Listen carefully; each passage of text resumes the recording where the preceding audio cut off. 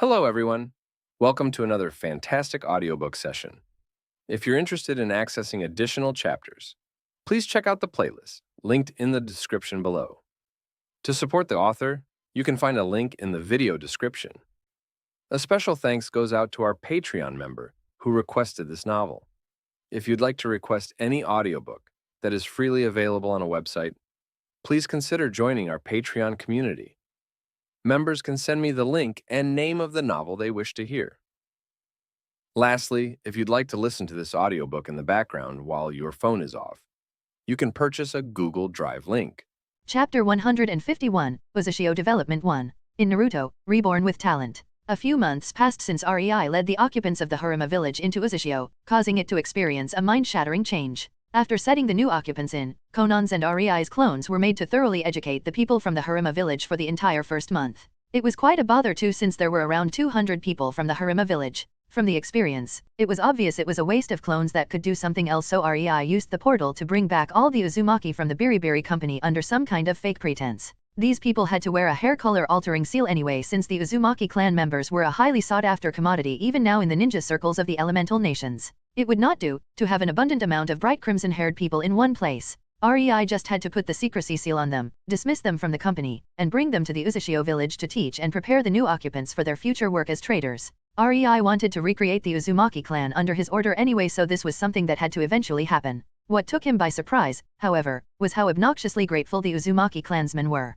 Rei finally understood why Naruto was, well, Naruto. Apparently, it was in his blood. It was not as if the Uzumaki people were stupid. They just couldn't live without showing their gratitude for being saved. Rei was actually very flabbergasted when he realized he would not need to put any effort into bringing them under him, since they already recognized him as their leader. In the end, the sullen Rei reluctantly expended 5 clones to teach them useful seals and the basics of sealing. If they decided to be so loyal, it was his duty to make them useful, no? Just like that, the first clan of Uzushio was formed, numbering 23. For the following month, Rei and Conan were run ragged, gathering any and all Uzumaki they could get their hands on without people noticing, and the Uzumaki clan count in the Uzushio quickly rose to an astonishing 152, without anyone in the elemental nations even realizing. At least, Tsunade was making their work easier by settling the newcomers in the village by herself. It was also quite annoying explaining to over 100 people their heritage and then persuading them to come to Uzushio. Fortunately, most of them lived in remote places with harsh conditions, so many jumped at the offer, and only a few of the wealthier ones had to be brain-raped of their recent memories through seals after vehemently refusing to join no matter what Rei or Conan did.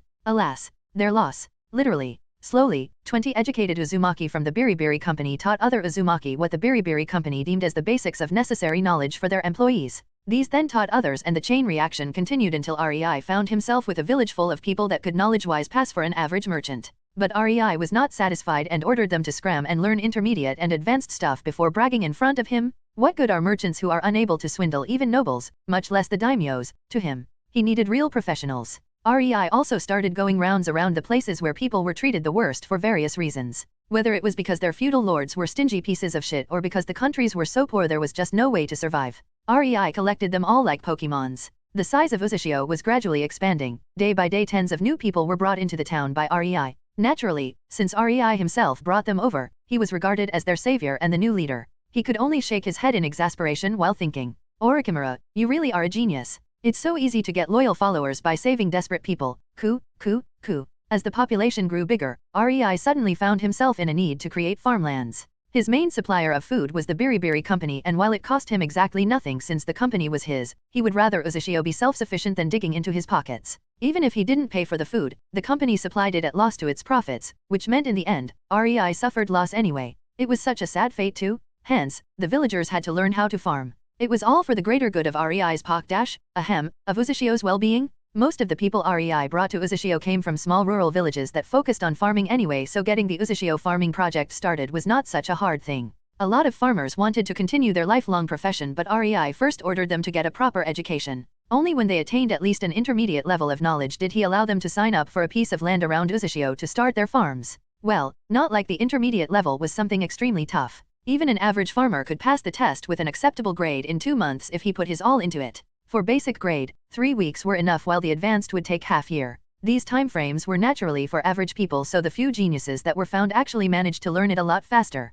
One even attained advanced grade in under 3 months. Honestly, finding talent through this method while also making sure that Uzishio's future will be assured to become extraordinary due to the intelligence of its occupants was much easier than REI previously thought. There were only a very few of those who refused to learn, mostly because the level of education provided to peasants and farmers in the world was abysmal at best. There were civilian schools, but these were only in big towns or ninja villages. Even then, ninja school had much higher requirements in things like math, and even then it was only learning stuff that could potentially help in their future ninja careers, like calculating throwing angles, distances by the shadow cast on the ground, etc. The civilian school mostly focused on things like how to run a business, and so on. These were for daughters and sons of wealthy merchants, after all. Other kids were simply homeschooled. The ninja schools also mainly focused on brainway indoctrine well, teaching the kids who their owner is, or the so-called wills of elements. The most educated people were generally nobles, followed by wealthy merchants. What REI was creating in Uzishio, no noble could be bothered by it. Nobody in this world would educate the entire village to the level surpassing even merchants or nobles in some subjects. Well, nobody ever accused REI of being sane. Thanks to the education, the farmers who signed up for a piece of land didn't have a hard time grasping some advanced farming techniques or usage of farming tools REI provided. He, Tsunade, and Konan could use Mokuton, and they made sure to create special trees they gave to that small village in a megakur when they first started their journey all over the Uzishio. Putting the effect of that together with some special seals and farming tools, REI estimated a harvest could be up to 6 times a year, with the yield being 3 to 5 times as bountiful as normally seen in this world. REI was basically using nature energy and sealing arts to shamelessly cheat his way through. His shamelessness power level reached 9,000 when he created an auto-gathering paper tag for crops that could gather them in a certain radius. Naturally, thanks to the secrecy seal, the villagers had enough chakra to activate them on their own. The tag had a sealing matrix with a seal that gathered the crop and deposited it into a special storage seal on it. Honestly, being a farmer was probably the easiest profession in Uzishio, with the number of cheats REI provided for them. Whether it was planting, watering, or gathering, the farmers were basically just supervisors who sat in their rocking chairs while fishing most of their days away. Well, food supply was the most important thing when it came to self-sufficiency, so REI had it well covered while making sure the people would love doing the job, since the taxes were extremely high at 50% of each yield. Alas, with 6 harvests per year and the cheating farming tools provided for free, especially since the order was done by REI, their savior, the farmers reluctantly relented. It was only when they calculated their losses and gains did they find out that the tax didn't even matter. They would get rich by just sitting on their asses, tending to their plots of land from time to time by taking a stroll through it and activating the seals. In a short 6 months, Uzishio had over 3,000 inhabitants and over 50 farms all around. The people were getting more knowledgeable, showing their talents in various fields. It was a lot of work for REI, Konan, and Tsunade, while Mei and Ringo were closed in their workshop, trying to make progress in making a special sword close to one of the 7 swords of Kiri and blowing the place up at least once per 2 days. The Uzishio village was very small for now. Not even 1/5 of the whole place was filled, but something great, something never before seen in the elemental nations was steadily being created. Chapter 152, Righteous Kidnapping. In Naruto, Reborn with Talent, REI and Tsunade were lying on a blanket, fiercely making out while their hands roamed the body of the other as they panted and moaned in between the kisses. Tsunade's feet were firmly locked around REI's waist while REI's body was pinning her down onto the blanket, pressing his chest on hers. It was already midnight and both were very disheveled, their clothes torn in many places since they were at it for 8 hours straight. By now, it was only their training as a ninja and countless nights spent together that prevented both of them from acting on their lust, undressing, and having straight-out sex with each other right on the hill close to the village of the Kagaya clan they currently watched. Who said something so senseless such as the observation jobs were boring? Suddenly, REI stopped and pulled a bit away from Tsunade, who let out a protesting groan, pulling herself up to reach for his lips only to be stopped by REI putting his hand on her cheek and gently caressing it, waking her from the pheromones-induced desire. "We will have a guest in a minute. Let's tidy ourselves up." REI pecked her lips for one more time before pulling a new set of clothes from his dimension storage seal and started to change his attire. Tsunade huffed at that. She finally got her alone time with REI, and it barely lasted 8 incredible, sweet, hazy, quick, amazing hours. Shit, I really do love him beyond all reason, don't I? She bit her lower lip while her cheeks painted themselves red as she realized just how much she had fallen for REI. Sighing in resignation, Tsunade also pulled out a new set of clothes and started redressing. A minute later, exactly as REI said, a white-haired woman wearing white kimono walked towards them. Her pace was slow, almost timid, and REI instantly saw a few bruises on her face, no matter how low she tried to hold her head to hide them. Her steps were measured, calm, and careful, but it was all too easy to pinpoint the smallest of winces every time she stepped on her left foot. "So she is our contact in the Kagaya village? The one who wished our help to flee?" REI frowned, and from the corner of his eyes, he could see that even Tsunade had her own conclusions from the state of the woman. These were certainly much worse than his, since she was a seasoned medic ninja. REI could only mentally shake his head. "Well, I can guess why the woman would desire to run from the Kagaya clan. Meh, their loss, my gain." Hello, my name is Chizuru Kagaya, nice to meet you. The woman bowed low as she introduced herself. Am I correct to presume you are Rei and Konan of Yuzura? Rei lifted his eyebrow at her polite speech while Tsunade chuckled. I am Rei, he introduced himself before pointing at Tsunade, and this is Tsunade. We heard you would be interested in emigration. Yes, when I was visiting Kizuri town with my husband I certainly discreetly showed a desire to change my current owners to a local merchant from the Biribiri company who promised to arrange this meeting. I would be willing to come under your employ if you are willing to treat me well. Chizuru subconsciously rubbed her left forearm as she spoke in an even emotionless but polite tone. Tsunade didn't answer. She just abruptly moved towards Chizuru who stiffened. Her posture instantly changed to a defensive one as her pupils dilated, only to relax when Tsunade showed her hand glowing in a coating of medical chakra. Chizuru then, still somewhat warily, let Tsunade approach her, and when Tsunade placed her palm onto Chizuru's bruised cheek, the white-haired woman took a sharp breath from the nice feeling it gave her. A stray tear rolled down her left cheek as she showed a bitter smile and sniffed. This single gesture of kindness was actually one of the nicest things in her life. Rei on the other hand watched the woman like a hawk before smirking. And your real purpose being? Chizuru barely restrained herself from taking a step back before sighing and giving Rei a sheepish expression. As expected, I really can't keep secrets. My desire is for women of the Kagaya clan who desire a safe haven to be accepted by you. At first, I wanted to see the conditions and the way you will treat me, and if I deem it appropriate, I would request dash. Fine, fine. Rei waved his hand in annoyance. The woman was just too polite. Honestly, it was a bit irritating for him. We can take all of those who are willing to leave with us right now. Do you still want to come and check the conditions by yourself, or are you willing to gamble? He shrewdly asked. Chizuru slowly looked towards Tsunade before lowering her head. I accept. If you can take all of us then I would be glad. She quietly said. Well then, God for you that Tsunade made the preparations. Rei said, making Tsunade darkly chuckle. Yup, I wonder how effective my newest anti-Kagaya drug will be. The chilly night wind spread through the Kagaya village as the time neared 1 a.m. Slowly, a mist started to form, blanketing the area, but the guards did not panic as this was natural for the land of water. They only checked if there is a chakra in the mist, and when they discovered there was none, their shoulders immediately relaxed. Minutes ticked by as the mist thickened, and soon, by the time the clock rang 2 a.m., the mist covered the whole village in a thick white mist. The Kagaya clansmen slowly became weary and sluggish, their eyes dropping as their bones appeared to become heavier and heavier in their bodies. The whole village fall asleep. At the entrance, Rei, Tsunade, and Chizuru watched as the white mist with zero visibility cleared in under 10 seconds, only faint wisps of it remaining in the area. To think such a way to defeat the fabled Kagaya clan existed. Chizuru whispered to herself in utter astonishment as she remembered the pill Tsunade gave her to counter the effects of her drug that was spread through the village alongside Rei's mist. Chizuru, like every member of the Kagaya clan, lived with a simple perception of the world. Violence and brutal physical might were supposed to be the greatest thing. Thanks to the Kagaya physique, even poisons that would be instantly lethal to others only made them ill for an hour or two. When Chizuru saw her clansmen fall unconscious due to some unknown drug, she was scared beyond the grave, and suddenly Tsunade became somebody to be regarded only with the utmost respect. From then on, the entire mission was incredibly easy. They strolled around the sleeping village, feeding pills to women at whom Chizuru pointed, explained the situation, watched how those women rejoiced, before gathering in the square when Chizuru's entire group of around 60 young women was awake. After that, both Tsunade and Rei created around 30 clones each and sent one clone with one woman to gather other people in the village they would be taking.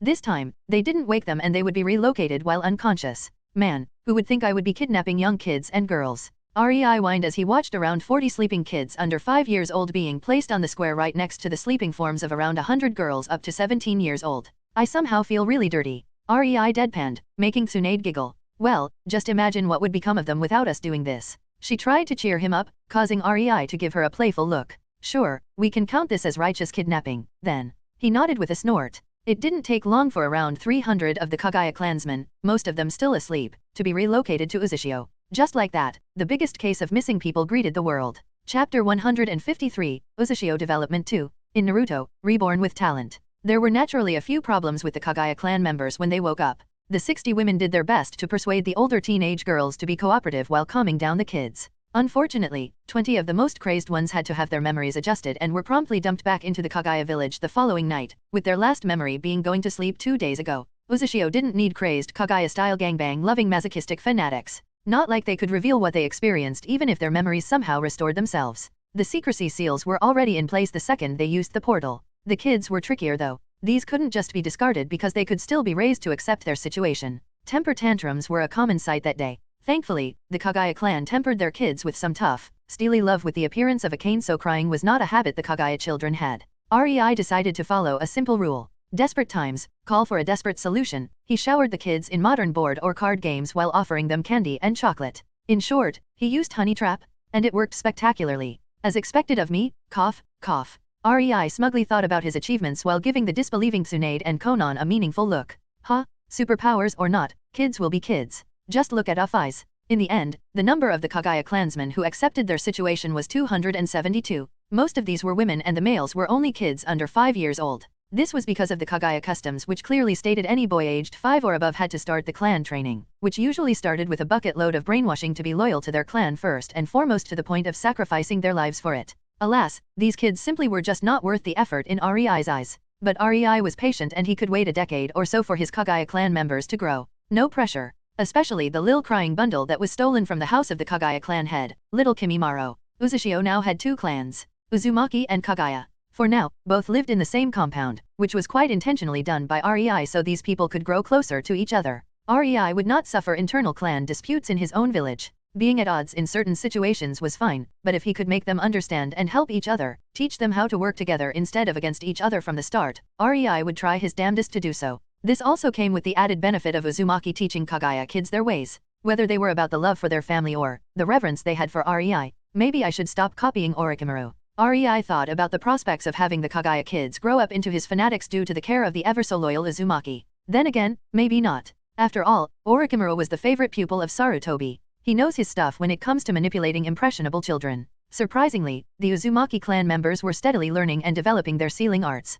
For now, it was nothing extraordinary but they could ease up the time of REI's clones that had to keep up with creating the supply of goods for the Biribiri company so REI could delegate more research work to these while paying the Uzumaki sealers a commission for making the seals in his stead. The other thing the Uzumaki clan and even some civilians showed an interest in was forging. And for forging, they needed metal. Simply said, REI decided to start hiring miners and reopen the chakra metal and iron ore mine near Uzushio. The Uzushiagakure of old was the main supplier of chakra metal in the world and the mines were far from depleted. Naturally, like with farmers, REI made sure the miners had an easier job than normal. Instead of carts, there were storage scrolls. The pickaxes were all enhanced with seals and had a special feature of adding weight to every swing. The miners didn't even have to be that strong for these pickaxes to be effective. Honestly, REI could make some automated mining factory with seals and his rock clones, but this was a good way to broaden the number of jobs in the village. Just like that, the storage houses in the village that previously contained only crops now started to be filled with storage scrolls containing a whole lot of chakra metal, iron, gold, silver, and more. The future Uzushio Trading Company gained their first saleable commodity. The next thing REI put the effort into were docks. Creating ships was not hard since REI, Tsunade, Konan, or even their clones could do so without any hassle with just a few hours a day and a bit of effort put into Mokutan shaping. Considering Uzushio was an island nation, ships were important and REI made sure to put Mokutan and sealing arts together to create floating fortresses when it came to both defense and offense. The best part in REI's opinion, however, was the natural camouflaging seals all over the hull that could make the ship invisible unless in close proximity. After all, why fight with pirates when you could show them the middle finger without them even noticing? The last part REI needed was capable sailors, but that was quickly solved by secretly sending some capable men and women to the branch of the Biribiri company that focused on naval trade where they would learn under the supervision of an experienced captain. REI could almost see how a year later they would return, and Uzushio would gain their very own trading fleet. Just a year more and Uzushio Trading Company can start operating. REI smiled in content. Yes, the fleet was the last thing Uzushio required before rejoining the world stage.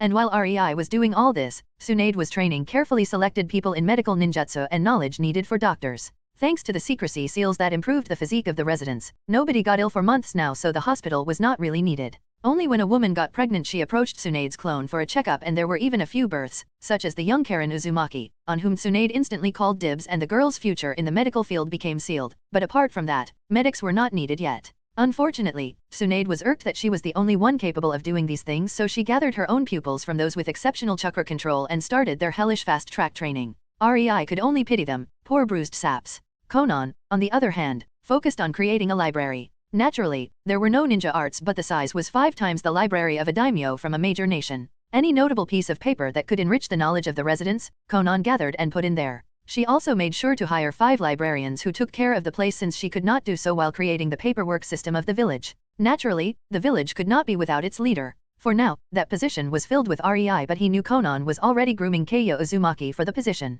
Thankfully, there was no real resistance to that from the Uzumaki clan. Even the 20 members who came from the Biribiri company didn't utter a single complaint. But while REI could manage tons of paperwork with his clones, Keiyo would be hopelessly outclassed. That's why Konan was creating a hierarchy and putting together a government system not much different from what was used for the Biribiri company, only on a more concentrated scale. Basically, the leader would deal only with the most important stuff pertaining to the well-being of the village and its development, while under the leader, numerous heads of various departments would have their own paperwork and so on and on. Well, Konan had it all thought out, so Rei didn't care much about it. The Uzashio was slowly becoming more and more lively, especially since the people started to invent their own things or ways to earn money like the shrewd merchants they were educated to be. Just a few months passed since the establishment of Uzashio, and yet, the place was already starting to thrive. Chapter 154, I Am Going to Win. In Naruto, Reborn with Talent. Rei and Konan watched Yujito swing Same Hada at Mei clad in her steam armor and cleave through her as if she was made of paper. A bit away, the real Mei cursed at seeing that, gnashing her teeth at smug Ringo who just won the bet of who has the better armor.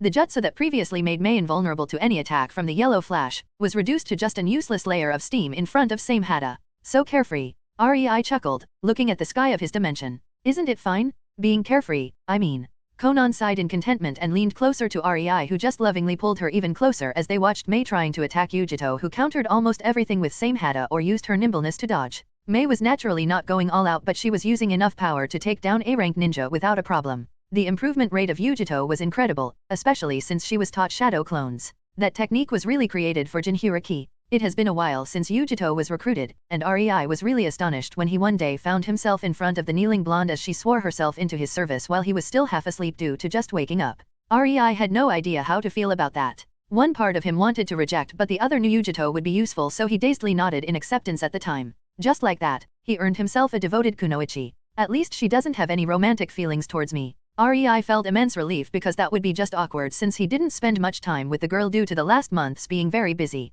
He saw her more like a cute little kitten living in his house. Mei's pet of a sort. So, what about Konoha? Rei asked Konan, admiring how Yujito kicked Mei's chest and sent her flying back only to reveal it was just a clone.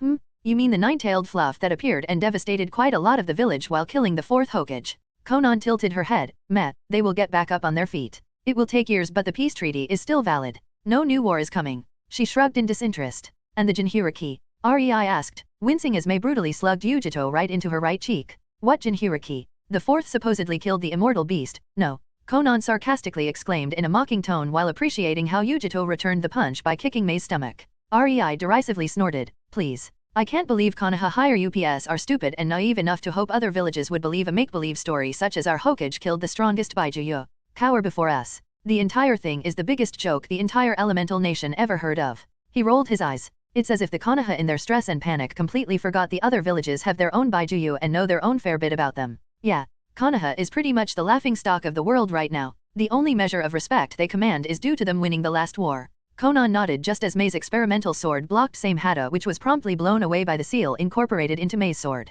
Who would have thought the sword would actually work? Konan added with an interested smile. Yeah. Rei's lips also curled to a small smile. Ringo and Mei will eventually create incredible swords. To think their repelling sword would work so spectacularly to repel even Same Hada. Rei said before kissing the temple of Konan's head to get her attention. So, back to my question, the Jinhuriki. Konan happily hummed, averting her pondering gaze from the sword, and stopping scheming about how easy it would be to steamroll through an army if her ninjas had these repelling swords, before starting to talk, in an orphanage, supposedly for his own protection. His status is apparently kept as an S-ranked secret, except, Reikage received the report about the boy yesterday and Tsuchikage today. Heck, they even know his parentage. Both could care less whose son the brat is. They are well aware he would not receive proper training the second they heard about the rumors about the demon reincarnation into a small boy. So far, neither is interested since they have bigger problems on their hands due to the war just ending. In the end, it is just a simple attempt at manipulating a child by the third Hokage. Rei wryly smiled. Damn it, if only the little brat was not a member of the Uzumaki clan. It would be all so much easier. He exclaimed while watching Yujito clash blades with Mei in a bitter endurance match where neither of them had an advantage. You wanna snatch the Kyuubi Jinhuriki? Konan turned towards Rei in astonishment, her gaze clearly asking, are you serious? Maybe later. Rei dismissed the idea, but Konan knew what it meant. Rei could care less about the boy. I know our activities in the past year were a bit too concentrated on saving the poor and helpless, but we are not a charity, much less an orphanage for the unwanted.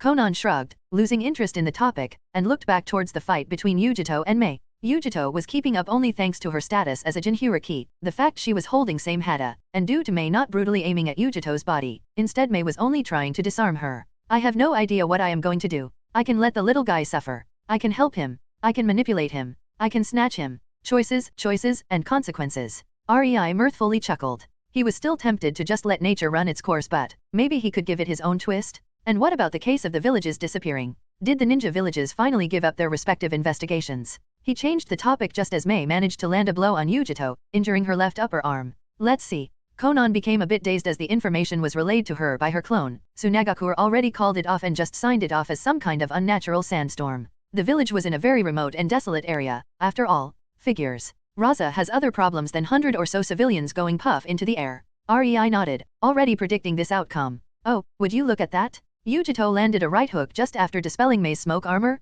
The girl's instincts really are incredible. He excitedly smiled.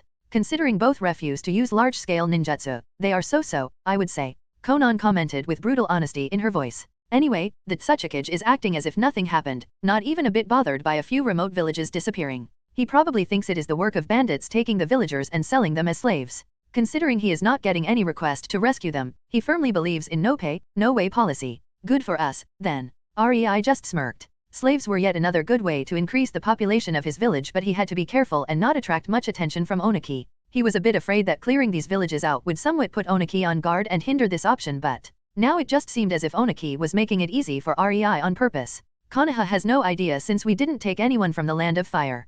Kumagakur is seething and looking for the reason, not that they would be able to figure it out. The problem is Kiragakur. Konan quieted down. Yeah, the corner of REI's mouth twitched. Who would have known that taking away 300 Kajayua clan members would send the hot-blooded morons into a frenzy and cause them to march straight towards Kiragakur, where they would attempt to massacre everything that moves? How stupid one had to be to attack a village with tens of thousands strong experienced force of killers with only a few hundreds of combatants head-on. In short, the Kagaya clan was no more. At least, that was what the world believed. Alas, it would be a decade at the very least before REI could prove the world wrong. REI smiled and watched Yujito and Mei shake each other's hands with smiles on their exhausted faces. Jinhiriki were quite capable and compatible with the clone training method. He sighed as he really had no idea what to do about Lil Ruto. Nevertheless. And so the plot begins. REI reached his hand towards the fake sun in his dimension with determination shining in his eyes as he silently promised to himself, I am going to win. Chapter 155, Pakura 1. In Naruto, Reborn with Talent.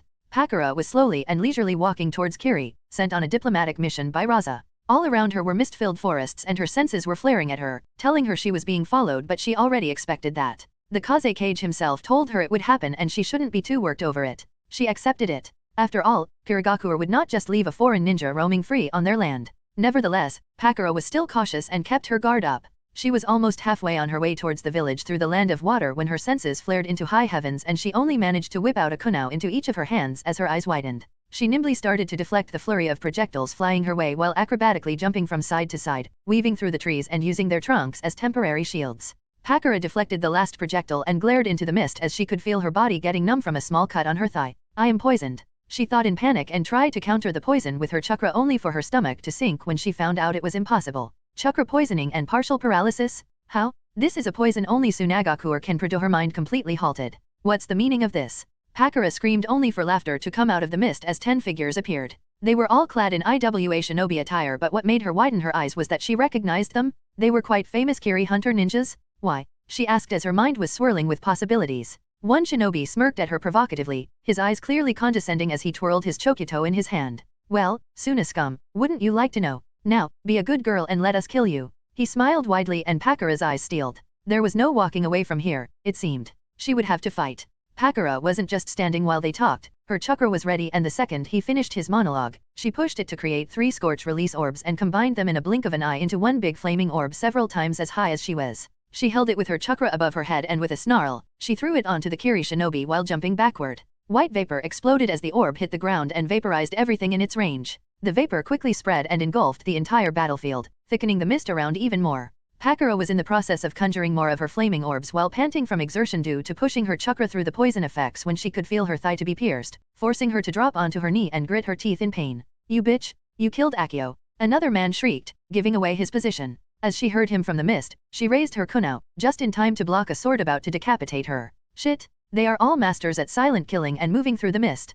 Pakura thought in despair as she could barely see 3 meters in front of her. The sword stopped, and Pakura could feel yet another senbon aimed at her other leg, and with a great deal of effort, she twisted her body into a roll, making the senbon hit the ground. She sprang up and put her entire weight on her uninjured leg as she protectively held her two kunao at the ready while secretly kneading her chakra for her scorch release as she started deflecting more and more senbon flying her way while her back faced a tree. She was fucked and she knew it. The initial flurry poisoned her and her body was getting number and number by the second. She could only move due to her extraordinarily strong chakra coursing through her body and somewhat forcefully mitigating the poison. A normal Suna Jonin would already be a completely paralyzed lump of flesh lying on the ground. Also, she was an agility-based shinobi. One of her legs useless basically meant game over for her. She steeled herself and decided to take as many of them down together with her. It was then that a Raiden-coated sword pierced the tree she was leaning on from behind and her lower abdomen with it, making blood spurt from her mouth. She looked at the piece of sharp steel in her and lashed out with her orb, vaporizing the man behind the tree. With a painful groan, Pakura pushed the sword out of her body as she dropped on all four, coughing blood while panting. She could feel the poison spreading through her body more and more as she slowly grew weaker and started to lose even the remaining control over her chakra. The remaining Kiri men appeared in front of her, smiling in amusement. Just give it up. You won dash. That was as far as the man got before Pakura's kunao embedded itself into his forehead. This however alerted the others and her follow-up scorch orbs missed. Pakura cursed and stood up. Well, if I am to die, you are coming with me. She brokenly smiled, her eyes the picture of exhaustion as she was pressing on the wound on her bleeding abdomen. 3 flaming orbs appeared around her and the bloody clash in the mist-covered forest continued. Pakura sat beaten, leaning her back onto the tree as her right hand was raised upward, pierced through the palm with kunao to the tree. One of her legs, the one that was previously hit by a senbon, was completely numb while the other was broken at the knee, twisted at an unnatural angle. That was not as worrying as the fact it was lying in front of her unattached to her body. Her other arm was full of cuts and senbons pierced it in many places as she used it to shield herself in desperation while the men laughed and jeered as they used her as a target for throwing practice. They were actually surprised she could still move it after the 50th senbon pierced it. They clearly didn't aim for anything vital but instead focused on the painful spots. The men stopped throwing and quiet ensued in the clearing. Pakura raised her head to see them approaching her and took a shuddering breath as she coughed blood, making the trail of blood flowing from the sides of her mouth even redder. How she would like to vaporize these men. But whatever poison they used, it was specifically engineered against her. She was unable to control her chakra fluidly. Well, she could but not enough to throw her bloodline around anymore. Her best bet was taijutsu and kunao but her body was already a wreck. No. This was game over and she knew it as tears trailed down her cheeks.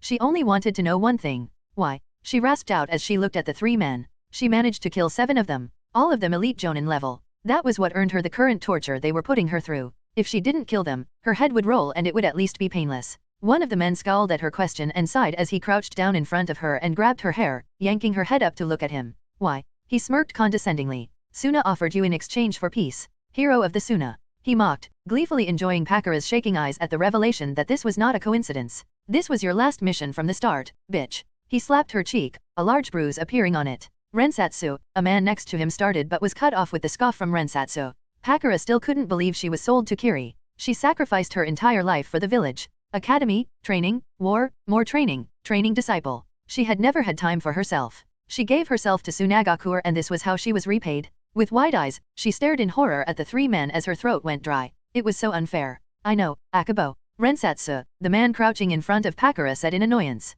I won't hit her again. Good. Akabo grinned as his hand went to his pants. I was really looking forward to this. He eyed Pakura's broken and bloody body with a want in his eyes, making her shudder. She knew what would follow. Hours upon hours of being their sex toy. She stared at them in despair, unable to move. This is it. Tears streamed down her cheeks with even bigger intensity as she watched 2 men unbuckle their pants, leering at her, while the third went away in annoyance, clearly disgusted but uncaring to her plight. She shakily stuck her tongue slightly out, between her teeth. She would prefer a swift and painful end rather than a miserable and humiliating one. She was about to bite her tongue off as her eyes closed. Her mind was hazy and afraid, confused due to the revelation she was sold out by her own, no less. She was shaken enough to let out the only thing, the first thing that came to her mind. Help, please. I don't want to die, yet. She sobbed but it was obvious no help would come. She was here to be slaughtered, set up by her own cage. Her thoughts suddenly shifted into a desperate wail as a mad determination showed in her exhausted eyes. Tsunagakuer, Raza, I curse you to hell. Pakura forcefully bit down on her tongue. Cliff-kun, Yahoo. Chapter 156, Pakura 2. In Naruto, Reborn with Talent. Pakura's teeth jerkily touched her tongue in full force about to bit it off while she tightly closed her eyes. Ninja or not, death is death and humans fear it like the plague. Pakura was simply no different. While she might not exactly fear it in the height of combat, suicide was still a big mental pressure for her. As her teeth went through the first layer of flesh on her tongue though, her entire body froze, completely paralyzed. No matter how she tried, she was unable to twitch even a singular muscle. Holy shit, I was almost late. Damn, Tsunade really knows how to hold on to somebody. Suddenly a disgruntled loud voice resounded right in front of her, causing Pakura to widen her eyes as a young man in the process of hastily pulling on his shirt just popped into existence there, kicking the two approaching Kiri ninjas away. Unfortunately for them, their pants were half down, so there was not really much resistance they could offer. For better or worse, REI didn't really pay attention to where his foot flew. One received a nice kicker into the crotch, sending him flying a few meters back, while the other got himself a nice one right into the noggin. Oh. REI realized he kicked somebody only after feeling the impact. Sordesh, he was about to apologize when he saw Pakura, and he finally understood why his alarms went off. Honestly, he actually forgot he had her marked. On the other hand, I am not sorry at all. REI scowled, bending down to pick up Pakura's cut-off leg. Paralyzed or not, Pakura was inwardly gaping in complete disbelief. At least, the three remaining attackers of hers were also as surprised as her. One was rolling on the ground, holding his crotch, while the other was wailing, holding his face. Lying on the ground, Pakura idly wondered how strong that kick had to be to disable two highly trained hunter ninjas. REI didn't like the state he found Pakura in. She was the only user of Scorch Release, meaning valuable. Even if REI didn't take her bloodline into consideration, the woman could still fight one of the 7 swordsmen of Kiri with only kunaus. She had the potential to become someone really incredible, and REI wanted to see her work for his future village. So I was a bit too late, huh? REI sighed as he crouched down next to Pakura's paralyzed form, only to find out the woman fainted a few seconds ago. He frowned as he realized the woman would most certainly die if he didn't get her to a medic ASAP. I better take her to Tsunade. A chance to get S-rank ninja for free is not something I am gonna pass up on. REI heaved her up on his right shoulder while holding her unattached leg in his left hand. He was about to teleport away when he stopped and slowly turned towards the two groaning men on the ground. His lips twisted into a feral grin as 2 shadow clones popped up next to him, both eager to try out reactions of the human body to new mixtures of chakra with nature energy. Needless to say, when the third man who left when he saw his companions wanted to have their fun with Pakura finally came back, the only thing waiting for him was a bloodied tree bark and underneath, a puddle of Pakura's blood. A chill went up the man's spine when he realized both Pakura and his 2 companions just disappeared. At first, he quickly put his guard up, waiting for some kind of ambush, but even after a few minutes, nothing happened. He then thought about what could be the reason for neither of the 3 to be present. Heck, the woman was literally nailed to the tree, so her disappearing was really disgruntling. And after he went through various scenarios, the man finally came to the crux of the situation. Shit, I will have to report this to Mizukage. I am so dead. Needless to say, the Suicide Squad almost gained a new member that day. REI sat next to Pakura's bed, leisurely reading Ika Ika Paradise. Naturally, he read it because of the plot, not the smut. He had enough smut going on at home, after all. Right? God, if only it was not so boring, sitting here and waiting for her to wake up. He mentally whined. Honestly, Pakura was a bit too close to death by the time REI managed to get her to Tsunade. The woman already lost an almost lethal amount of blood, and if she wasn't a ninja, she would be 6 feet under half an hour before REI got to her. For example, it took even Tsunade hours to reattach the leg properly. Today was the 3rd day Pakura lied in the newly established hospital in Uzushio. Sure, it might have been REI's fault that he forgot about her, but in his defense, Pakura should have been sent to Kirigakure only after Yagura became the Mizukage, and yet, here she was. Looks like the butterfly effect is really a thing. REI inwardly sighed. How troublesome, he thought, turning the page in his book. Only with the corner of his eye did he notice Pakura subtly stirring. She slowly fluttered her eyes open, and REI praisingly noted she had her guard up even before she did so. With her eyes finally open, Pakura quickly took in the room in which she found herself. I will commend you for being careful. I am REI and I saved you. Well, you should be able to remember that part. REI drawled before the woman could come to some misguided kind of her own conclusion. Pakura shifted, finding her upper body bare, only covered in bandages, and quickly pulled the sheet up, causing REI to smile at how shy the supposedly toughest woman of the Tsunagakure's younger generation was. Where am I? Pakura asked, her tone low and measured, guarded even. Oh ho, she is definitely mentally probing her body and muscles while looking for escape routes. REI smiled at how her eyes almost unnoticeably flickered from side to side at times. Uzushio, that's not important. REI dismissively waved the Ika Ika book at her in a silly manner, making her relax while distracting her. What is important is that I have an offer for you since Suna betrayed you, which gives you only 2 choices. You can either die as Tsunagakure and the Kaze Cage wish, or you can go rogue. In case you decide to go rogue, we, Yozora, could possibly find a spot for you. If you choose the first option, please, at least kill yourself somewhere far away from the bedsheets. Pakura could only dumbly nod at him. She was really speechless for a moment. She coherently summed her feelings up before shaking her head to get out of the daze. So, you are offering me, she pointed at herself in bewilderment, a chance to join Yozora? The same Yozora that completely enraged 4 out of 5 major ninja villages? The same Yozora that could infiltrate any village they wished? Yozora, the rogue ninja organization which has 3 SS ranks. The more she talked, the more weirded out REI's gaze became.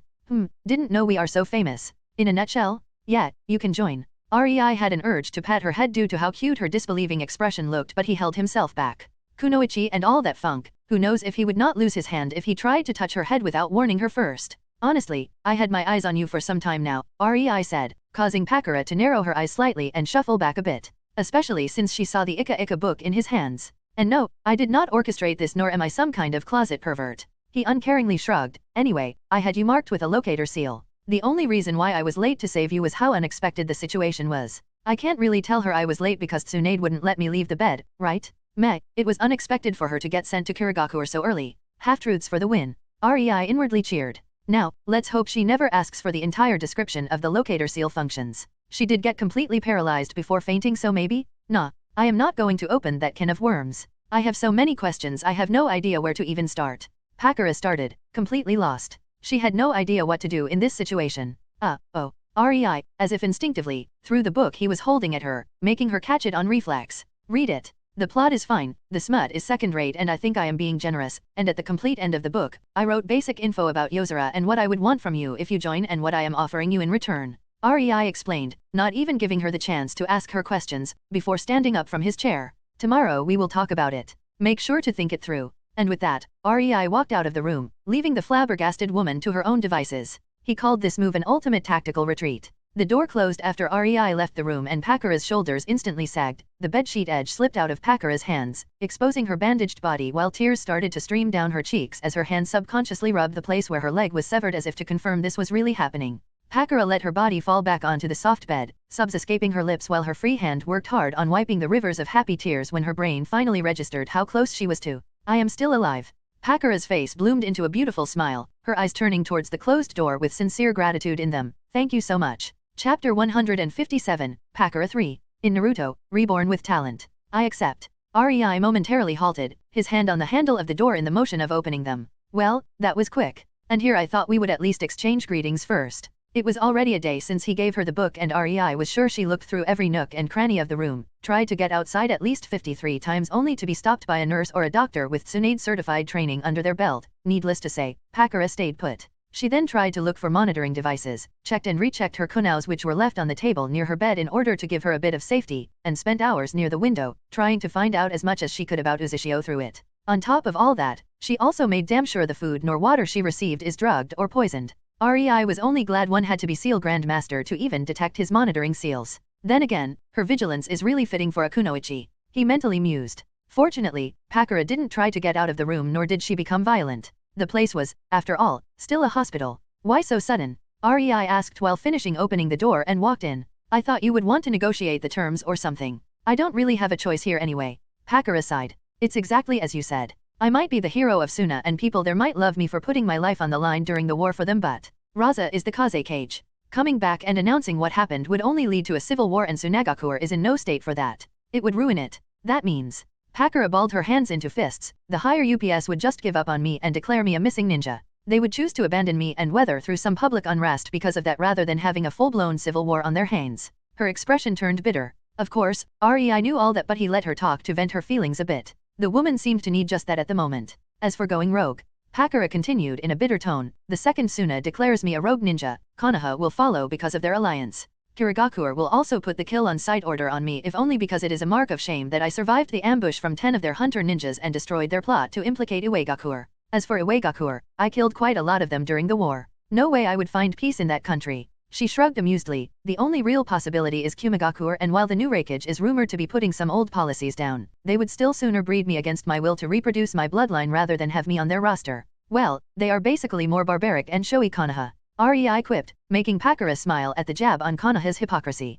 It was no secret Konoha liked their bloodlines a bit too much. Frankly, REI knew it would end this way. It might, at first glance, be easy to hide in the wide world. After all, there are only so many ninjas that would hunt for her. No, she could always hide in some remote island in the far south or something, right? Or in the continent on the opposite side of the land of water. There are not many ninja villages and it is quite big too. But in reality, ninjas, for better or worse, roam through every nook and cranny of elemental nations. All it would take was one who would recognize her without Pakura knowing about it and stopping him for good, and there would be a hunt for her. Umbu from all villages, mercenaries, and worst of all, the fellow rogue ninjas would all scramble to get their hands on the bounty for S-rank ninja's head or body, especially since she was the sole user of Scorch Release. Anyway, being in the organization with 3 SS-rank ninjas would give me far more protection and opportunities than going by myself.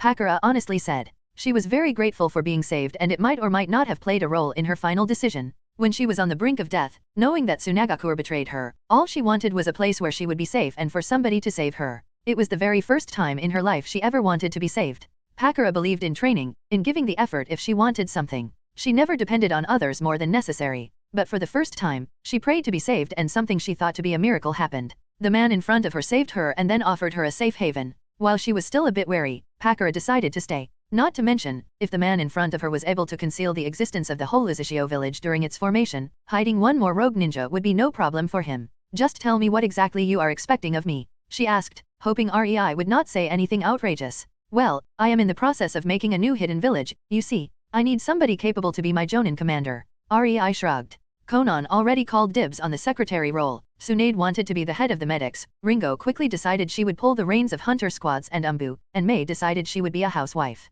And as it usually happens between men and women, Rei was informed about their decisions only after they were set in stone, and there was no way to change their minds. Not like I can offer you any other position. Sorry, Pakura, he thought, feeling a bit exasperated. I can do that.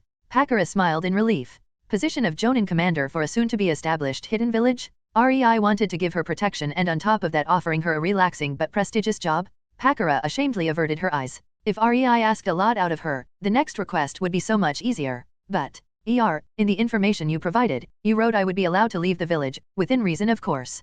Pakura started a bit unsurely. You also described the secrecy seal. I am fine with that, but would it be possible for me to covertly go to Suna and have a talk with my apprentice? I practically raised the girl and she would surely follow me. She looked at her hands. Naturally, Pakura understood that Uzushio was still hidden from the world and Rei didn't want people to know of its existence just yet. Making this request was a bit awkward for her, but she loved Maki as if she was her own. Rei momentarily halted. So, she is basically giving herself to me as if gift-wrapped and even offering to pull her apprentice with her? 2 for the price of 1? The one being for free at that? Sure, why the hell not? A Cheshire grin spread on his lips. I see no problem with that. In fact, let me give you a lift to Tsunagakure. Chapter 158, Land of Snow 1. In Naruto, Reborn with Talent. Rei, sitting in the armchair in the corner of Daimyo of the Land of Snow's office, watched the unsuspecting man as he walked into his office, humming a happy tune. It was a bit sad sight in Rei's opinion, since the man didn't even know he was about to die in a few days. Or maybe he suspected something going on. It would certainly explain the more frequent visits to his beloved daughter and hiring little and depressed Kakashi to protect her for the next few days. At least the man had enough common sense to expect someone trying to kidnap his closest family to get an advantage over him during the talks between Yukigakure and the daimyo of the Land of Snow that will be happening in 2 days. Despite all that, Sosetsu Kazahana still could not see his brother Doto betraying him. How sad. Rei thought with an eye roll. The man was not stupid. He just always tried to see the best in people. Then again, because of that, he always did what he thought was best for the people of the Land of Snow. A trait that made Rei think highly of the man, and ridicule him at the same time. The problem was not that he did so. The problem was Sosetsu did nothing substantial to protect himself and his daughter, to deter anyone trying to take the country from him. I see the life of a daimyo is quite busy. Rei announced his presence to the man shifting through paperwork with a sour expression. Rei enjoyed how the man stiffened when he registered he was not alone. And yes, the security in this castle sucks hard. You may think about updating it. Nah, scratch that. You should fire every idiot you call a guard first. I spotted 5 sleeping on duty, 1 going at it with a maid, 3 playing cards, 5 talking about their scary wives and shivering as I walked right past them, and, well, you get the picture. He sincerely added. Thoughts flashing through his mind could almost be seen flashing through Sosetsu's eyes as his expression changed almost every second. From stunned to scared, changing to resigned, only to morph again when he heard Rei's jab at the security. It changed to a hopeful one. Since you are giving me such advice, you are not here to kill me, are you? Sosetsu asked in a quiet voice that made it obvious the man was scared beyond belief while trying to look brave. That is quite a naive thing to ask. Would I really answer truthfully if I was an assassin? Rei couldn't help but smile. But no, I am not here to kill you. Hearing the answer, Sosetsu's sweat dropped. So is he or is he not an assassin? He mentally cried in a sullen way. I came to propose a, let's call it a business deal. Rei said, standing up. He walked towards Sosetsu's table, making the man more and more uncomfortable as Rei came closer. When he was finally near the table, Rei reached his hand into a pocket of his black garb, purposefully being slow about it while enjoying how Sosetsu's nervousness levels shot through the roof, making the man sweat like a pig. Rei then quickly whipped his hand out of the pocket and slammed it onto the table. Sosetsu's heart almost jumped out of his throat at the sudden movement. His body, however, really jumped back on reflex. Or at least, it tried to. His chair blocked his attempt, causing him to flip over alongside it, his feet shooting into the air. REI peered in satisfaction at the groaning mess of a man he most likely frightened to death, and he couldn't help but chuckle at Sosetsu as he tried to scramble back up while gasping for air. "Didn't I tell you I am not an assassin? What are you jumping for?" REI innocently asked, getting only an annoyed grunt in return. Sosetsu finally managed to stand up and sit again behind his table, this time a lot less wary of REI than before. Seeing him read through the document he slammed onto the table while being somewhat relaxed, REI inwardly grinned. Well, that worked perfectly, didn't it? The more Sosetsu read through what REI came to propose, the more horrified he became. A huge frown appeared on his face and his wide eyes stared at the text in apprehension. Well, at least he didn't freak out. I will give him that. REI mentally praised. After all, how many men could stay calm when finding out the preparation for their execution are already in place and they have no way of surviving past the next 2 days? Worse yet, his daughter was also already marked for kidnapping at the very least. Honestly, there were many ways Kazahana Koyuki could end up after this little rebellion. Running away from the country was a very good outcome. She might have been only a child, but she was an heir to the throne in the land of snow, meaning she could become a corpse quite fast. That was also a quite good outcome for her, to be honest. Dodo's wife at 13, prisoner, slave, toy, experimentation subject in Yukigakure were all possibilities. REI made sure to portray the situation somewhat realistically, leaning more towards a pessimistic outcome for the girl. He was here to persuade Sosetsu, and what he wanted from the man was a whole lot. He needed Sosetsu desperate, so letting the man know his daughter would be saved by the Konoha ninja he hired was a big no-no. Oh, and yup, these documents are completely truthful. If you want a proof I can provide one, no problem. REI smiled widely at Sosetsu. You want me to give you the land of snow? Sosetsu said, completely flabbergasted as he leaned on the backrest of his chair, rubbing his eyes. I certainly wouldn't call it as such. Nevertheless, don't forget I offer you and your daughter safety. REI shrugged. Sure, he might be a bit cruel here, but honestly, Sosetsu had full accountability for his and Koyuki's situation. If the man were more vigilant and more perceptible to the ugly side of human nature, if he actually employed some skilled ninjas as guards, REI would not be here today. The most ironic part of it all was that the land of snow, and by extension Sosetsu, was literally drowning in money. The land was quite harsh, but their science was top-notch. They were the only party that could be loosely called competition to the Biribiri company in the world, despite both focusing on different things and therefore never going into a direct confrontation with each other. Sosetsu was quiet for 10 minutes and REI simply sat on the couch for guests. He knew this decision was a massive deal for Sosetsu and the Kazahana family. I want you to guarantee me you will treat the people of the land of snow justly and fairly, Sosetsu finally said in a resigned tone. In the end, the man chose his daughter before his country. Define justly and fairly, Sherlock. I am sure May would think melting somebody who she deems a prick is quite just and fair in her humble opinion. REI inwardly snorted, but outwardly he only rolled his eyes. But I can work with this. Nah, do it yourself. Sure, I want control of the land of snow and the final say, but I never said I want to manage it. Consider yourself hired into the position of the daimyo. REI jovially stated. I want to create a new hidden village, so I have no time to manage an entire country. If you want the people to have good lives, then simply stay as a manager of sorts. That way you can check what I do and how I do it. Frankly, I think me being here would give this country more benefits. Hidden village? But we already have Yukigakure. Sosetsu suddenly quieted down and REI nodded at him, seeing that the man understood his meaning. Well, since they are going to betray you, the daimyo, I would say they desperately need reforming. And coincidentally, the right man for the work stands right in front of you. REI barely held himself back from laughing. The entire situation was incredibly humorous if one wasn't on the receiving end. Sosetsu stared at REI with an open mouth when he finally managed to comprehend the magnitude of what REI wanted from him. He wanted to create the first nation ruled from the shadows by the hidden village in it. And he wanted to keep it secret to boot. Nobody would know the country was in the hands of another if Sosetsu agreed to stay. And Sosetsu didn't think he had a chance to leave. Even if he left, what then? While he might be able to gather some support in foreign countries, it would all simply go down to the benefits he would offer these countries. His daughter? Something belonging to his people? Territory? Even if he wanted to retake the country from REI, he would have to promise something in the possession of his country to others or wed away his daughter. That meant, okay, I will continue being the daimyo. Sosetsu's shoulders slumped in resignation. He then suddenly stopped in his tracks and looked at REI with an inquisitive gaze. To whom am I actually giving my country for the safety of my daughter? REI pursed his lips. Well, you might know me. I am a bit famous these days. He reached his hand over the table for a handshake with a pleasant but somewhat mischievous smile plastered on his face. REI, the leader of Yozora, nice to meet you. Sosetsu fainted. Chapter 159, Land of Snow 2. In Naruto, Reborn with Talent. Tsunade and Yujito sat on the floor of Koyuki's room, watching the girl play with her dolls as they talked. REI asked them to keep an eye on the girl and both decided they could not be bothered with sneaking around, so they asked the owner of the castle to introduce them to the little excitable girl. From there, it went just peachy. A few cheek pinches here, a lot of head pats and head rubs there, and a tiny bit of obvious praise to calm down the flustered pouting girl, and Koyuki officially decided she now has two new Oni-chan. She is quite cute, right? Yujito wistfully smiled at how innocent the girl around 10 was. Honestly, it was an endearing sight, but when she compared her younger self to Koyuki and remembered what she was doing at that age, it filled her with a desire to brutally murder someone.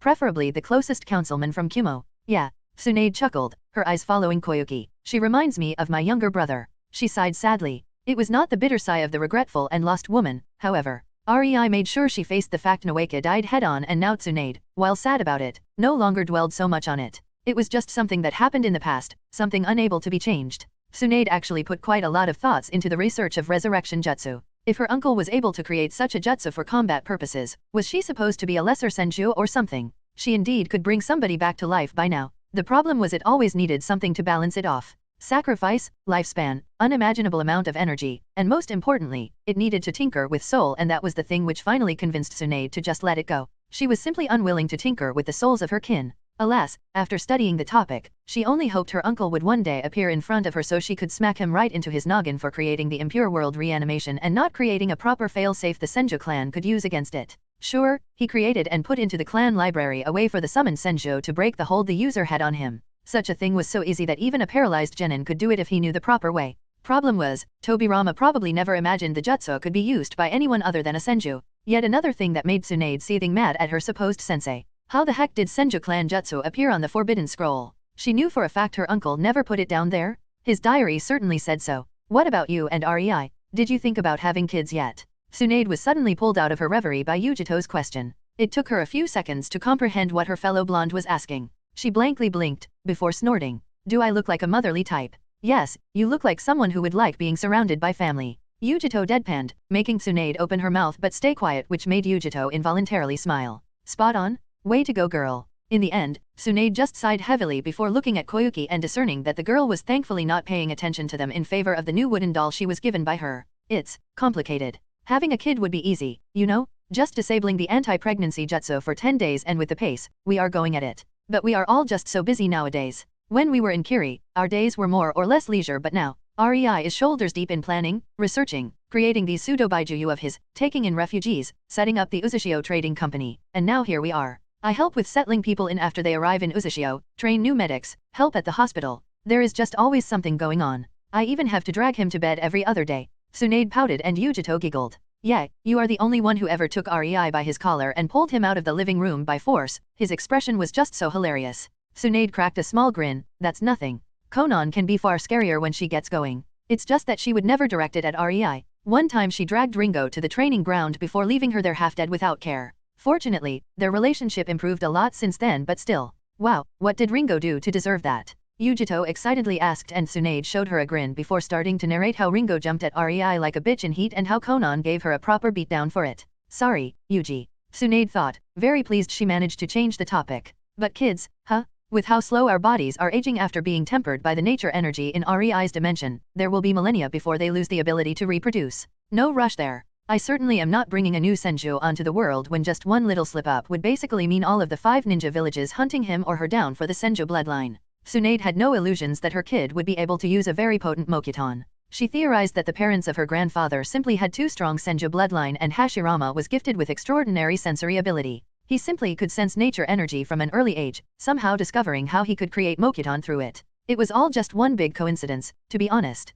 And that was also why the other Senju were completely unable to awaken it. They either lacked sufficient Senju physique or sensory abilities capable of sensing it, no matter how fleetingly. No wonder her grandfather kept quiet every time he was asked about his unusual bloodline. Tsunade and Yujito chatted their time away, going from topic to topic. Tsunade had to admit, the younger blonde grew on her during the days they spent together since Mei brought her from Kumo. She only had no idea if it was because of both of them being blondes or some other mysterious force, but Yujito was very easy to talk to for Tsunade, not to mention amusing. The kitty girl was so easily distracted. At times, Tsunade likened her to a cat staring at a ball of yarn. Yujito suddenly stiffened mid-sentence, her ears perking up as a small breeze ruffled the curtains on the sole open window in the room. Yujito, I think a cup of tea would be lovely. Would you mind bringing some, please? Tsunade asked, making Yujito tilt her head slightly to the right and slowly nod as her shoulders slumped. Yeah. Yujito heaved herself up and leisurely walked towards the door, briefly stopping before her hand reached the handle. Milk or sugar? She innocently blinked, to which Tsunade chuckled. Sugar. Tons of it. Gotcha. With that, Yujito left with a nimble spring in her step, seeming a bit happier and somewhat anticipating. Tsunade also lazily stood up and walked towards Koyuki before gently rubbing her head to get her attention. The pouty girl looked at Tsunade with a small glare, not liking being interrupted from her playtime. So spoiled, Tsunade almost shook her head at the sight, but she knew she could not fault the girl. Growing up with no mother and a daimyo for a father, the people who raised her were servants and well, paid to fulfill every whim of her. They were servants, period. Tsunade didn't wait for Koyuki to start speaking. That would be stupid. She leaned slightly forward and asked, "Do you like butterflies, Koyo?" Koyuki, already prepared to give her biggest Oni-chan a piece of her mind, stopped in her tracks at the question and scrunched her forehead. She unsurely nodded after a while of pondering. "Do you want to see one?" Tsunade lifted an eyebrow in a coaxing manner. Are you sure?" Tsunade teasingly asked. Then look." Tsunade pointed forward, making Koyuki turn around, her back facing Tsunade. The time almost stopped as Tsunade, who was slightly leaning forward, used her posture to quickly spin her body around on her toes. It was so fast, the man standing behind her, about to plunge Konao into her back, only managed to widen his eyes as Tsunade slugged him into the face, sending his body into the air, causing him to fly through the open window behind him. And while surviving being dropped from high places was a mandatory thing for tree hopping, chakra-using ninjas, unfortunately for the man, having his cheekbone broken in multiple places was quite distracting, causing him to go splat. While the man was having his last flight, Tsunade used the force of her spin to carry her on her toes, stopping only when she did a whole 360 degrees, ending up in her previous position, just in time to smile at the peeved little girl who didn't manage to find a butterfly. Koyuki was about to protest when she spotted a small, colorful, and finely crafted butterfly made of wood, perching on Tsunade's pointing finger, causing her to whoop in excitement. Tsunade just crouched down and started playing with the girl. 20 minutes later, the door slowly opened, and Yujito walked in, holding a tray with 3 cups of tea. But Tsunade quickly discerned something changed. The air around Yujito was more subdued, satisfied. Yujito put the tray on the floor where they previously sat and started sipping on her milk-heavy tea. It didn't take Tsunade long to coax the girl into chasing her new wooden butterfly that could somehow fly. Naturally, Tsunade really appreciated the chakra strings. Sitting down on the opposite side of the tray, Tsunade smiled. "Did you have fun?" "It was sugary." Yujito shrugged and Tsunade snorted, looking at the small, almost indiscernible bit of blood on the cuffs of her right sleeve. A testament that same Hada saw some use in the previous minutes. Milk always calmed Yujito down while sugar gave her so much energy she just had to get a proper beat down from May or be all fidgety for the whole day. The second Tsunade told her tons of sugar, it basically meant go nuts. "How many?" Tsunade asked as she took her cup of tea and grimaced the second she took a sip. "Sugary indeed," she mumbled, causing Yujito to chuckle and wordlessly put the third cup of tea in front of Tsunade, who gave her a small glare. 20. Not bad. Haichinin, maybe? For a small village such as Yukagakuer, it is a considerable force considering they mostly give guys like this rank of jonin, she said as if she was talking about the weather, but Tsunade only shrugged. 10 minutes later, a disheveled, bloodied, exhausted, panting and high on adrenaline Kakashi with an umbu mask strapped onto his face barged into the room with Konao in his hand, ready to, and then he froze the second his eyes landed on the leisurely sitting Tsunade, sipping her tea. "Oh, hello there, Kakashi. Having a fun afternoon, I see. Tea." Tsunade swept him with an amused look and tilted her head as she innocently pointed at her previous sugar bomb of tea with an inviting smile. Kakashi fainted. Chapter 160, Sosetsu's Problems. In Naruto, Reborn with Talent. While Tsunade and Yujito babysat Koyuki, Sosetsu was being babysat by Rei. Sosetsu was currently sitting behind a round table in the meeting room of his castle, waiting for the Yuki cage to show up for a little bit of chat. The prick is really taking his sweet time. Rei, who was hidden in a dark corner of the room, thought bitterly. The Yuki cage was supposed to be there for an hour already. Sigh, if only the land of snow had some kind of strong standing army. Yuki cage would never dare to do this. This was a problem with small ninja villages. They usually cared for country politics because it was bringing them some benefits. The bigger countries had no such problems for one reason or another. For example, the land of wind. Yes, the daimyo hated Raza with a passion which could be seen in the steady economic decline of Suna. It was nothing much as of now, but Rei knew it would get a whole lot worse. So then, why won't Raza simply assassinate the daimyo and put somebody who favors him on the top? That's what happens most of the time behind the scenes of the countries with small ninja villages when they get far too much power. No longer do these villages have to painstakingly beg for funds while wagging their tails at their owners. They simply use what they are the best at to become the said owners. Rei saw Sosetsu lacked 3 things many daimyo of richer and bigger nations had. Firstly, they had their own freaking ninja guards. Assassination suddenly became a whole lot harder when 10 Jonin level ninjas guarded the target. It would most likely be stopped before the guy was dead, which would result in retaliation, and daimyos kind of never played fair in this department.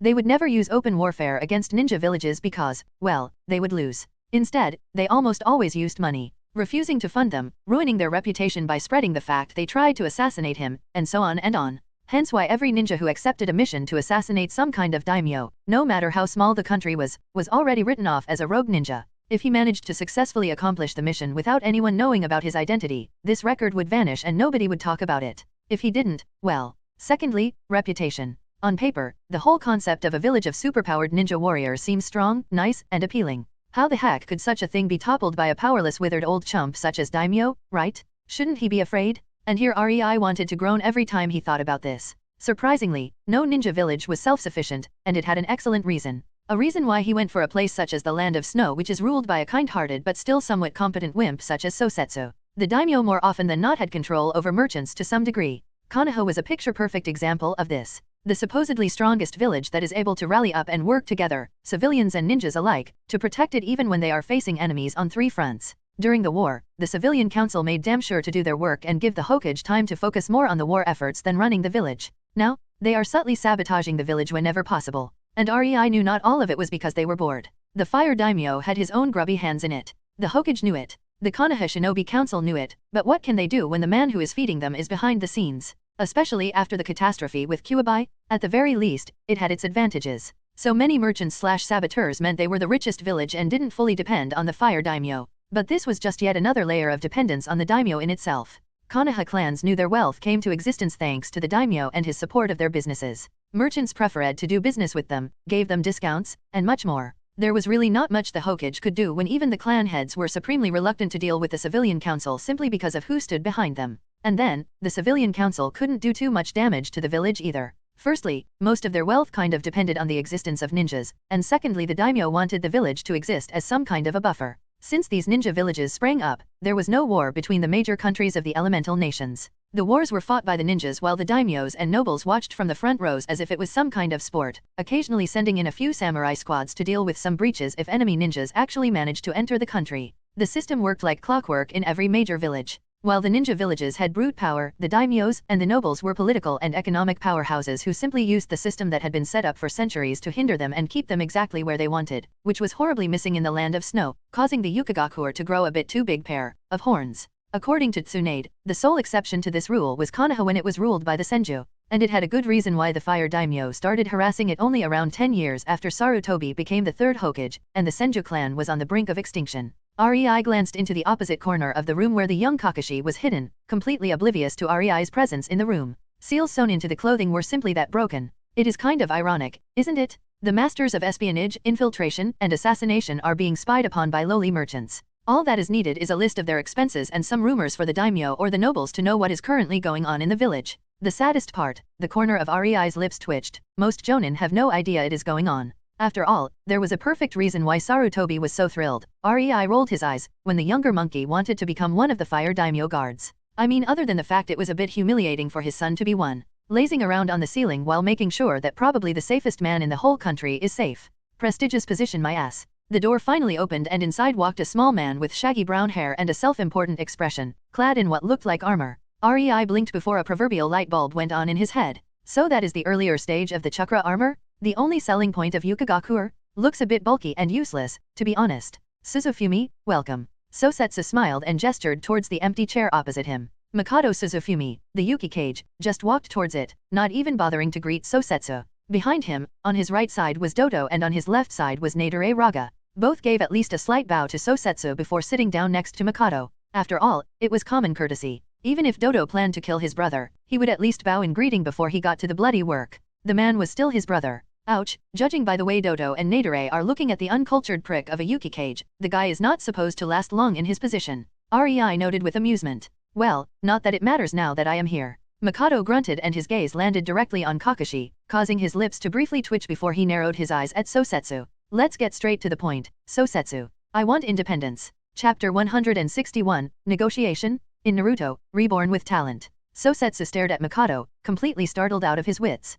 He knew the snow bastard would ask this exact question but never would he expect he would be so blunt and rude about it. It was finally driven home for Sosetsu just how arrogant Mikado was. This is the man leading a village that is supposed to protect my country from the shadows? I really screwed up with Yukigakur, didn't I? His eyes then trailed to the figure of his brother, Dodo, hiding a measure of surprise. What the hell is he doing here? Sosetsu's mind went into overdrive, trying to think up a good reason for him to be present. He liked his brother and still wanted to refuse he would actually have a part in this scheme, but him being in the presence of the Yuki cage was a deep blow to that trust. So, in the end, everything in these documents was really true. So Setsu mentally slumped in defeat while outwardly maintaining a picture of courtesy. I am willing to give you some level of independence for certain concessions on your part, but autonomy is impossible. What do you say? Mikado looked at Sosetsu funnily as if he couldn't believe what he was hearing. He didn't even try to hide his disbelief and let it show on his face, maybe even a bit exaggerating it on purpose. Are you sure you want to be like this? Mikado airily asked, giving a glance at Dodo. Look, we are both leaders. We both want the best for our people. Rei almost snorted when he heard that. He made sure to investigate the Yuki cage a bit before coming here, and Mikado Suzufumi was a picture-perfect example of a selfish money grubber. The only thing he ever invested in at his own expense was the chakra armors, and even that was because the guy was for some reason somehow obsessed with them, spending millions of ryo on their development. Honestly, Rei was baffled by it. The bulky junk wasn't even that good. Sure, it could protect a person against ninjutsu and give him an overall boost to his abilities through a mechanical chakra circulation system to key points of the armor. On top of that, albeit slightly, the armor still helped with chakra control, making jutsu more powerful and less demanding on the user. This made even a genin have capabilities of a jonin after a few months of practice, which was awesome, but the thing had to be built mostly with lightweight chakra metal, hence expensive as heck. On paper, it was perfect war gear. In reality, the main problem outside of the cost was that the wearers could only reach jonin rank with it, meaning the second they encountered S-rank ninja or above, they would be melted almost instantly. After all, it still had many weak spots and openings that could be poked, let's say with a kunao. Then the users of the chakra armor often got too used to using it and stopped developing their own capabilities, relying on the armor instead.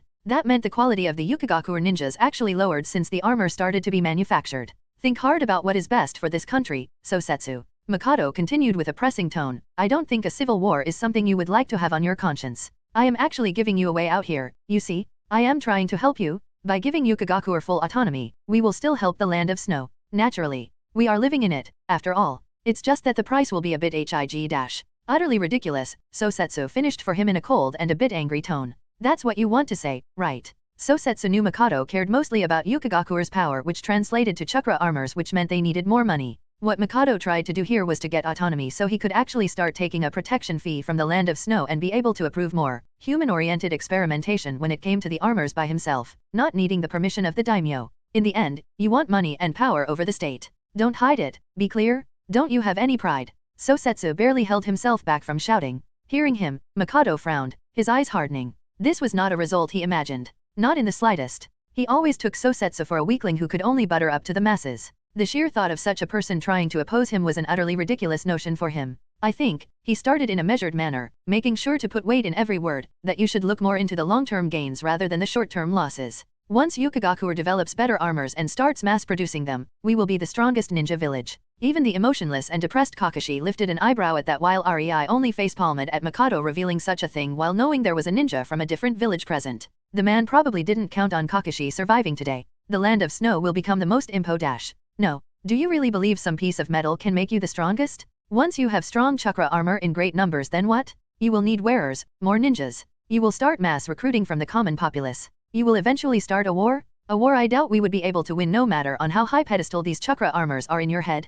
Absolutely not. I refuse. Sosetsu turned towards Dodo. Don't you see it, brother? His goals are insane. Why are you? Sosetsu however quieted down before he could finish that sentence as a very controlled killing intent of Rei landed on his shoulders, making him choke the words back, showing a conflicted expression. In the end, he just deflated with a sigh. Rei already told Sosetsu what Dodo's plans were. To ask him why he wanted to create a coup right now would screw quite a bit of Rei's plans, so he simply had to stop Sosetsu from being an idiot and blurting out he knew about their plans and preparations. Dodo simply shook his head at his brother, inwardly highly amused at his antics, while Mikado was simply exasperated. Here I go out of my way and try to persuade the fool and he just won't budge. Ugh, how frustrating.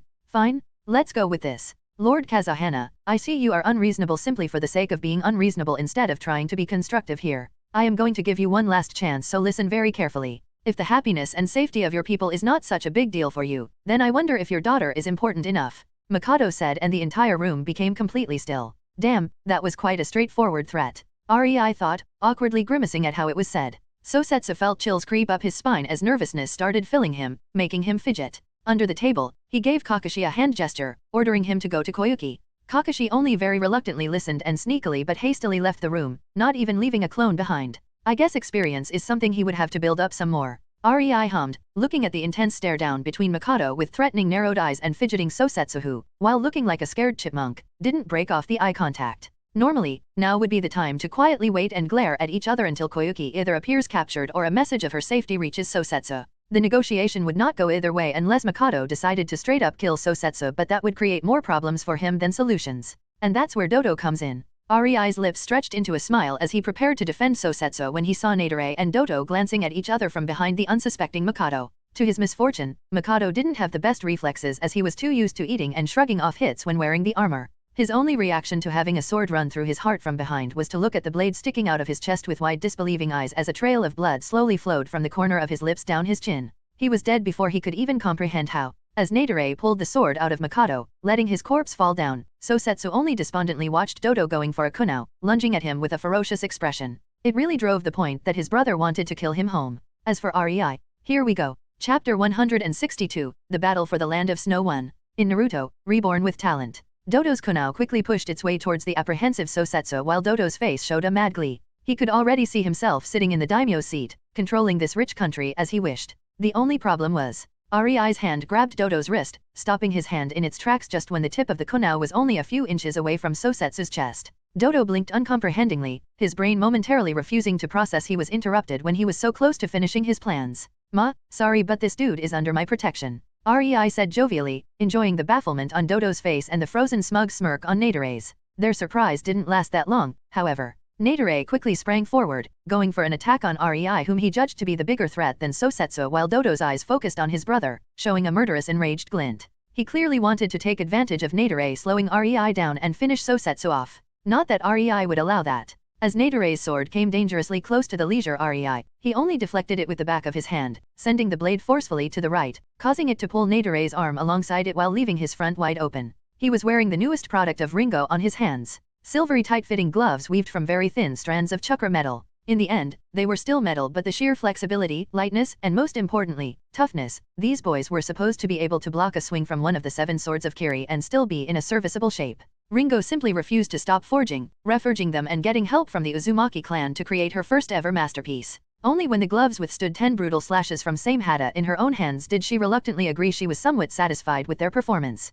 The best part? Unlike the 7 swords, the gloves could be mass-produced and modified. Yujito even asked for retractable claws in hers, which was a bit problematic since the gloves looked like silvery butler-style gloves from REI's previous world. Ringo was an assassin and it showed in her forging too. She wanted the gloves to be easily concealed, otherwise she would simply make tougher, stronger, sharper gauntlets instead of gloves that didn't have the capacity for that much material or seals on them. REI quickly gave her the design to the butler gloves and Ringo fell in love with them almost instantly. The sole problem was, they would stand out in the crowd as there was no equivalent in the world, and once their future ninjas got famous for using them, they would be easily recognizable. That's where Tsunade came in and had the Biribiri company mass-produce similar gloves from cotton and started selling them, creating a new trend, at first in the world of nobility and from there it spread to the merchants, and later to the normal people. She earned piles of ryo, made the company more famous for releasing such a fashion trend, and most importantly, made sure the gloves Ringo made would be nothing to bat an eyelid on even in the crowd of normal people. As for Nadare's sword, that pitiful excuse of a sword could only get duller the more it clashed with them.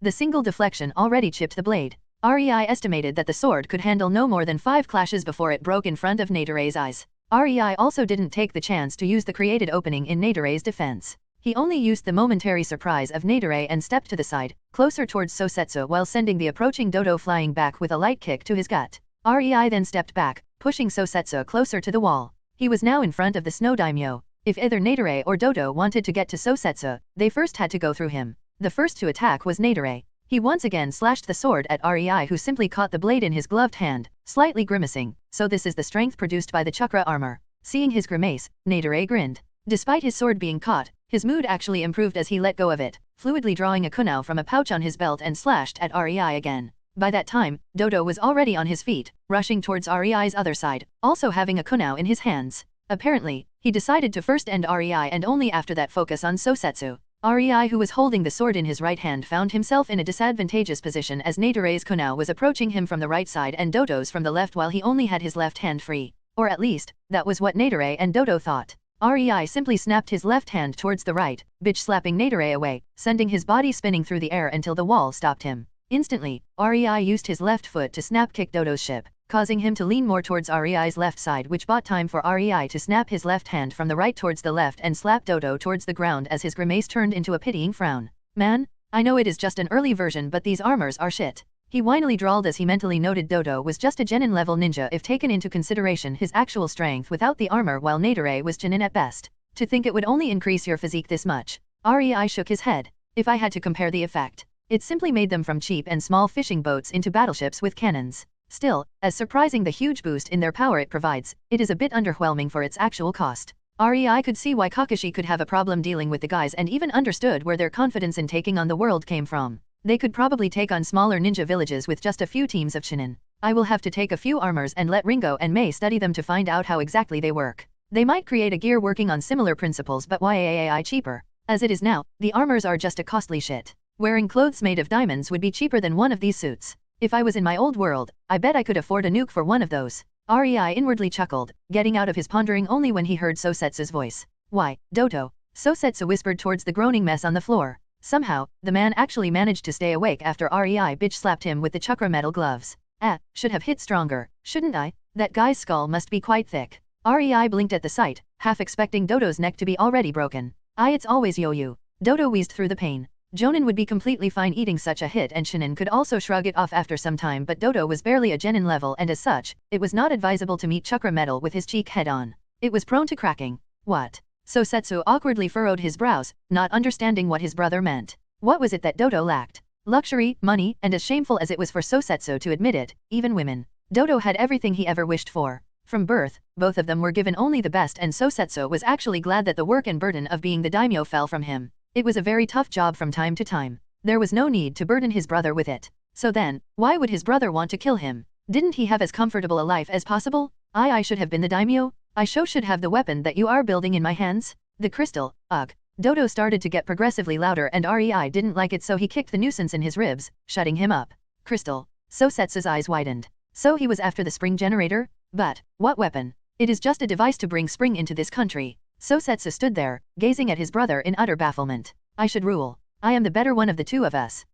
Dodo continued madly mumbling through the pain. It was then REI took Nadare's sword by its handle and ruthlessly slashed Dodo's throat, making the man look at him with wide fearful eyes as he gurgled while blood poured out of him like a waterfall. REI turned towards Sosetsu, who watched in horror as his brother's blood flowed on the floor and Dodo slowly died. Sorry. He would die anyway, and the longer it would take, the more awkward it would probably become for you. He shruggingly said, showing he was not sorry in the least, while looking towards Nadare, noting he had his neck broken. Sosetsu could only wryly smile at such logic. And killing my brother in cold blood in front of me is not awkward for you at all. Chapter 163, The Battle for the Land of Snow 2. In Naruto, Reborn with Talent. Well, then, it's time to go, I guess. REI said after a while of letting Sosetsu stare at the lifeless corpse of his brother. He could at least give the man a bit of time to mourn the guy. Common courtesy or whatever they call it. Sosetsu awkwardly grimaced but gave a short nod to REI. On one hand, he was glad and grateful for REI protecting him and making sure his daughter is fine. No matter his goal, without him, Dodo knew he would most likely die today, and Koyuki's life would be either turned upside down, if she survived, that is.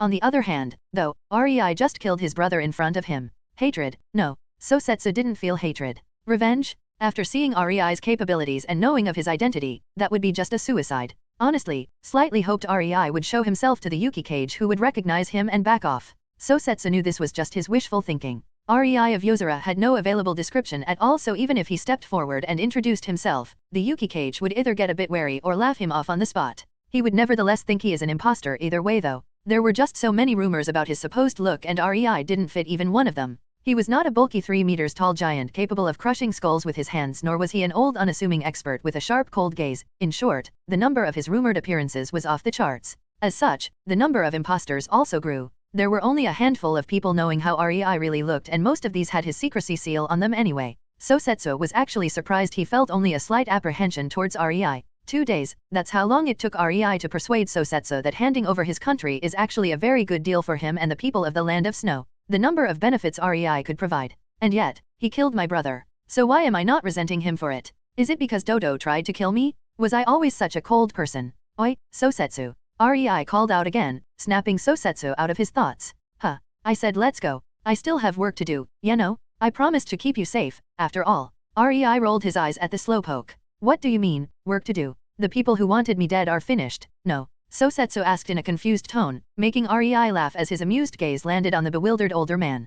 Do you really think they would smugly march here, attempt to assassinate the daimyo, and take over the country with just the three of them? Rei's eyes sparkled in an "are you an idiot" kind of light. I mean, sure, they were pretty stupid but, nah, they were not that brain dead. Of that, I can assure you. As if to prove his words, numerous huge explosions rattled the capital city of the Land of Snow, sending the entire city into chaos. Sosetsu's eyes widened in horror as he quickly jumped towards the closest window, looking outside of it. The capital was on fire. What they came here to do is to overthrow you. Rei's leisure voice resounded from behind Sosetsu, who was getting more and more worried about the people of the city. What is going on? He hurriedly turned towards Rei with a desperate expression, demanding answers, and Rei, happily obliged. This was not some pitiful assassination attempt where you are finished by getting rid of the assassin. Yuki Cage himself would not make his way here just to assassinate you. That kind of thinking is just silly, isn't it? No, this. Rei smiled widely, is the start of a bona fide civil war. Chizuru Kagaya swiped the sharpened bone that was previously her forearm through the neck of her unsuspecting victim, quietly laying his body onto the floor while making sure to keep a hand on his lips until he stopped trashing. This is so tedious. She heard a quiet whine from next to her as her partner, Kurumi Uzumaki, also laid the dead body of her target onto the ground before they continued on their way through the dark halls. And look, a few droplets of blood fell onto my kimono? That's just awful, don't you think, Chi-chan? Kurumi whisper screamed. How did this woman manage to get into the stealth corps again? Chizuru mentally lamented her misfortune of being partnered with the unceasing chatterbox with a mile-wide temper for this mission. Chizuru's expression soured. Oh, yeah, I took her in because of her superior concealment skills, silly me. The duo sneakily continued through the hallway, using shadows, and mostly sticking to the ceiling to get past the patrols before ambushing them from behind and taking them out without setting off any alarms. Just like that, they were making a steady advance deeper into this base. It was not only them either. 10 teams of 2 were currently sweeping through the base. The stealth corps was Chizuru's pride. When Rei started making the basic structure of his future village, she offered to lead a kind of umbu-like organization, but what she had in mind was a bit different. It took a whole lot of proving herself capable before Rei gave her the position to. There was no way she would not be proud of it and develop it the best she could.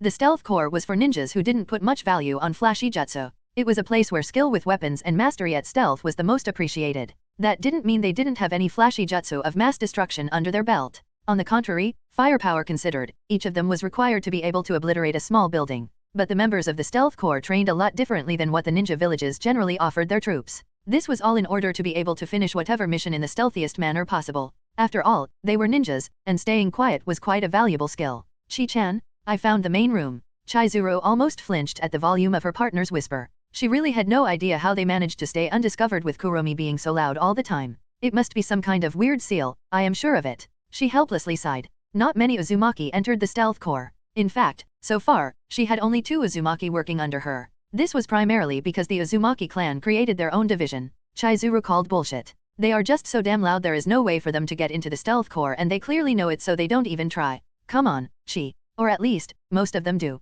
Chizuru deadpanned at Kurumi, who was urging her to order action. Frankly, Chizuru knew she was a bit too harsh on Kurumi. The woman was the best she had. If Kurumi didn't want to be found, nobody in the stealth corps would be able to notice her even if she was in plain sight.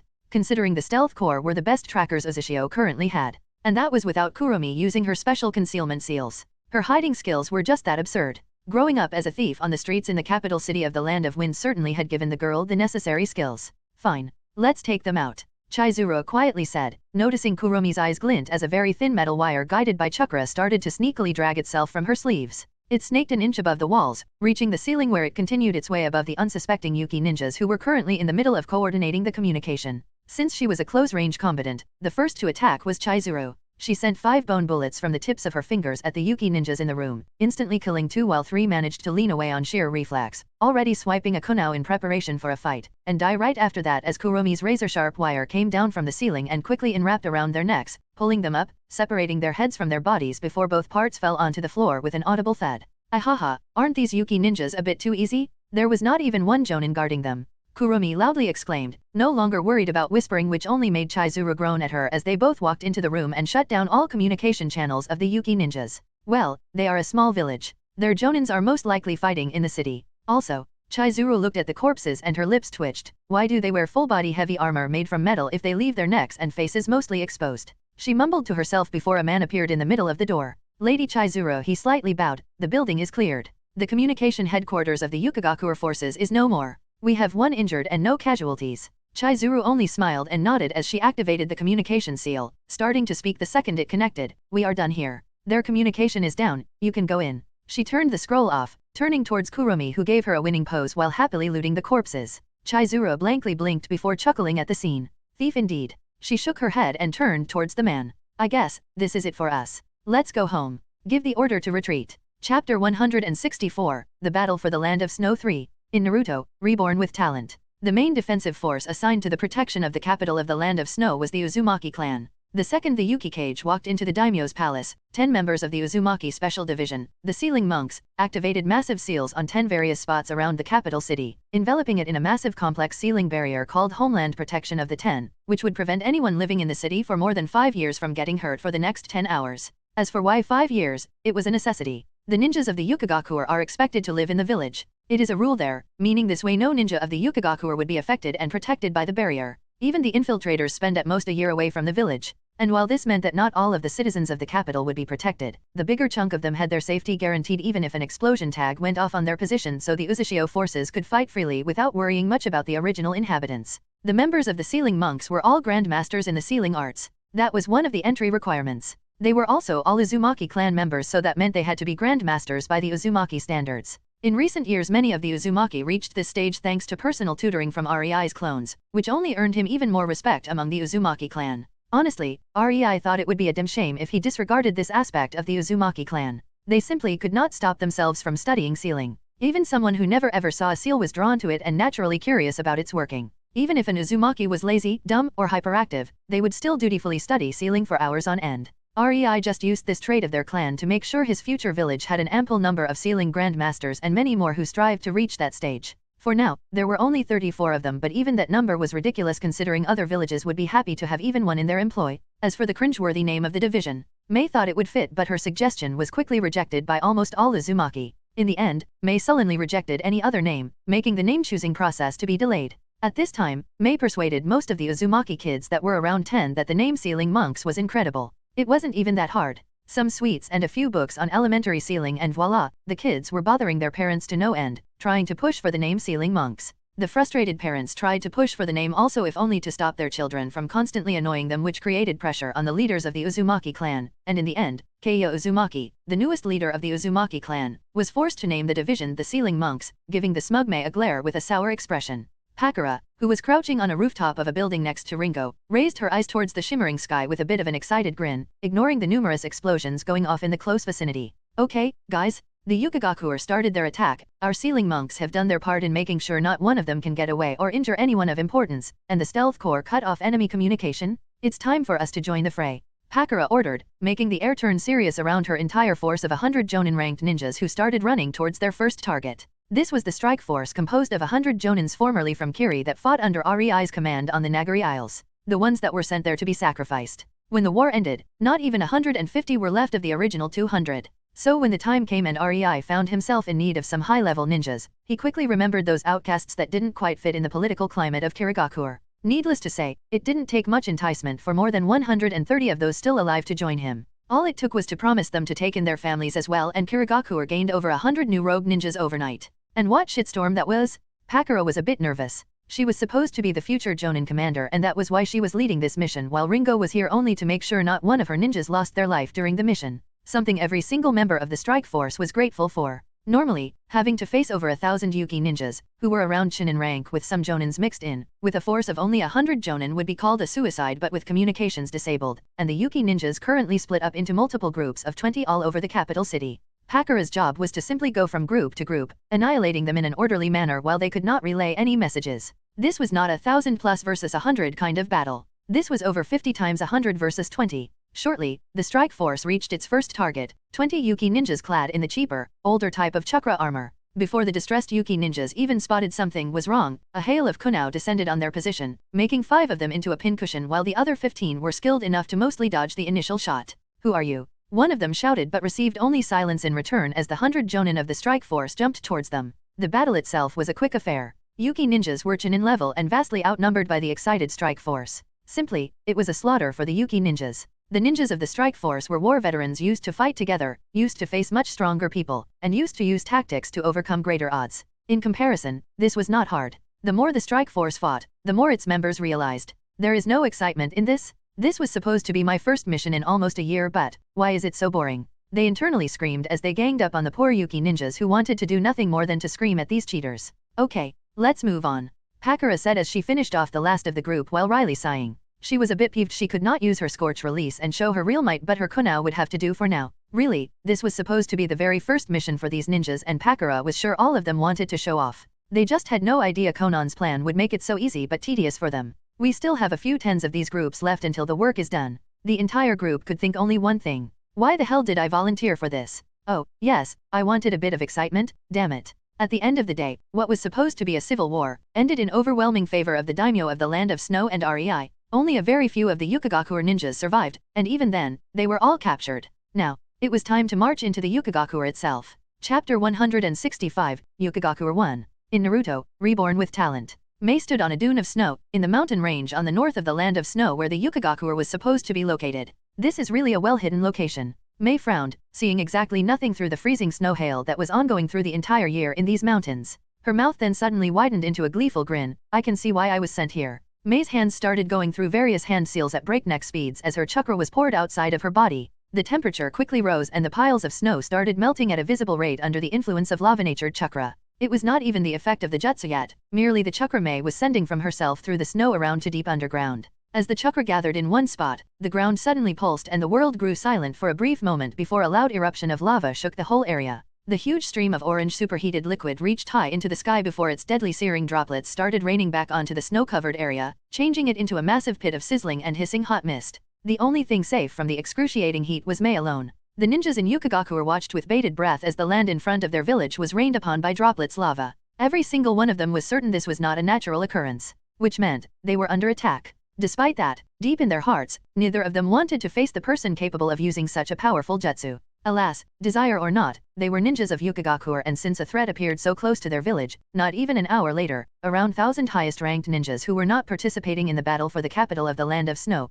found themselves passing the gates of their village, heading towards the still sizzling area in front of it. Most were honestly hoping whoever threw that jutsu into the wind would be already gone, but everyone knew the chances of that was effectively nil. The Yuki ninjas ran all the way towards their destination, taking extra care to not be ambushed. It took them 10 minutes to reach the location where the jutsu originated, and look and behold, right in the middle of the now muddy plain that looked as if a war was fought on it, stood a woman clad in black umbu clothes and blank white mask with kanji for root on its forehead, impatiently waiting for them with her arms crossed on her chest. Before their leader could even start questioning the mysterious woman, she spoke with an impatient tone. Finally, you took your sweet time getting here. Who a dash? That's not important. What is important is that you have something the roots of Konoha covets. I came to tell you to hand it over. Wadash. No, don't even think to disagree. You saw what I can do. Imagine what a war with Konoha would look like. Hand it over. The leader of the Yuki ninjas was really having a profound headache at the demands of the crazy masked redhead. Honestly, he had no idea what Konoha could want from them, but judging by the chakra levels and the pressure the woman was continuously blasting them with, he had no plans to clash with her anytime soon. I have no idea what you want from us. Is it the chakra armor? If so, I am sure when the Yuki cage returns, he will certainly talk about chakra armors? You mean the useless crap your entire force is wearing? Nah, you can keep that. I came for something else. Hand it over. She stumped her feet onto the ground, creating cracks all around the place where she stood. At least tell me what the fuck do you want? The leader of the Yuki ninjas wanted to cry. Yukigakure was positioned in the snowy mountain range. Many would think there was only one path in, and that was the plain in front of the village where Mei was currently trying and succeeding, being annoying while stalling for time. Conan on the other hand was using the universal entry path to any settlement above the ground, the sky. As Mei attracted the attention of the village, Conan flew inside through the very scarcely protected back of the village that faced a mountain. Nobody would expect such an attack, but Conan was a ninja, something the Yukigakure defense designers forget to account for. Conan had her clothes change into the attire of Yuki ninja. Her own paper transformation jutsu was far superior to its genin equivalent. Then again, it was A-rank jutsu since she first had to change her body into paper and then mold the paper to a new appearance. Now, however, she was using only the clothes variant, and since her clothes were always made of paper, it didn't take even half of the reserves a normal henge would. Conan proceeded to create 100 paper clones in an alley that was out of the hand, and with those, she started doing her job, going around the half-empty village while putting tags with spying seals into the walls of important buildings, the Yuki Cage office, and even on the streets. REI decided to let Yukigakure off the hook. Part of the reason for his decision was the fact he didn't have enough ninjas. Uzushio currently had around 300 of them, but even with their superior seals and skills, REI had no confidence in taking over Yukigakure without losing even one of them. Well, he and his girls probably could do that with some massive ninjutsu, wiping huge parts of the village out of existence, but the only reason why the main combatants in the defense of the capital of the Land of Snow were ninjas currently staying in Uzashio and not Rei himself was to get his forces some experience and see how well they can work together. He did that because he was certain no one from Uzashio would be hurt, much less killed. But attacking Yukigakure was a different matter. Konan knew Rei wanted to use Uzashio as cover. People that mattered knew of Yukigakure's existence and its dominance in the Land of Snow. Rei simply wanted this belief to stay alive. Hence, the village would survive in order to cast a shadow on the creation of Rei's new village. After all, nobody would expect there would be 2 hidden villages in one nation. Yukigakure would certainly not allow that, right? Well, Yukigakure would have an existential crisis soon enough with most of their jonins and kage killed. Not like they would find out about a new village rising in the Land of Snow anytime soon. As such, Konan's clones were now making sure they had proper eyes in Yukigakure while the original was traversing the deep underground tunnels. These tunnels were the only thing the man captured a week prior didn't know about. The poor sod was simply a too low rank. Well, at least he knew they were there. In short, if the group wanted to know what is deep down here, they had to send somebody to explore. And since Konan had a mission in Yukigakure anyway, she decided to take a little stroll. Konan knew the strongest and highest rankers of those who stayed in the village are right now being messed with by Mei. It was not like Mei could not troll her way through the Yuki ninjas for a few hours. Her chakra pressure was too big to not make these generic shinin chaps shitting their pants. As such, Konan walked through the underground tunnels with an excited skip in her step, looking around searching for a treasure. Now then, let's see what do I find here. Chapter 166, Yukigakure 2. In Naruto, Reborn with talent, the deeper into the underground tunnels Konan went, the dimmer the light became. It would be actually spooky if, wow, the one who designed this really had to have a big flair for dramatics. A pity I have the night vision seal on me. Konan saw her surroundings as if it was a bright day with a clear sky. After 10 minutes, she finally arrived at the door. Briefly glancing behind herself, Konan smirked at the sight of the tunnel littered by kunaus, senbon, shurikens, many of them no doubt lethally poisoned. Looks like my little stroll set off every trap in here. Konan shrugged. She was honestly too deep in her thoughts to notice that anything was trying to harm her. Suddenly, Konan's face lit up. This might be the very first potential flaw of Mei's steam cloak. I have to tell her about this when I return. Konan was using her own wind release version of the defensive steam release jutsu Mei used to play with Minato. It was a bit iffy to use against strong high-level piercing attacks or something extremely destructive on a wider scale, but kunao, those had no chance of penetrating it. All in all, it was a good passive defense since the jutsu was not hard to maintain. Naturally, this wouldn't reach the defensive power of what Mei used against Minato, but anything classified below B rank would be stopped, which potentially rendered any sort of trap useless unless. Konan carefully opened the door, making sure to prevent them from letting out any sound that could alarm anyone on the other side. This appeared to be a wasted effort, however, because the second she took a peek at what is on the other side, it was just an empty spacious room, resembling a laboratory. On the right side was unfinished chakra armor of unknown type, a new prototype, most likely, and on the left side was a singular cell where a woman of 30 was sitting on the floor and leaning on the wall. She had white unkempt hair, similar to those of the Kagaya bloodline, but lacked their other tells. The biggest difference from them, however, were their icy blue pupil-less clear eyes and complexion as pale as snow. One could even mistake her for a sick person. Her feet and wrists shackled with chains connecting her to what seemed like a box with cores for the chakra armor. Konan quickly put it all together and understood that the woman she saw was essential to the production of the chakra armors because her chakra somehow activates the cores. I wonder how that works. She blinked as she noticed the exhausted, barely alive woman directly staring at her with a pleading gaze that just washed over her with almost no effect. Let's ask somebody who was present for the entire process, then. Konan simply walked towards the cell, crouching there beyond the eye level of the chained woman. Hello, she smiled, plans forming in her head. Let's make a deal, shall we? The chained woman opened her mouth, but no sound came from her throat, telling Konan that it was a damn long time since she drank something. It was only then that Konan noted the transfusions in the corner next to the cell. Oh ho, so she is not fed nor watered? Only receives nutritious transfusion? This will be easier than I thought, won't it? Don't strain yourself. What about this? Konan used her chakra to create a ball of water and levitated it into the cell where the chained woman almost pounced onto it while Konan analyzed her further. No signs of violence. Well, if she was so important in the creation of the cores for the chakra armor, then I guess they would not want her damaged. Sunken cheeks and malnutrition.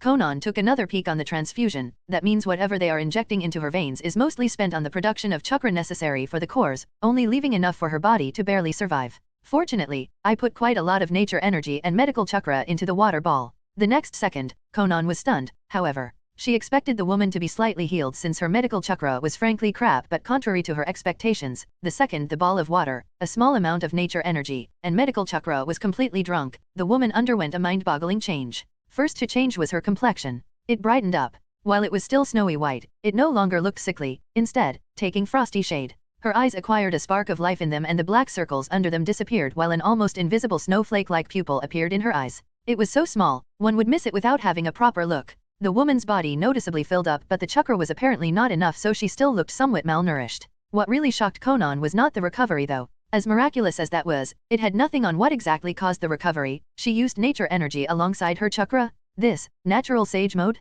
How the heck did a third-rate village such as Yukagakuer catch somebody capable of the sage mode?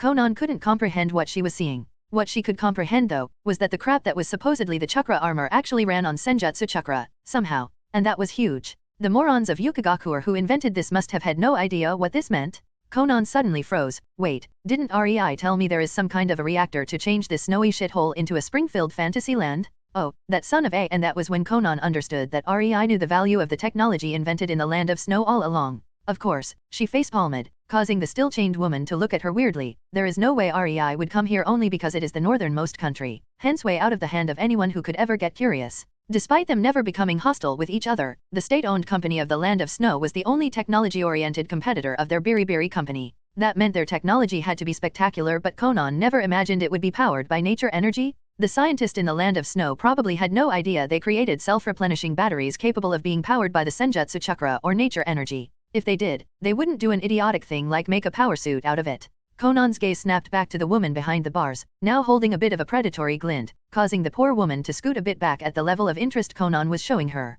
It was certainly reminding her of the crazy scientists who liked to experiment on her. A clone suddenly popped up behind Conan and started to gather every research paper and equipment into a storage scroll. Conan certainly had every intention to completely clean the room, not leaving even a single paper behind. The chained woman looked blandly as the equipment of the room was vanishing into storage scrolls. Now sure, the blunted in front of her is certainly not a part of Yukagakuer. The spark of hope renewed in her mind so she steeled herself and unsurely spoke. Hello, I am Yukimai Yuriko. Yo, you mentioned some kind of deal. Conan just widely smiled at the clearly desperate woman and chuckled to herself. I changed my mind. You are coming with me no matter if you want to or not. And with that, the distraught and bewildered Yuriko could only watch as her fate was decided for her. She only hoped she would be treated better than what she experienced in Yukagakuer as the excited gleam in Conan's eyes didn't fill her with many expectations towards her future. As for Conan, as if I would leave somebody like this roam free. Just imagine what we could do if instead of the girl, we used REI's dimension as the power source for the batteries. Hehe. Chapter 167, The Reason Why the Land of Snow. In Naruto, Reborn with Talent. We are back and bringing gifts. Conan jovially said as she opened the portal to the mansion in Uzashio where they currently stayed and stepped inside, right into the living room.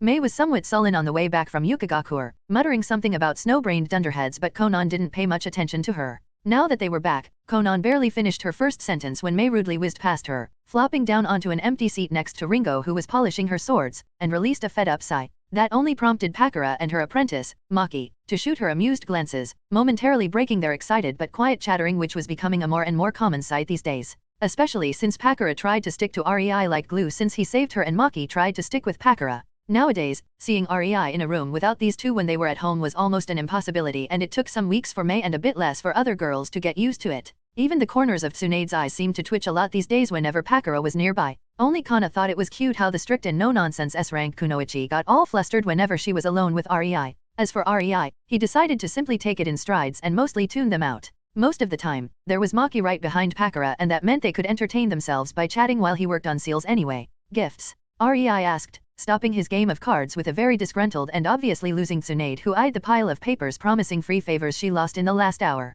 He looked towards Conan who excitedly walked in and then he tilted his head at the sight of an unknown white-haired woman wearing Conan's cloak over her quite tattered and already useless clothes. Conan just gestured at the woman. This is Yukimai Yuriko and you wouldn't believe where I found her and what she can do. Conan promptly walked towards REI and sat on his lap before starting to explain what she found deep in the underground tunnels of Yukagakuer just as Yuriko took the closest seat to the door in the room. Needless to say, REI was flabbergasted at the fact the chakra armor cores had to be jump-started by Senjutsu chakra of Yuriko. His mind quickly started to go through theories upon theories of how is that possible and his eyes almost shone when he realized the potential of such a discovery, especially since he owned a dimension filled with the most potent, never-ending free nature energy. REI gave Yuriko a not-so-discreet once-over and made her nervously fidget which made Tsunade a bit sorry for her. Once upon a time, Yuriko must have been a strong and proud kunoichi, especially if she knows how to use Senjutsu. That was not something some common chump could learn. The only one she knew with that ability was her grandfather so it was an incredible achievement and prompted a question of how exactly did she get caught by a third-rate village such as Yukagakuer. Alas, now, Yuriko was nervous, afraid of her own shadow, and flinching at every sudden movement. Simply, the woman was a mess. 10 years of imprisonment and used as a lab rat. It would be useless to talk about her reaching her full potential in such a state. She would need a whole lot of mental therapy if she is going to get anywhere close to where she was before that experience. As for exceeding it, Tsunade sighed and shook her head, joining Ringo and Mei in not caring about the situation. With that, the conversation ended for her. Whatever scientific crap they were going to talk about was not her problem. She was a doctor and that's where she drew her line. Looks like the land of snow is an incredible treasure trove. Rei leaned back into the couch with a gentle and satisfied smile, enjoying Konan straddling him while their eyes refused to part. Aha, I knew you had an ulterior motive in coming here the second I discovered Yuriko. Konan poked Rei's chest with her pointing finger, narrowing her eyes at him in a cat-like manner. Spill. What is the really important thing you acquired here? I doubt it is the country or a place for a village. We could as easily make one in other lands or heck, even underwater, if we wanted. There must be more to why here. Rei could only give her a wry grin, as expected of Konan. She knows me too well to not realize it. Shrugging, he started speaking. Yeah, the biggest reason was the spring generator as they call it. All of the people present knew what he was talking about. After all, Rei did tell them about its existence even before he even went to the land of snow. It was just that neither of them knew of its real importance. The thing is, what the spring generator does is basically, in simple terms, persuading nature energy to switch its attribute. The nature energy might be the same everywhere, but in snowy lands it has a bit of a different aspect than, let's say, in forests. The generator does not change the nature energy itself, it just tricks it into changing the aspect which affects the land. Rei's face twitched at such an idiotic description, but honestly, this was the simplest way for all to understand. Tsunade, as the only senjutsu user present apart from Rei, actually snorted, causing Rei to chuckle at her before humming in agreement. Nature energy is everywhere and it is shaping the world around us. Its predominant trait that every sage could tell you is that it cannot be changed at will. Even when a sage mixes it with his chakra to create senjutsu chakra, it is not like the nature energy ceased to be nature energy.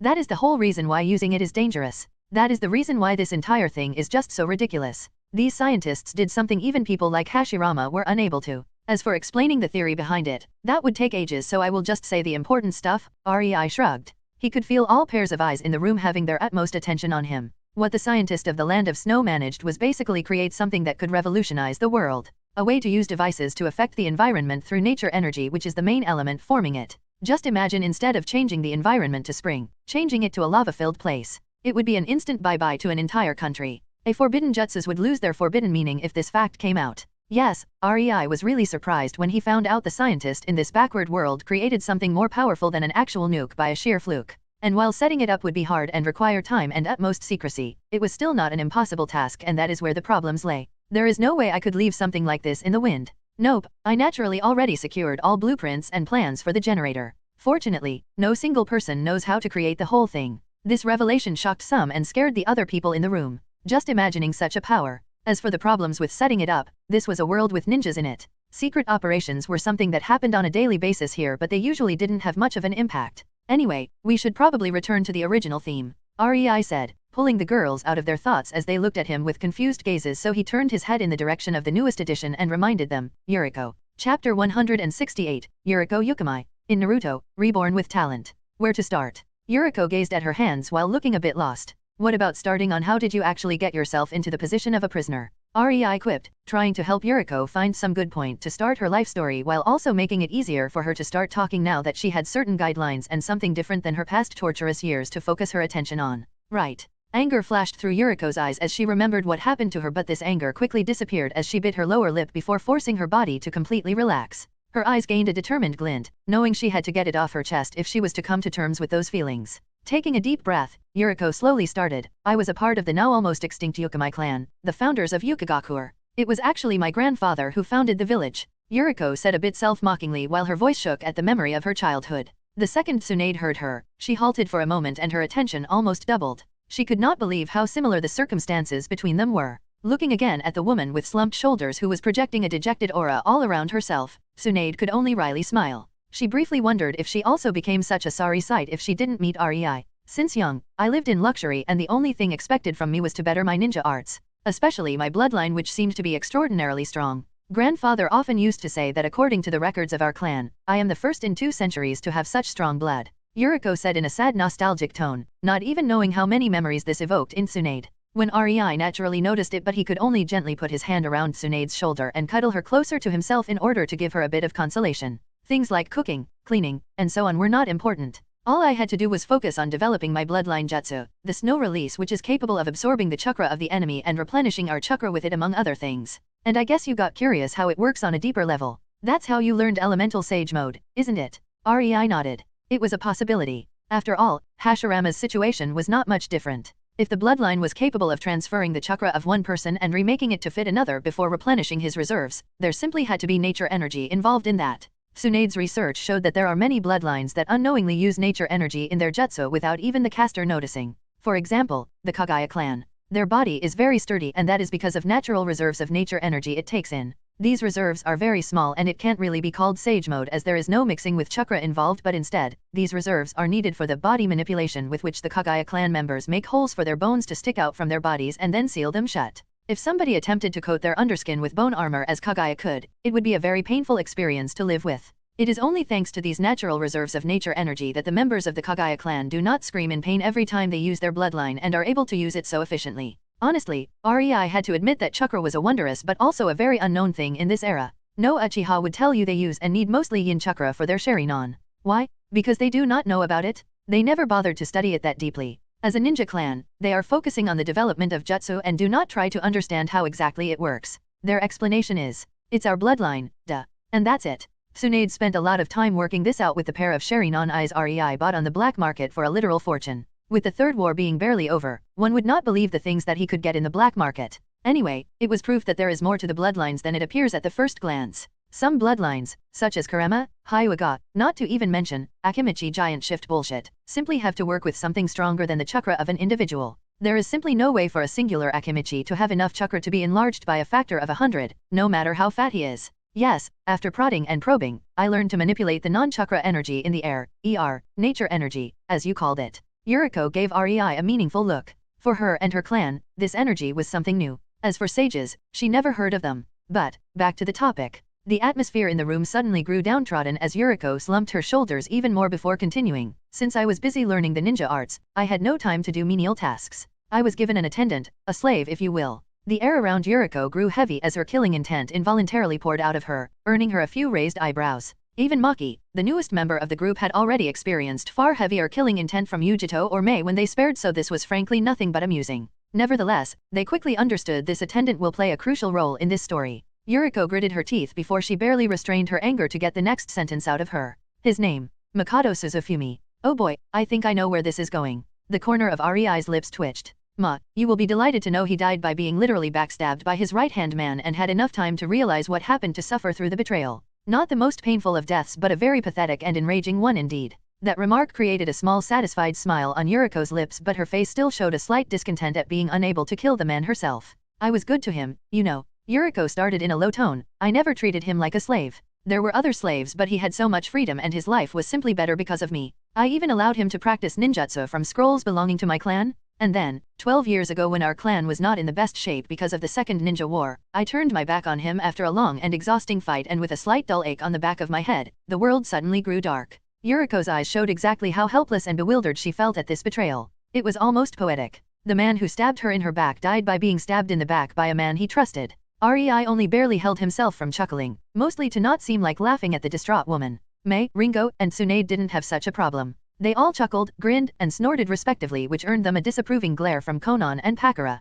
After that, I found myself in the underground cell we used as a prison for important people. Now, I was a prisoner in the village belonging to our clan and I had no idea how or why. Yuriko sighed, but Mikado came a few hours after I woke up to gloat. He actually managed to pull off a revolt. The slaves of our clan apparently didn't like that. In times when people of the land of snow mostly starved and froze to death on a daily basis, they had a safe place, a warm bed, enough food for a minimal amount of work. Our clan, or at least most of it, never mistreated their servants as it was counterproductive, but maybe that was a mistake. Yuriko quietly said, looking conflicted and confused. It was obvious she had no idea why exactly did their servants betray them. Mikado said the reason why many of the Yukamai clan died during the Second War was the drugs our servants were putting into our food. Yuriko lowered her head to hide the tears that started streaming down her cheeks with her hair before she wiped them away. Most of my family died in the war. The clan was so weakened that Mikado, who was one of the most skilled people in the ninjutsu in the village after the heavy losses the Yukamai clan incurred, was capable of killing almost everyone who could give him at least a bit of resistance. He killed them in their sleep. I should not have let him get stronger. Yuriko lamented, growing silent for a moment as her gaze grew distant. See, that's why you have to use seals to put safeguards on people. REI burst out, nodding in agreement to himself, highly satisfied at being proven right. Only after getting a few disapproving looks from his girls did he add in a small voice, I mean, if you want to enslave somebody, you gotta make it foolproof, no? Not that I would ever put such a failsafe on you. Hehe. REI didn't realize his girls silently agreed with him and only glared at him because of how inappropriate that remark was at the moment. Yuriko, whose mood slightly improved watching REI getting glared at for his remark, decided to continue. On one hand, she was on the verge of breaking down, on the other, she knew it was important to not bottle it up. It was hell for any captured member of my clan, especially women and children. Mikado especially liked me watching how he and his subordinates torture my clansmen in various ways while showing me how superior he apparently is to me. Yuriko shuddered, her thighs clamped together and her arms hugged her body as she tried to make herself seem small. The first 5 years, it was pure torture and I was the last of my clan alive, living only to satisfy Mikado's vanity. It was only later he thought about creating chakra armor after a lot of experiments. Yuriko was now openly sobbing in between the words and Tsunade decided to cut this short. She pulled herself away from REI and stood up before walking towards Yuriko and hugged her while whispering, all is fine, you are no longer there, until the woman finally calmed down. Yeah. REI slowly started when he saw Yuriko finally calm enough to listen. I think we can wrap this up. Tsunade, would you mind showing her her room and tucking her into the bed? Before Tsunade could react, Yuriko almost desperately asked, what will happen to me now? She simply had to know what to expect as surviving being a test subject once more. She would rather kill herself. What do you mean? REI snorted in a ridiculing manner. Do you think we will use you to create these cores? Bah, if you can do it with your bloodline, we can definitely learn it with our bloodlines or different methods. Using you is simply inefficient and insufficient. You can simply stay here until you fully recover and teach us how to do that little nifty trick of yours. After that, do whatever you want. You can leave and roam the world or join my new village. It will be up to you. REI nonchalantly shrugged. He had no intention of holding Yuriko against her will after he learned how to create batteries working on nature energy from her. The silence seal was on her the second she stepped through the portal, so REI was not afraid of her talking about Uzushio or his group. After all, as Yuriko's life story proved right, safety measures were extremely important. Chapter 169, Location of the New Village. In Naruto, Reborn with Talent. Days passed and the whole fiasco with the failed coup, for better or worse, sent waves through the world. The minor ninja villages started, or at least tried, to be extremely friendly with their daimyo, while the said daimyo decided to be a bit more cautious of their supposed protectors. Helping a member of the royal clan to become the daimyo was fine. At the end of the day, the title would still belong to someone belonging to the said clan, but this was the first case of the open rebellion of a ninja village where its leader tried to usurp the power for himself. And that subtly shifted the entire political situation between daimyo and ninja villages in the whole world. As for Yukigakure, they were disgruntled. Those who knew about the rebellion were flabbergasted. The strongest ninjas from the villages lost and on top of that, never came back. Those who didn't know about it, those of low rank and strength, were on the contrary bewildered. The village higher UPS tried to do such a thing. But both groups had one thing in common. They both were utterly happy that the daimyo of the Land of Snow was generous enough to not give the order to execute them, or at least, the order to disband the village. Just like that, Yukigakure, while weakened beyond belief, continued to exist. In the days after the rebellion, while the ninjas of Yukigakure were too afraid to leave their village, REI finally found a good spot to set up his village. While Yukigakure was situated in the northern part of the country with its back tightly protected by an impassable and dangerous mountain range, REI decided to establish his village on the other side of these mountains. The reasons for this were simple. The mountain range was the literal edge of the world. Well, not really, since REI knew the world was not flat, but as far as the inhabitants of this world were concerned, the mountains were the end. They were so far north, nobody ever found a good reason to try and cross them. After all, the Land of Snow was the northernmost island of the elemental nations, and beyond that, nobody has a clue what is there. The mountains were also incredibly dangerous. While the Land of Snow, or as it was nowadays being renamed after Sosetsu, used the generator, the Land of Spring, changed its climate, the mountains were not included. In front of Yukigakure, the plains that were previously covered in a monumental amount of snow were now covered in colorful flowers and fresh grass, but the mountains behind the village are still covered in snow. The reason for this, the scientists simply refused to step into these mountains to set up the device needed for the generator's influence to reach there. And this worked just fine for REI. The mountain range was very treacherous. Massive avalanches, sharp and steep cliffs with a deceptive blanket of snow on them, and their sides frozen enough for sticking exercise to not work, and if that was not enough, because of the harsh environment, the animals inhabiting the place were also a lot stronger than usual. Chakra made sure of that. While it was just a passive strengthening and the size of the animals was only slightly bigger than normal, facing a pack of snow dire wolves enhanced by chakra was no joke even for ninjas. These mountains were the best natural shield REI could ever hope for. Nobody would have any valid reasons to even suspect the village is anywhere near them, even if they somehow found out it was located in the Land of Spring. After all, only a total madman would have guts to go into these mountains, much less set up an entire village there. No, that left people with only one way to accidentally reach the village without crossing the mountains. the sea. Frankly, REI was not worried about that. In this world, adventure-seeking explorers were rare. Everybody was too busy trying to survive and get stronger or richer in this war and conflict-infested world. The closest thing to explorer was merchants who sailed on the sea to sell their goods in a different country, and even they would never get off their normal course in fear of sinking in unknown waters. Plus, this place was so far up north that nobody had any valid reason to even go here. On top of that, the land of snow was too big for merchants to take detours around it. The climate was freezing, the winds were slow, it would take at least half-year to sail around the island. It was simply not worth the time. And that was without taking into account the various dangerous creatures living in these waters. Yeah, REI was fairly positive the village's location would stay hidden unless he outright said where it was. No accidental stumbling upon it was happening anytime soon. It's beautiful, don't you think? REI's shoulders suddenly felt added weight as Konan embraced him from behind, pressing herself to his back and leaning her chin on his right shoulder while her arms took a tight but loving hold of his chest. REI involuntarily smiled, enjoying the sudden warmth of his lover as he took yet another look at the surroundings around the hill he was standing on. High snowy mountains, blue glittering sea, whitish forests. Yeah, the surrounding land was indeed a sight to behold. Yes, but the weather leaves a lot to be desired. REI let his body shudder a bit. She distractedly hummed as she started to rub her hands on REI's chest in an attempt to make him warmer. It will take a lot of work to make this place habitable. The corner of Konan's lips twitched upwards. Tough. REI could only helplessly groan. In a way, he brought it upon himself. The second his girls saw the climate and felt the cold, they promptly turned around while shivering and left through the portal, back into the warmth and coziness of their mansion in Uzashio, where they stayed for the next week under warm blankets before the shiver went away. Only Konan and Tsunade stayed, and even that was to give REI a smug yet encouraging smile that obviously meant, "I told you so." Even with the current amount of clones, it will take at least a year to cover the entire place with a huge ceiling matrix that would make the place pleasant and warm without affecting the surrounding lands. REI half grumbled. He could not afford to spend more clones on this. His clones were already spread thin with researching new seals, building the new village up, taking care of Uzashio development, setting up the Uzashio trading company, and much more. Saving Pakura was one of the best things I could ever do. Without her, I would have to take care of my current shinobi forces. Thankfully, she is competent enough to basically act as the cage in my absence.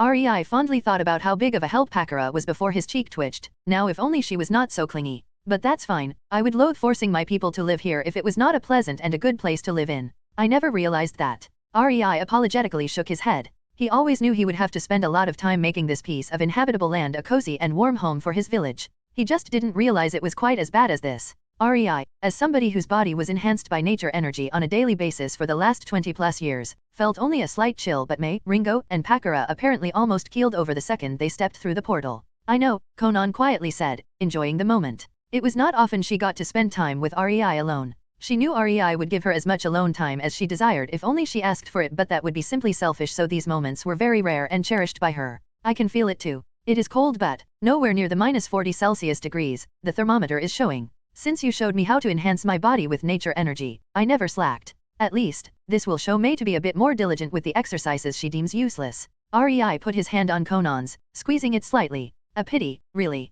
If she did practice the exercise diligently every day, I could use her to help me out with the village," he said in a very regretful tone, causing Konan to chuckle. "Yay, a pity Tsunade has a company to direct. Otherwise, you could make cheap labor out of her too," Konan quipped. Tsunade was a senju and sage. She was somewhat resistant to cold thanks to her senju physique that started adapting to the environment straight away, but the second she activated sage mode, she felt no discomfort due to the cold whatsoever. Standing in Konoha forests and standing in this freezing land was no different for her. "Speaking of which, REI teasingly started, but Konan quickly cut him short. Tuesday. She playfully poked his cheek with her pointing finger. "I am far too busy with setting up the roots for the Uzashio trading company to play builder with you," she said in a sincere tone, but her eyes gleamed with unveiled amusement at the situation. REI could only sniff in distaste. In the end, I was abandoned. A peaceful silence spread between the two as they watched the hive of clones tirelessly work. It was only 10 minutes later, REI decided to break the silence as he remembered. "Speaking about Tsunade and Mei, how is that plan going along?"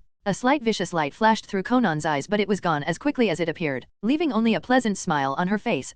Tsunade is really invested in that. Unfortunately for her, as much as she would want it, she can't go and do the talks with Hokage. If not her appearance, manner of speech, voice, habits, her gestures could reveal her. Konan let out an annoyed sigh, "So we decided it would be me who will go negotiate with Konoha. It shouldn't be hard, the air in there is currently quite explosive." Ouch. REI chuckled, now knowing the poor saps fell for their plan. In the end, the trust between them was only so much. He shrugged and without a warning, spun on his heel while lifting the body of Konan, who yelped from surprise, and putting her on his shoulder before creating a portal to his room in his dimension. Since you will be away in Konoha for a bit, I think a few days spent together are in order. Nobody saw Rei nor Konan for the following week. Chapter 170, Trouble Brewing. In Naruto, Reborn with Talent. What did you do? Hiruzen asked, puffing on his pipe while half glaring at Danzo who stoically stood in front of his desk. I have no idea what you are talking about, Hiruzen. Danzo answered, his eyes showing confusion while his expression was as if set in stone. Partially, he was telling the truth. Danzo simply did so many things that he really had no idea what exactly Hiruzen meant. How the heck did he even discover anything suspicious? Danzo thought while internally frowning. He spent the majority of his time covering the tracks, so this entire meeting was highly unusual and a very surprising thing to happen. What am I talking about? Hiruzen almost quietly asked, his rage flashing through his eyes. This was something Danzo got to see only very rarely. The expression full of anger filled with the promise of pain. Oh. He thought warily, but he really had no idea what Hiruzen meant. Yes. Tell me, please. He added to show some measure of respect. An enraged monkey was very hard to deal with, after all. Hiruzen's expression twisted, but he barely kept calm, just throwing a letter at Danzo who caught it with almost practiced ease. Read. Danzo furrowed his brows at the pissed tone of his longtime friend and started reading the letter. The more he read, the more his always expressionless poker face came closer to breaking from the sheer shock he was feeling. But before Danzo could voice out any of his doubts, Hiruzen started speaking. How about explaining why Root is still in function? I remember very well that years ago I gave the order to disband it, Danzo. Silence descended on the office as the air between Danzo and Hiruzen turned chilly, both staring at the other with unflinching determination in a powerful show of wills. What was really surprising, though, was the result. Hiruzen slightly lowered his head, not enough for it to be taken as defeat or, sage forbids, submission, only enough to show how tired he was at having to wipe Danzo's ass. I am not angry because Root is still operating. Hiruzen wearily sighed as he started talking in an old and tired tone. That was given the second you tried to assassinate me after the death of 4th Hokage on my way to the Fire Daimyo to reintroduce myself as the new temporary Hokage. I never did that. You must be Mr. Danzo started, but Hiruzen just dismissively waved him off with his free hand, not even bothering to acknowledge the excuse. No, Danzo. What I am really angry at you for is the blatant stupidity showcased here. Hiruzen's voice started to slowly but surely get stronger. If you want to lead a freaking secret organization with no ties to Konoha, do not teach your emotionless drones to introduce themselves as roots of Konoha during their supposedly secret missions, for fuck's sake. By the end, Hiruzen was standing on his feet, clasping on his chest while breathing hard from yelling at Danzo. Danzo, however, just simply grimaced, knowing the cat was out of the bag. Not because of the letter, not because the Hokage knew, but because this situation did not give any sense whatsoever for Danzo, and the old monkey was his best bet to make at least some sense out of it. Oh, he didn't want to. How he didn't want to speak with Hiruzen openly about Root. Danzo was not an idiot and knew this probably would be used by Hiruzen later down the line to majestically screw him over, but Konoha now faced a serious threat, so the cards had to be put on the table. Root didn't do it, Danzo said impassively, letting his face relax into a wide scowl. It was an open secret among the members of Hiruzen's genin team that while Danzo had an impressive poker face that simply could not be seen through, the second the man relaxed his facial muscles, his act was utterly incapable of masking what he really thought. This was a big part of the reason why Danzo always wore his grim look, which was why Hiruzen believed every word coming out of Danzo's mouth the second he saw his confused and enraged scowl. I have no memory of allowing such a mission. Danzo was the head of Root. That simply meant he was the one who handed out missions to his ninjas, and he knew one thing for sure. He did not send even one of his ninjas to the land of snow in decades. Hence, the report is bullshit, you want to say? Hiruzen flopped back down into his chair, not knowing what to think anymore. First, a few days ago he received a report that there was an attempt at revolt in the land of snow. This didn't mean much at the first glance, but since then, he always had some pretentious noble from the capital visiting Konoha in the guise of the treaties between the village and the daimyo slightly changing in the favor of the daimyo. Honestly, Hiruzen was too old and tired to care about these small things. Who cared if ninjas were not allowed to step into the daimyo palace without an escort from the daimyo's ninja guards? Who cared if they had to report their presence in the capital to a special secret samurai guardsman?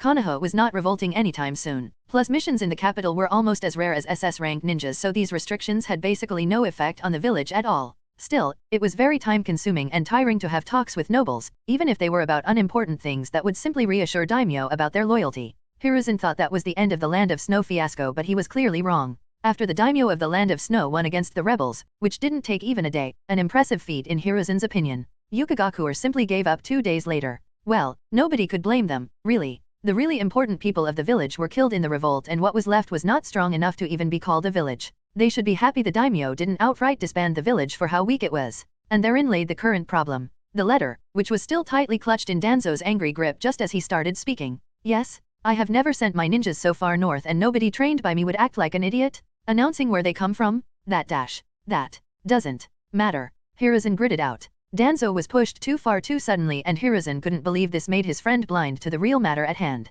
The most important thing is that Root's existence was revealed. This is an official complaint letter from the daimyo of the Land of Snow on behalf of Yukigakure for the actions of Konoha's secret Root division. Danzo suddenly grew pale, meaning the dignitaries of other countries will have free access to it. He muttered almost wordlessly, causing Hiruzen to stiffly nod. Root was an incredible concept but it only worked if they were totally secret even from the higher UPS of Konoha. Over the years, the organization did various things and caused mayhem in too many places. The only saving grace was nobody knew they belonged to Konoha. Oh, people suspected but that was it. Suspicion was at the end of the day just suspicion. The second evidence starts coming about Root being Konoha's division though, all the families of the victims of assassinations. Danzo could almost see the map of the elemental nations getting painted in the colors of Konoha enemies. After all, every eyewitness that caught even a glance of the blank white mask with the words Root on it, now knew to blame Konoha for it. Kidnapping a member of the Yukimai clan from the village and having over 100 eyewitnesses to the said red-haired female agent's introduction as somebody belonging to Root.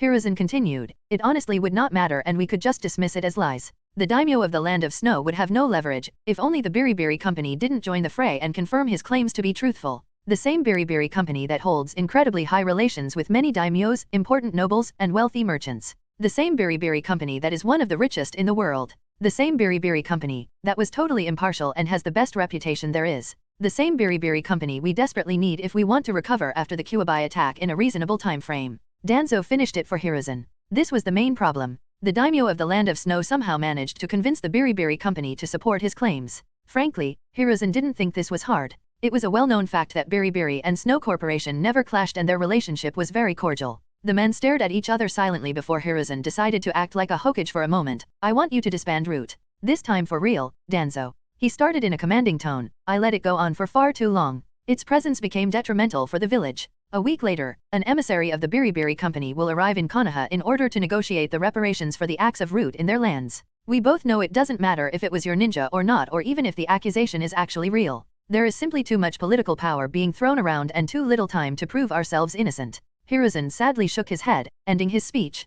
Konoha needed the goods of the Biribiri company, and the Fire Daimyo was far too friendly to their representative in the capital of the Land of Fire to ignore the company. The best Hiruzen could do was to go headfirst into this already lost negotiation with their emissary and try to reduce any sort of payment they would ask for while keeping their relationship on a good basis. Hearing Hiruzen's order, Danzo just turned on his heel and silently left the office, silently swearing to find out who played him for a fool. Without the support of so many daimyo, Konoha could just throw around its weight and past achievement but now, damn it all to hell. So many years of my effort wasted in a blink of an eye. The second Danzo closed the door behind himself, a man appeared from the shadow of Hokage's chair. Will he really do it? Disband the Root. Hiruzen could only exasperatedly yet tiredly shake his head. If only, Rado-kun, if only Chapter 171, Visit to Konoha. In Naruto, Reborn with Talent. Welcome in Konoha, Miss Kona. Hiruzen greeted the representative of Biribiri, a pale-skinned woman with shoulder-long blue hair, clad in an azure kimono as her discerning and sharp amber eyes glanced right and left from person to person, measuring them. Hiruzen's stomach sank at the sight. He never expected the negotiator would be the previous president of the Biribiri company. Konan, or as she was known by her alias, Na Kona, came to Konoha to negotiate the reimbursement Yukigakure would receive for the attempt to kidnap a member of the Yukimai clan, the founding clan of Yukigakure, and a blatant attack on the village, which was actually a breach of the peace treaty signed after the Third Ninja War between all the ninja villages. Most villages in one form or another broke the treaty but the important thing was to keep it all hush-hush. If it came to the light and was important enough, a situation like this could easily happen. Konan couldn't help but grit her teeth hard in order to prevent herself from mockingly grinning like a loon and she was still unable to wipe the smile from her face completely. The most she managed was to keep her lips set in a small gentle smile. Normally, an accusation such as this would mean shit and would be completely ignored. Normally, Konan would be laughed off with some crap-like excuse from the Hokage and that would be it but REI really had a good idea with making Biribiri the picture of neutrality and making connections with every important daimyo family there is. One word from us and suddenly, this became the talk of the year. Better yet, nobody can accuse us of siding with Yukigakure, much less being the one who orchestrated all of this. I mean, what could possibly be our reason to do so, right? Konan mirthfully thought while exchanging pleasantries with Hokage and his council. The Biribiri company was simply too important to ignore and so this entire thing was blown out of proportion so fast, Konoha had no time to counterattack. A mere dispute between Konoha and Yukigakure became something every country closely watched. This was the closest the countries got to the start of the Fourth Ninja War since the Third ended. Konoha was weakened beyond belief after the Kyuubi attack and only the peace treaty and Hiruzen's swift orders to strengthen the borders prevented the war from breaking out again right after that incident. God knows Kumo certainly wanted to jump at Konoha at the earliest opportunity. And now, who would have thought Konoha would have the guts to blatantly break the peace treaty when that piece of paper was half the reason why Kumo and Iwa sat tight in their villages instead of marching to Konoha and razing it to the ground out of sheer spite. The reason why Konan found this situation so hilarious was that she knew Konoha was completely innocent in the matter. After all, it was her who took Yuriko away from Yukigakure, and Yuriko was in no way a happy citizen as it was portrayed in the complaint. The supposed root ninja was just Mei in disguise, and yet Konoha was unable to say anything in their defense because of the division in the village. Heck, most Jonin doesn't even know that root existed. Danzo can say his root didn't do it all he wanted, but Hiruzen has no idea what root actually does. He knows nothing about their missions, and Danzo's assurances were, quite literally, worthless in this situation. Even if Danzo let the Umbu search through root headquarters and gave all documentation to Hokage, which he would never do, it would not help because a simple "you must be hiding the documents or you already destroyed them" would suffice to completely shut him up. There was simply no proof Root didn't do it, and at this point, it didn't even matter if Root actually was responsible. Konoha had to grit their teeth and pay up to prevent a war they were in no shape to fight. I must say, I am very grateful to the Biribiri Company for stepping in and preventing a war from breaking out because of this incident, Miss Kona, Hiruzen amiably said, gesturing at a pre-prepared chair for Konan. Kana chuckled, unable to keep it in. The man was actually thanking her. No, war would simply postpone too many of our projects, so we decided to step in and use our influence to resolve this dispute between Konoha and Yukigakure. Konan answered while shaking her head as she sat down on the luxurious chair. Any Konoha ninja would know Konan was somebody important the second he got to know she received a chair in front of the council. In order to show their importance, anyone answering to the council was left standing in front of them. Well, then, gentlemen. Konan took the lead in the discussion. She crossed her legs and put her hands on her knees while leaning her body slightly forward as her amber eyes gleamed in excitement. Shall we begin the negotiation? Konan naturally didn't come to Konoha alone. She was supposed to be an important person, and that meant a bunch of bodyguards and attendants. These people were currently housed at the best hotel in the village, finally resting after a long trip. It was already evening when they arrived in Konoha, and they knew they would probably stay a few days in the village until the negotiations were over. Moreover, tomorrow, Konan will most likely assign them some kind of work, so they wanted to enjoy their free time to the fullest while they could. Only one of Konan's tag-alongs did not share this mindset. Ringo sneaked out of her room, clad in black clothes, heading to fulfill her own mission, while Konan provided a distraction by requesting the council to gather despite it being practically already a night. Hey, everybody is so focused on these negotiations, even the patrols are lighter than what they normally should be, Ringo thought as she slipped past two Chinins hidden on a rooftop, watching the still busy street. She basically stood only a few meters away from them, but Ringo was not one of the best Kiri assassins for nothing. The Chinins had no idea she was ever there.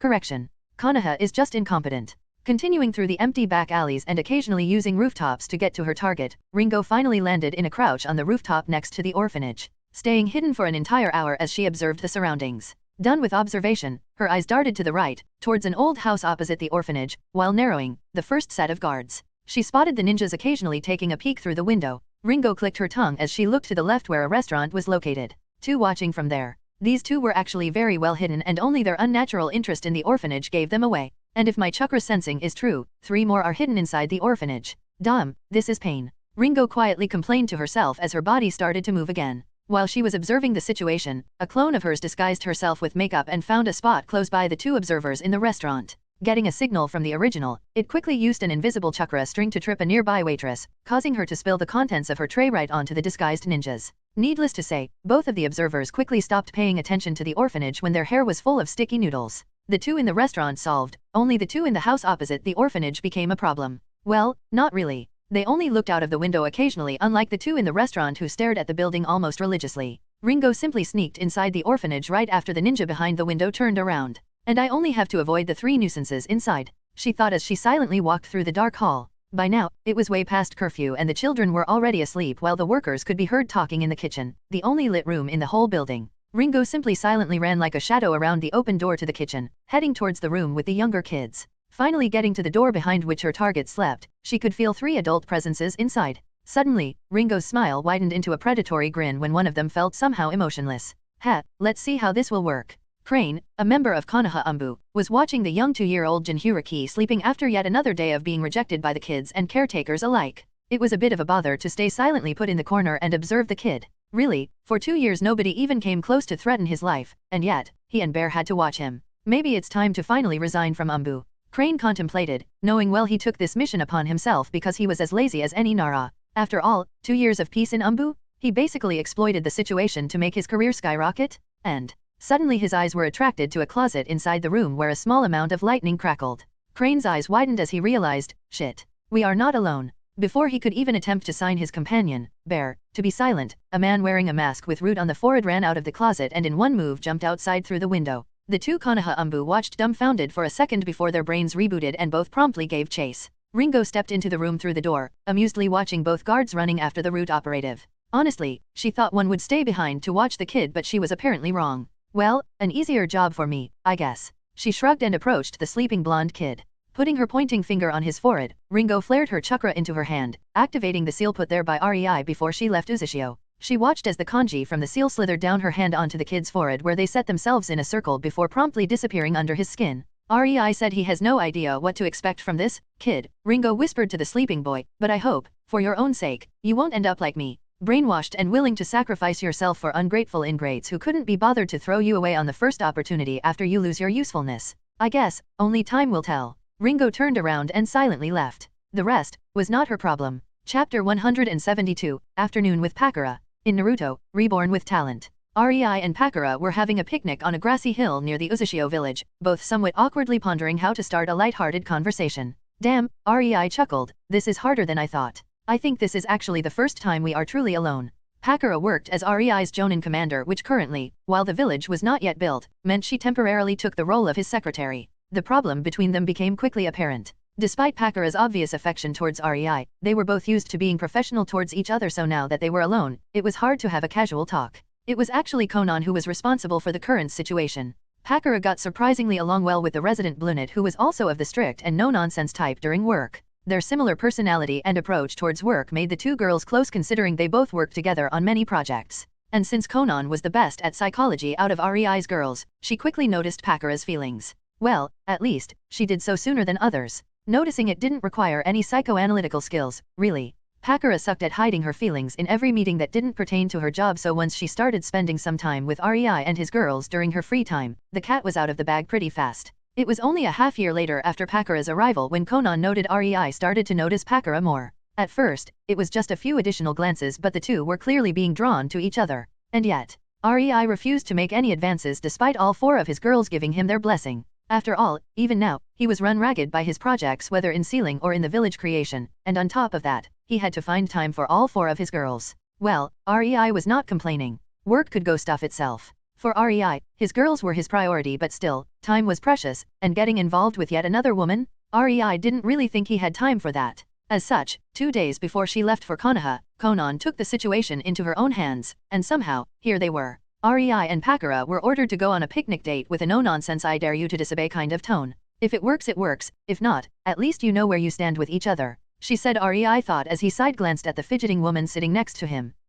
Whatever. How is training Maki going? Rei started. He really had no idea what else than their work to talk about with Pakura. With his girls, it was just so easy as they always had a common topic, but now, Pakura furrowed her brows, not expecting such a question, and her mind slightly panicked as she hurried to create a coherent answer. It is fine, she said unsurely, making Rei chuckle, which only made Pakura fidget nervously even more. Seeing her state, Rei decided to help her out a bit. He knew Pakura had no time to spend on interaction with males and he had more experience from dates with his girls, so Rei put his hand on hers, squeezing it slightly in the reassuring manner, and when Pakura's face snapped in his direction adorning a stunned expression, Rei just gently smiled at her. It was not an easy feat since he was quite nervous, but he was a ninja and acting was a fundamental skill of his profession. Thankfully, Pakura considerably relaxed after seeing Rei's calm smile and shuffled a bit closer to Rei. The duo started to snack on the sandwiches while looking at the sunset painting the Uzushio orange in pleasant silence, their hands still connecting. So, this time it was Pakura who started speaking.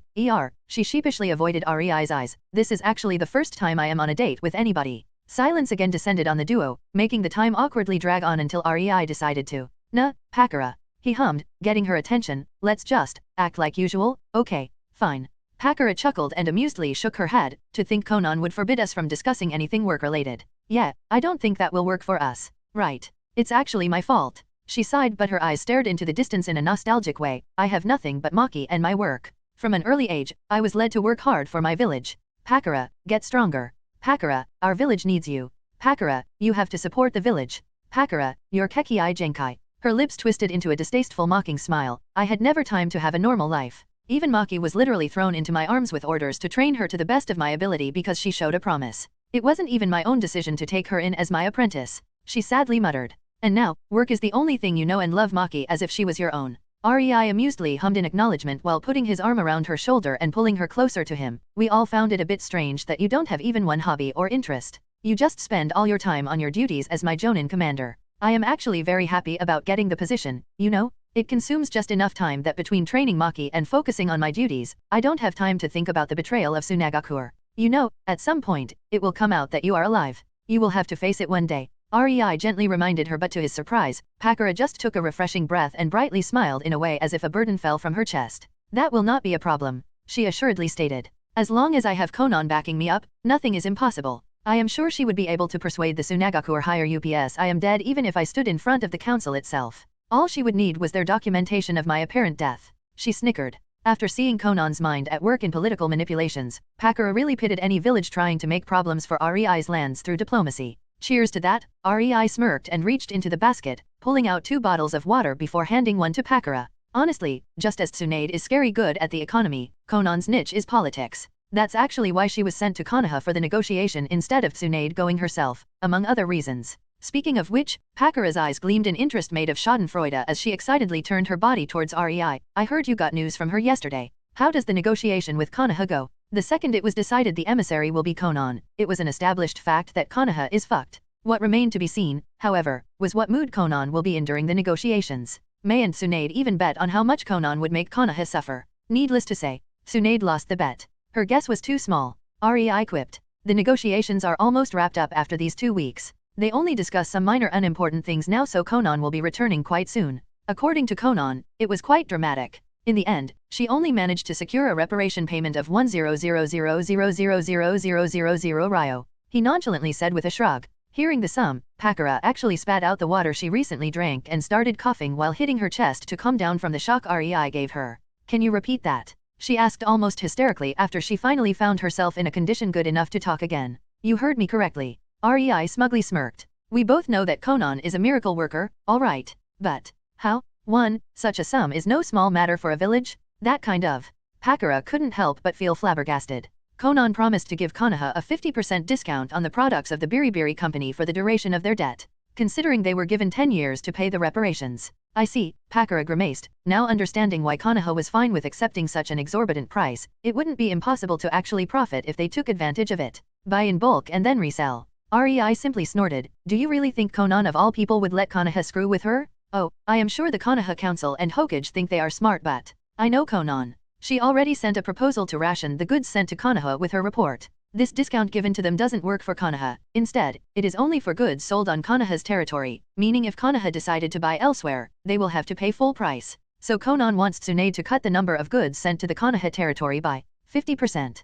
Pakura inquired. It seemed logical to her. This way, there won't be any loss, only an abundant profit, but Rei quickly put that notion to a sudden stop when he amusedly shook his head. She will cut the supply by 3/4. Rei gleefully stated, and Pakura shuddered when she realized the implications. Oh, Konoha is so fucked. They will actually have to buy from elsewhere for full price at this rate. They sure are. They thought they would be able to waive the contract in front of our company and demand goods at a dirt cheap price, and Konan is using exactly that arrogance. Sure, the contract does state we will have to sell our goods at half the price on Konoha's territory, but there is nowhere written we are obliged to deliver as many goods as Konoha desires. And without being able to resell our goods, Konoha won't be able to make the money to pay for the reparations, hence they will have to use what they have safely deposited in their coffers. That is actually a very insidious scheme. Damn, Konan is ruthless. Using only a single hole in the contract to make Konoha pay almost 2 times their annual income. Pakura leaned closer to Rei, her eyes sparkling in glee. Rei blinked and his eyes slightly widened. It was only now he realized they somehow got too close during their heated talk about the negotiations. Pakura's face was basically just a few inches away from his and her body was pressing itself into his side. Rei, seeing their position, made his mind. Here we go. Let's make it count. Leaning forward, he kissed the startled girl. Needless to say, the remainder of their date was spent in silence as the two enjoyed each other's lips, their conversation about work long forgotten. Chapter 173, Consequences of the Negotiation. In Naruto, Reborn with Talent. Days slowly passed and Konan returned, almost glowing with happiness. The monetary payment was but one single thing among many she managed to negotiate, and honestly, Konan thought this was the performance of her career. To name a few results. Konoha's ninjas were forbidden to enter the land of snow. If even one ninja belonging to Konoha was found within the territory of the Land of Snow, it would instantly become a matter between daimyos of Snow and Fire, and the Biribiri Company would take the side of the daimyo of Snow, and with it, the other countries. The Hokage would disband the Root organization for good. Well, REI didn't put much faith in Hiruzen of all people, as he was almost sure Danzo would just screw with him anyway and keep Root active out of the sight, but officially Root was supposed to not exist anymore. The best part, however, was that all villages and countries now knew Root is disbanded, which basically meant that if even a single Root agent was caught and confirmed to belong to that organization from hence on, Konoha would be shit out of luck with their own daimyo due to the diplomatic shitstorm it would cause. Sometimes, diplomatic pressure can be much more devastating than brute force. At least, Danzo would have to be more discreet and careful in his operations from now on, and as such, nothing would go as smoothly or quickly for him as it was up till now. And since the massively overpriced payment was mainly compensation to the Land of Snow and the Yukamai clan, Konoha naturally had to compensate Yukigakure too, since they were the main victim whose founding clan was kidnapped. Konan complained for days about how much nitpicking went into it. She knew exactly which techniques she had to ask for, and by the end of the negotiation, copies of at least 100 D and C ranked techniques were handed out into her hands to be given to Yukigakure. Within those, there were even some high-ranking ones such as shadow clones. Sure, Tsunade brought the technique with her when she moved the Senjo library into the mansion in REI's dimension, but now that Konoha handed it over to Yukigakure, REI can simply buy the technique from Yukigakure and nobody can say he stole it from Konoha when the ninjas of his future village use it.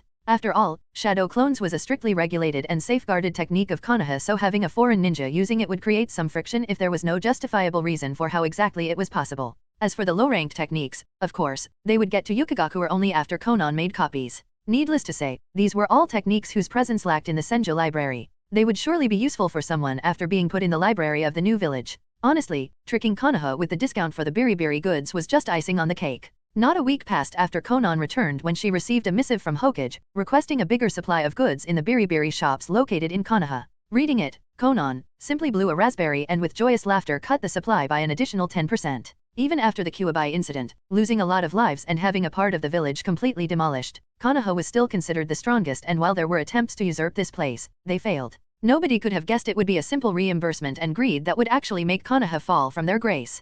Paying double their annual income in 10 years' time frame, the budget for Konoha grew even tighter than it was before, and many of the rebuilding projects slowed to crawl. The richest village was officially having financial problems, and for the first time since its creation, the Fire Daimyo had to send monetary support to Konoha apart from the standard funding. The higher UPS of Konoha became the laughingstock of the decade, while the name of Na Kona became the equivalent of a devil who dethroned Konoha from its position of strongest via giving them a discount. Konan's alias sent shudders through the leaders of various countries and hidden villages even more than Madara's name. After all, no matter how scary the legend Madara left behind was, Konan could make their life very unpleasant for a very long time very fast with a bright innocent smile. After Konan's return, she was especially glad that Pakura and REI became a lot closer, even though it made her disgruntled that the thing that bonded them was their work in the village. Here she put so much effort into making them not talk or even think about work, and they dared to completely ignore her. The worst part, she could not even call REI a workaholic because he just made sure to spend most of his time with her or her sisters despite his heavy workload. It was as infuriating as it was flattering, really. Tsunade, on the other hand, complained about Konan's negotiation in Konoha because the Fire Daimyo was writing one complaint after another. At first, the guy was full of giddiness when he heard about the discount Konoha would be receiving. After all, the Biribiri didn't just deal with seals for ninjas. They had various luxury goods, electrical appliances, gadgets that made life easier. Nobles and daimyos simply loved having them, and the Fire Daimyo most likely already saw himself with his new and cheaply acquired goods. But then, the supply to Konoha was cut, and one very happy daimyo became a very angry and unhappy camper. He literally camped his own desk in his office and spent his time writing letters to Tsunade, who was the current head of the Biribiri company under her alias. Needless to say, Tsunade was flabbergasted and exasperated, not knowing what to do. The Senju clan always had good relations with the royal family of the Land of Fire. There was a lot going on behind the scenes between the two, and it had a lot of importance, but on the other hand, the Fire Daimyo had no idea that the head of the Biribiri was a Senju.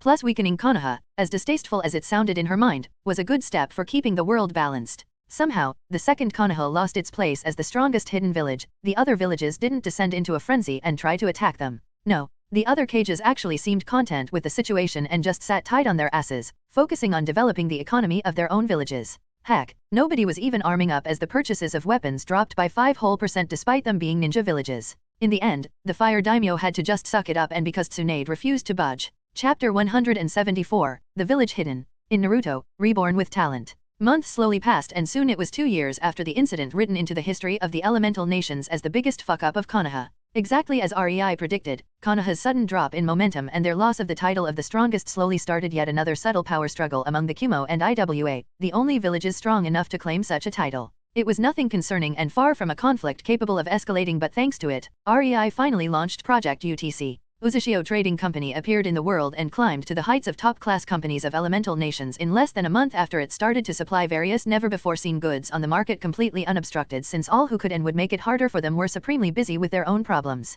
The two most likely countries to block them, Earth and Lightning, were locked in a silent childish flexing contest. Konoha and the Land of Fire had a lot of problems with hashing out their economical situation to meddle and could only silently gape like fish when they heard about the re-emergence of their long-thought-to-be-extinct ally. Kaze Cage was currently too busy with a ridiculous glaring match with the Daimyo of Wind and was quite spectacularly losing. The Land of Water was quiet. Too quiet, and REI knew what that meant. In the past year, things started to look quite bad for the Bloodline users. It was still in the state of quiet before the storm, but from the current tension, REI was sure the initial massacres will begin soon enough. But that was completely fine now. That was the whole point of pushing his other unimportant projects to the side and finishing the village. Now that the UTC and ever-loyal Uzumaki clan were up and around on their own independent feet and his village was finished, the only thing that remained was to wait for the shitstorm to start and reap the rewards. After all, why bother putting in the effort and years to train ninjas from scratch when the Kirigakuer would so sincerely push their own bloodline clans away? The only way the situation could be better would be if they actually really gift-wrapped them, but other than that, it was damn perfect.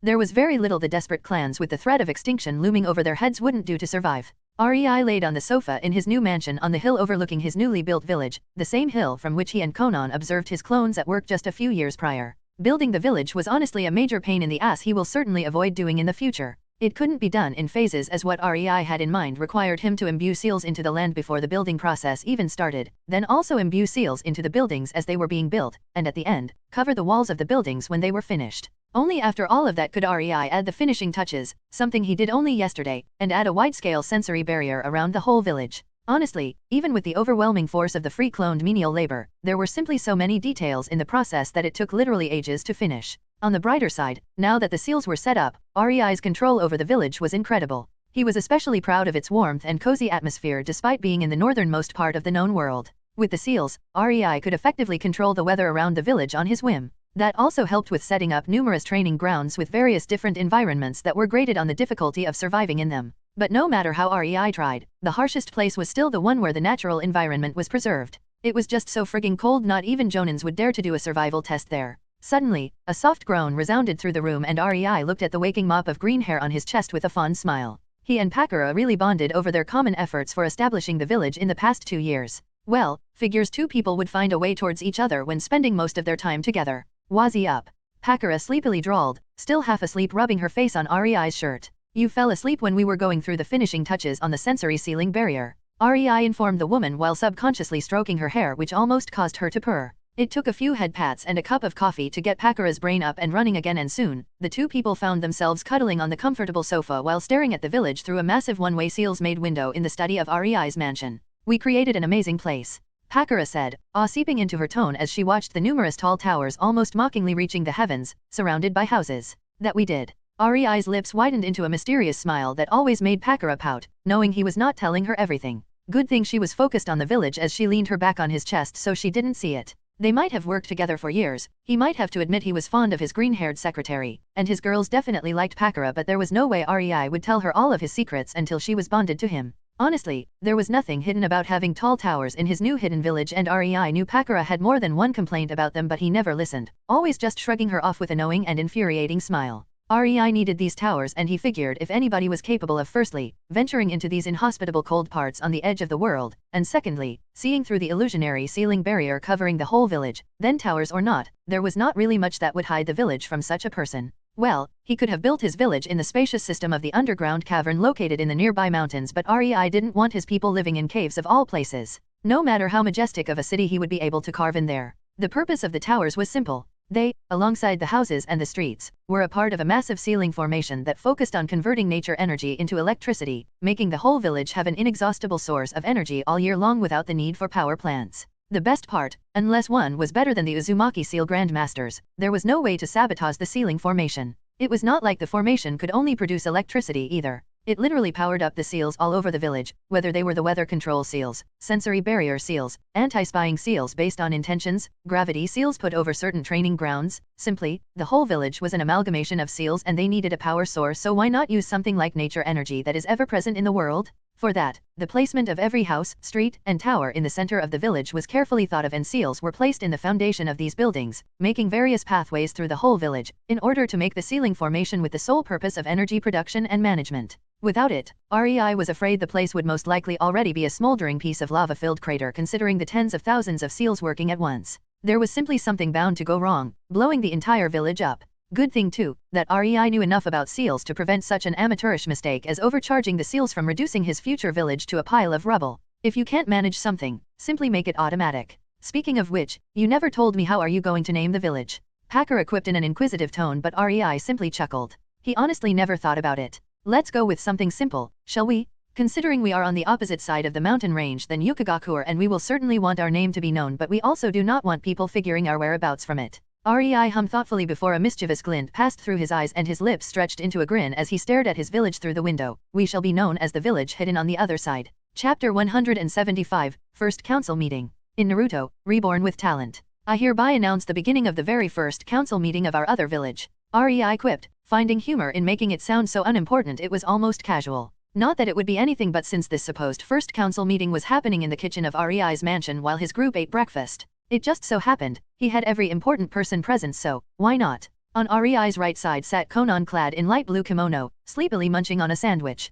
She, during these last 2 years, shed every responsibility of hers to the Beriberi firm and handpicked plus trained people to take care of them. Right now, she was completely free, and so one nice sunny day a few days ago, she kicked Pakura from her post of REI's secretary and delegated herself to the position. There was really nothing anybody could do about it, really. Even REI could only whistle and look away. Konan also acted as the head of the intelligence department with all the spying paper clones she had all over the elemental nations in the offices of important people. When the village became more populated, Konan was expected to pick some apprentices and teach them some of her self-made jutsu good for spycraft. On REI's left side sat still a bit sullen Pakura, eating her own breakfast. After Konan took over her duties as REI's secretary, it meant Pakura didn't spend that much time with REI because of her work. That was a very enlightening experience for Pakura as she found herself searching for various reasons to spend time with REI. It was then Pakura really understood she loved REI, since any excuse of the type "we work together, it's only natural we have a good relationship" became a moot point. Since then, Pakura decided to move into REI's mansion. Yet another thing REI had no say in. Not that he didn't welcome Pakura with open arms though. Pakura was the Jonin commander of the village, and now that she lost her duties as REI's secretary and held only this position, she found herself with quite a lot of free time, and as such, she decided to spend it with REI. Just like that, because Pakura had no idea how to spend time with somebody other than work and training, Pakura's training to become stronger began. Next to Konan was Keiya Uzumaki, who with droopy eyes supported her cheek with her hand, trying to fully wake up. Keiya was the head of the Uzumaki clan and the Sealing Corps. It was meant to be a temporary thing until they found an Uzumaki with royal blood, but REI knew better. It was not like anybody protested her being the clan head either. Since REI delegated her to the position, the members of the Uzumaki clan respected the decision of the man who saved them. Alas, in the past years, Keiya showed her competence and ability to lead the clan, becoming very popular among her clansmen. The second it became apparent Keiya's daughter Karen held one of the Uzumaki bloodline jutsus, the deal was sealed and Keiya suddenly found herself stuck in the position even if she didn't really want it that much. Yesterday, she came to talk with REI about sales of a new seal, and it was very late when they finished, so she spent the night in the mansion. REI could only sigh in exasperation and hope she would get married soon. After all, Keiya's home might be countries away, but for them, it was only a single portal away, so he clearly understood the meaning of her stay, not that he would take her up on her quiet invitation. He had enough problems with 4 horny girls who demanded his attention, and Pakura, who was slowly also starting to become one of them thanks to Konan's oh-so-helpful guidance. On Pakura's other side, sat Chizuru Kagaya, the head of the Kagaya clan and also the commander of the stealth forces, which was basically the umbu of the village. What was she doing in REI's mansion though? Well, REI would also like to know. The Kagaya clan had an entire compound in the village, after all. Unlike what REI imagined, Chizuru became Tsunade's training partner, and they liked to think of uses for Shikatsu Mayako, which more often than not made them forget the time, so Chizuru was prone to spend the night in one of the guest rooms. Next to Keiya was Mei, slowly munching on cereals, completely disinterested with whatever was going to be discussed. Fortunately for her, she was just an odd wheel in this meeting since she refused any position. Not like REI would give the brat one unless she persuaded him she could be responsible. Honestly, he really had no idea how her canon counterpart could be the Mizukage. She was just so childish at times. Next to Chizuru, Tsunade was reading reports from the Beriberi company. She was the head of the company as well as the head of the medic corps of the village. Next to Mei was Ringo, who refused any position despite being the first pick for the head of the stealth corps. She instead focused on her forging, and REI had to admit, his village would be so overgeared it was funny. Every village had some kind of special weapons, but the supply was really low. That meant only up to 10 ninjas could be geared with those at any given time. But thanks to Ringo's new hobby, REI could already see that his new village would have no such problem. Ringo was creating one amazing weapon after another, weaving seals into them with the help of the sealing core. So far, the weapons she made that were only slightly worse than the 7 swords of Kirigaku are already numbered in hundreds. REI had no desire to force a position on her when she was basically making his new village overpowered just by focusing on her hobby. He only made it clear he expected her to train a few apprentices in her tracking and assassination techniques. After all, she still was the best tracker possibly in the whole world. On the other side of the table, Yujito and Maki were giggling while gossiping together, not paying any attention to the old folks. Usually, Mei was with them, but the girls already knew to leave Mei alone when she is upset. Yesterday, Mei planned to sneak into REI's room, but the talks with Keiya took so long she fell asleep, so today she was supremely pissed despite showing neutral expression. No way was Maki nor Yujito going to talk to Mei before she approached them. They didn't want to end as Mei's stress-relieving punching bags in the name of training. No, thank you. Wait. REI discreetly narrowed his eyes. I will have to get some allies of male gender into the leading positions. Being the sole male in council full of women. He shuddered, just realizing it as he gazed at the full gathering of his council members, feeling really outnumbered. Sadly for REI, he already knew that with Konan being his secretary, the leading positions could be given only to people she approved of being worthy of his trust. It was just, I really lack male friends, don't I? Depressing thoughts struck REI. The council meeting continued as everyone tried to wake up as they ate their breakfast. It was nothing grand. At best, they discussed the budget, which was really smooth since nobody had to argue. The village was packed with money due to the Biribiri Company and the Uzushio Trading Company acting as cash cows for it. No way was REI going to be dependent on the daimyo for funds. That was simply a recipe for a disaster later down the line. Another topic was promising kids from both the Uzumaki and Kagaya clan, and Pakura also mentioned that some of the kids of the 100-plus Kiri Jonin, who fought under Ringo on the Nagari Isles, were already old enough to start their ninja training. For now, these matters were in their hands, but REI already told Pakura to make a department under her that would take care of the new blood. No way was REI, as the leader, going to take care of such things as putting together teams. As if he was going to waste the time of his Jonins with teaching brats only to produce their sub-PAR clones skill-wise. No, REI already had a better system in mind, but sadly, it would be feasible only when the number of ninjas in his village increases. The meeting was finally ending a half hour after it started. Frankly, it could be over in 10, but they still ate during it and nobody really hurried. When REI finally announced the council meeting is over, Mei spoke. I have a question. The second REI heard her tone, his lips twitched, realizing her mood and what was most likely the reason for it. This was not the first time she failed to sneak into his room. Normally, she actually manages it but is kicked out by either Irritate Tsunade or Konan, since these two could be damn scary after a stressful day. Unfortunately for Mei, she was one of those who found it embarrassing to ask for a date or spending a night together. She preferred to appear uninvited, and while more often than not that resulted in a threesome when REI already had promised to spend time with another girl, sometimes Mei was simply shit out of luck, and the next day she would have this cold poker face. Go on. REI nodded, wondering what inane thing she came up with this time. Honestly, he really loved her for bringing laughter into his usually busy life. I would like to ask, now that we already have the village going, can't we go deal with the hideout of the Madara guy? Mei dropped the bomb, causing all to stop what they were doing and look at her in bewilderment, neither knowing where that came from. Seeing their expressions, Mei hurriedly continued. I mean, after we got the sample of the Sanbai's chakra, I know that Konan created a clone to follow that Obito guy before we left. I thought it would be stupid to fight a man who was once praised as one of the strongest 2 ninjas of the strongest generation, but now he would most likely already dropped the bucket. No? Konan said he has thousands of these wooden human-like things growing there, so shouldn't we go and take care of that? Nobody makes an army without intention to use it, after all. Aha, here we go. Her usual bullshit. REI brightly smiled. When she mentioned Madara, REI had no idea what she wanted, but the second she spoke of those wooden things, he got it. Considering Mei was pissed and irritated, she probably just wanted to melt something, and thousands of zetsus most likely seemed like an appropriate target. No, it's not like we didn't go and kill Madara because I didn't have enough confidence to do it. He was old and his body was frankly useless at that stage. The only real threat would be his eyes if he had them in his eye sockets. REI rolled his eyes, remembering Madara's eyes were with Nagato. Speaking of which, he should probably account for Nagato in his plan. But Madara's plan is really beneficial for us, so sorry Mei, I can't let you relieve your frustration with his army. After all, we need him to declare war on all villages for my plan to succeed. Chapter 176, Plans Delayed. In Naruto, Reborn with Talent. That's a good reform, just make sure to contain any protests. If you proceed with it exactly how we discussed, it should work spectacularly. Third Mizukage told Yagura Karatachi, the new 4th Mizukage of the village hidden in the mist. Yagura was quite young, but third Mizukage figured there was not much his apprentice could fuck up with him as his supervisor. Mist desperately needed a new leader as he didn't win any favor with the clan heads for ignoring the rumors about how horrible their clans are.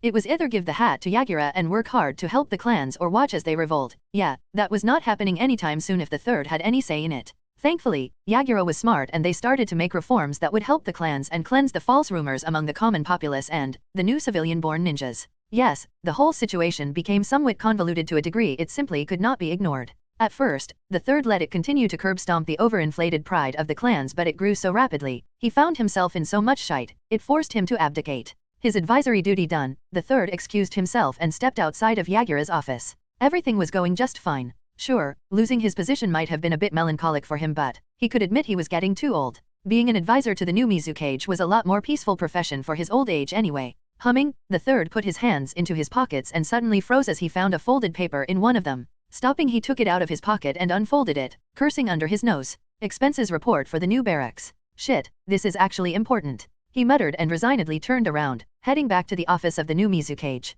Stopping in front of the door to the office, he was about to knock when his hand halted just an inch away from the wood of the door and a frown appeared on his face when he heard an unknown voice coming from inside. The third Mizukage furrowed his brows and decided to listen for a second. More ninjas, reforms can provide, money, follow the plan, fight against. He didn't hear every word since even without silencing seals activated, the door was made of a special wood that dampened the sound so any unwelcome listener would most likely not understand what was discussed even if he was pressing his ear to the door as if his life depended on him. It was only his incredible sense of hearing that allowed the third to hear as much as he did. Sharinon Genjutsu. Oh, shit. All hairs on his body abruptly stood when he realized what was going on inside of the office. Not even thinking, the third Mizukage kicked the thick wooden door, snapping them out of their hinges and sending them flying into the office where they landed with a loud crash that alerted every umbu around the building. The third Mizukage got to see what was inside and indeed, Yagura sat behind the desk with a glossed-over look, and the bodies of his 5 unconscious umbu guards were strewn on the floor. Not even that loud crash woke him up? That must be some mighty strong genjutsu. The third frowned, looking at the assailant and instantly noticing the red eye behind the mask. Uchiha, huh? Wait. He scrunched his face before gaping in astonishment. Yo dash, you, how? In front of the third Mizukage stood the exact copy of the scapegoat Rei described as the attacker of the capital of the land of water. Black coat with red clouds, orange swirly mask with only one opening for an eye behind which was a Sharinon, short black hair. How is this possible? The description is spot on? But, this man was supposed to be fictional. Thoughts flashed through the head of the third Mizukage. He knew it was Rei who was responsible for the incident in the capital city. The man in front of him was no imitator of the description either. He left out a lot of features described by Rei such as the Sharinon eye, but the ninja in front of him was an exact replica of what Rei described. A realization suddenly dawned on him. Rei, that shit had actually described a real person. The third quickly snapped out of his bewilderment and Obito was forced to duck lest his upper body got riddled by a multitude of lethally poisoned senbons. He was still somewhat surprised that somebody actually walked in on him casting genjutsu at the new Mizukage. Because his Mangekyo was not a genjutsu enhancing type, he had to reform and strengthen it periodically, otherwise Yagura would break free from it.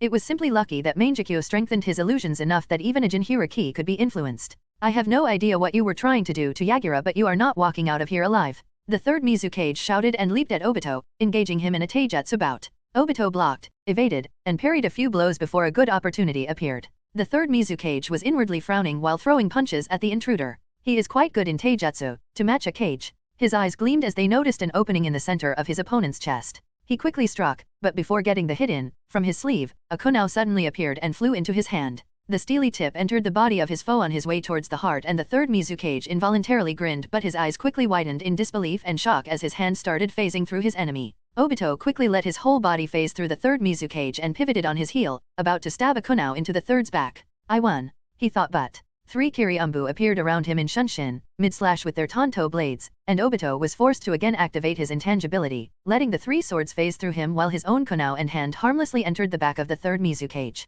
This is bad. Both Obito thought. He didn't like his prospects now that the entire village was alerted. He might have fought against Minato, but he knew he was almost killed because he was arrogant enough to think he could match his teacher in one-on-one. If Minato used kunai instead of Raise-Non and struck something vital during the fight, Obito would be dead right now. It just so happened that blunt force was negated a lot by the Zetsu-like flesh that merged with his body, allowing him to come unscathed from his ass being Raise-Noned. Not that it didn't take him 2 months to recuperate that particular hit. But even if he could become intangible, fighting an entire village? He didn't have enough skill for that yet. Gotta run, then. Obito decided while frowning as his eyes strayed towards Yagura, it will be hard to get close enough to cast the genjutsu again. The Jinhiriki will be a lot better guarded this time around. As he realized his revenge was at the very least delayed, a murderous glint passed Obito's eyes, and one of the poor Umbu who he was fighting against got the brunt of his anger as Obito's kunai found itself too close to his neck. Blood splattered on the floor from the slit throat of the Umbu as Obito kicked another Umbu away, breaking a few bones, while twisting his body midair and punching away the third one.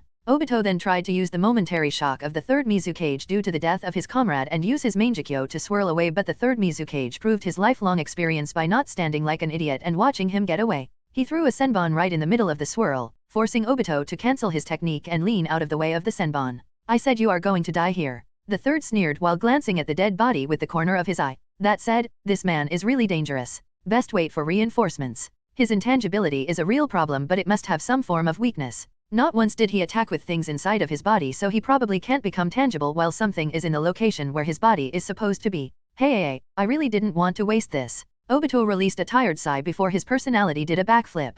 Toby is just a good boy on an errand? He has no time for dying, so. See ya, old man. Loads of explosion tags suddenly flew out from under Toby's coat, making the third Mizukage's eyes go wide as he jumped to the still glazed-eyed Yagura and quickly weaved hand seals for water ninjutsu to redirect the force of the explosion away from them. A huge explosion rattled the center of Kirigakure as the Mizukage tower gained a new opening right through the wall of the Mizukage's office. Letting the water shield down, the third Mizukage clicked his tongue when he saw the burnt corpses of the two Umbu who helped him, but he realized it was inevitable. Even he survived only thanks to his experience and instincts. Honestly, the water shield jutsu he used, he didn't even register he was performing it before it was already shielding him. The explosion simply happened too fast. So he escaped, huh? He voiced out, displeased. A second later, a squad of Umbu landed on one knee in front of him, but before they could even utter a single sound, the third spoke, put the village under a lockdown. We have an intruder here. Turning around, the third Mizukage went to see if he was able to break Yagura out of the genjutsu. He had no idea that Obito was already far away from the village, planning how to kill any nuisance to his plan like the third Mizukage to enact his vengeance for Rin's death. Chapter 177, Jiraiya in Uzushio 1. In Naruto, Reborn with Talent. Welcome to Uzushio, Jiraiya-sama. Thank you. Beautiful. Jiraiya beckoned the woman responsible for reviewing documents at the gate to the village. Could you tell me, where can I find the hot springs? He asked, his grin turning loop-sided, only for the woman to look at the old creeper in obvious but polite disgust. It's 3 streets away that way, she answered with a broken smile, fully intending to alert the proper authorities the second he left. Clueless Jiraiya simply nodded before briefly pondering about inviting the juicy redhead wonder in front of him for a date, but decided to bite his tongue. After all, he was a ninja on a mission, and the woman looked really repulsed by him. Sigh, what did I do now? Such disrespect for super perverts. He thought despondently while shaking his head in clear amusement. Contrary to the popular belief of anyone familiar with Jiraiya, the very first thing the Sunin did was walk around the Uzushio, creating a mental map of the village, or at least, the allowed parts of it. Jiraiya could only narrow his eyes as he noted how many areas were inaccessible by travelers despite the village not being officially one of the hidden villages. Trading town, they call it. And yet, barely 40% of the village could be toured. This is fishier than Sensei's relationship with Danzo. Well, no fear. First the hotel and then. Jiraiya's face suddenly loosened. Research. Needless to say, the people of Uzushio were very startled by the weird, loud, and creepy white-haired old man running through the streets of their village as if his life depended on it while looking for a hotel, having a perpetual perverted grin on his face. The evening came and Jiraiya laid on his futon in his hotel room in the Whirlpool Hotel, the best and most expensive hotel in the whole village. Well, secret mission or not, Jiraiya had enough money to splurge a lot, so why should he live in some rundown motel on the edge of the city? I finally understand why Sarutobi-sensei always said Uzumaki are to be feared. No wonder even the second Hokage was utterly terrified by them. These demons actually created anti-peeking seals. Waterfalls of tears streamed down Jiraiya's cheeks as he complained at the injustice he encountered. How dare they, criminals. Unfortunately for Jiraiya, his research was interrupted due to his complete inability to peek in the hot springs. That was when he was forced to take his hat off and pay respect to the Uzumaki seal masters. Poor guy was forced to do the only other way of researching he knew, going to a brothel. Fortunately for Jiraiya, in the past 2 years, Uzushio became one of the main trading hubs in the world due to the incredibly high living standards of its inhabitants and the unusual goods usually using seals to work. This success naturally attracted all sorts of people. Thugs, the Uzushio police force could handle. These usually found themselves outside of the village with so many bruises and broken bones they would never dare coming closer than a kilometer away from the village. But as the number of visiting merchants increased, the Uzumaki clan who all but ruled the village had to make a few concessions and allow a few brothels to form. The redhead heaven. I think I shall report to Sensei that the mission got delayed and I will be spending a few months on this heavenly ground. They certainly know how to use the reputation of Uzumaki to attract customers. Jiraiya giggled before sighing in content as a frown set in on his face. Just a pity no real Uzumaki was among those redheads. His eyes narrowed in suspicion while his lips' expression twisted sourly. Jiraiya still remembered Kushina, and from her, he knew the most likely features of an Uzumaki woman. Needless to say, it was easy to spot none of the girls there were actually from the Uzumaki clan if one knew what to look for. But Uzushio is using brothels to gather intelligence in their own village. That's not really good. This is one of the main trading hubs, meaning there are many people with even more secrets passing through. Who knows when some important noble idiot from the land of fire gets his tongue undone by a pretty big-breasted redhead just because he was foolish enough to drink that incredibly strong sake they serve. Naturally, Jiraiya was very experienced in this field, especially when it pertained to courtesans and their job. He dedicated a big part of his life to the small nuances of information gathering in this field, with him owning a massive chain of brothels all over the land of fire and even other countries under various aliases using scapegoats as his public image. He knew exactly what subtle manipulations are used to make the clients more agreeable to disclose their secrets. Jiraiya was actually quite surprised he didn't find any subtle genjutsu-inducing seal inside the establishment, with this being the territory of the Uzumaki clan. He certainly used those in his establishments. Not that he was actually persuaded there was none of those. It just meant they were competent enough to hide them even from his trained eyes. This is such a drag. Jiraiya whined as his perverted grin appeared on his face again in full. Now I just have to go there again to totally ascertain there is no ulterior motive at work and unveil all their methods of getting the information? Yay, our ninjas will benefit greatly from knowing what to expect from the place. I will gladly sacrifice myself for the greater good of Konoha's male population. He nodded in complete conviction and righteous tears moistening his eyes. Jiraiya was far from the first Konoha ninja visiting Uzushio. Many merchants traveled there, and that meant a lot of foreign ninjas from all over the elemental nations came with them as their escort. Obviously, only an idiot would believe there was no specially selected ninja supposed to act as a spy and find out as much about the village as possible. There were naturally tons of covert spies in these escort parties, and yet, from what Sarutobi-sensei said, not one of our previous spies managed to find out what is in the restricted section of the village. I would bet my completely worthless ninja pay Uzushio is secretly training ninjas and waiting to get stronger before declaring themselves a bona fide hidden village. Jiraiya's thoughts again became serious. The plan is sound though. Like this, they will, no, he frowned, correction, they already have a lot of support from foreign daimyos who are completely in love with their products. There is no way for any hidden village to openly attack them and not cause a major diplomatic incident. Looks like their previous destruction indeed taught these redheads something. They have as much time as they need to get to the level of the major five, but nobody can really antagonize them. After all, they are just merchant villages, right? Why would ninja villages bother with them? No, you dare to spy, or God forbid, attack the suppliers of my favorite product? Look how I will cut the funding for your village to negative numbers, you scum. Jiraiya mockingly imitated an enraged daimyo in his head as he snorted. Yeah, Uzushio became nigh untouchable, officially, that is. Jiraiya found it almost poetic. The people behind the newfound rise of the Uzumaki clan must be really knowledgeable in the way how the world worked.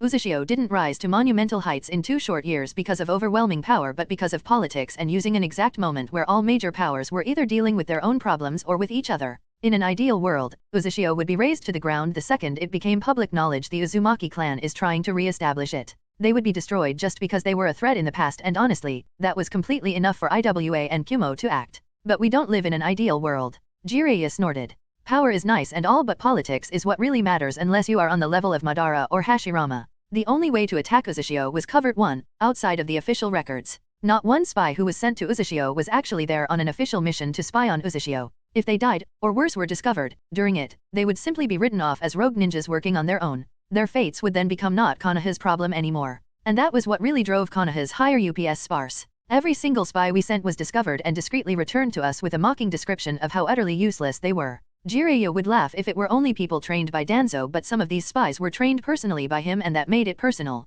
Worst of all, not one of them actually remembers how they were discovered. They simply blacked out, and the next thing they remember is being outside of the village with a message directed to Hokage and bruised black and blue. Who knows what kind of information was pulled out of them while they were out of it. And that was in nutshell the reason why the best spy master of Konoha was currently on a vacation from chasing Orochimaru. He would find out what nefarious things were going on in this village full of gingers. Who knows what other atrocities other than anti-peaking seals were brewing up under the visage of a peaceful town. No longer was it just a job for his village. Now it was his pride as a super pervert that was beckoning him to find out for sure. And then, Jiraiya was suddenly pulled out of his righteous contemplations as a knock resounded through his room, causing him to furrow his brows as he knew he didn't expect anybody to visit. In an office in one of the manors in the Uzumaki village, Keiya's mother, Kara Uzumaki, was relaxing with a smoking pipe in her mouth and her feet resting on her desk while her husband contently massaged her shoulders and hummed a relaxing tune. Oh, Kara had no illusions how they would spend the night. Even if her selfless husband did so much only to make her feel better without expecting anything in return, it would be only fair to reward him, no?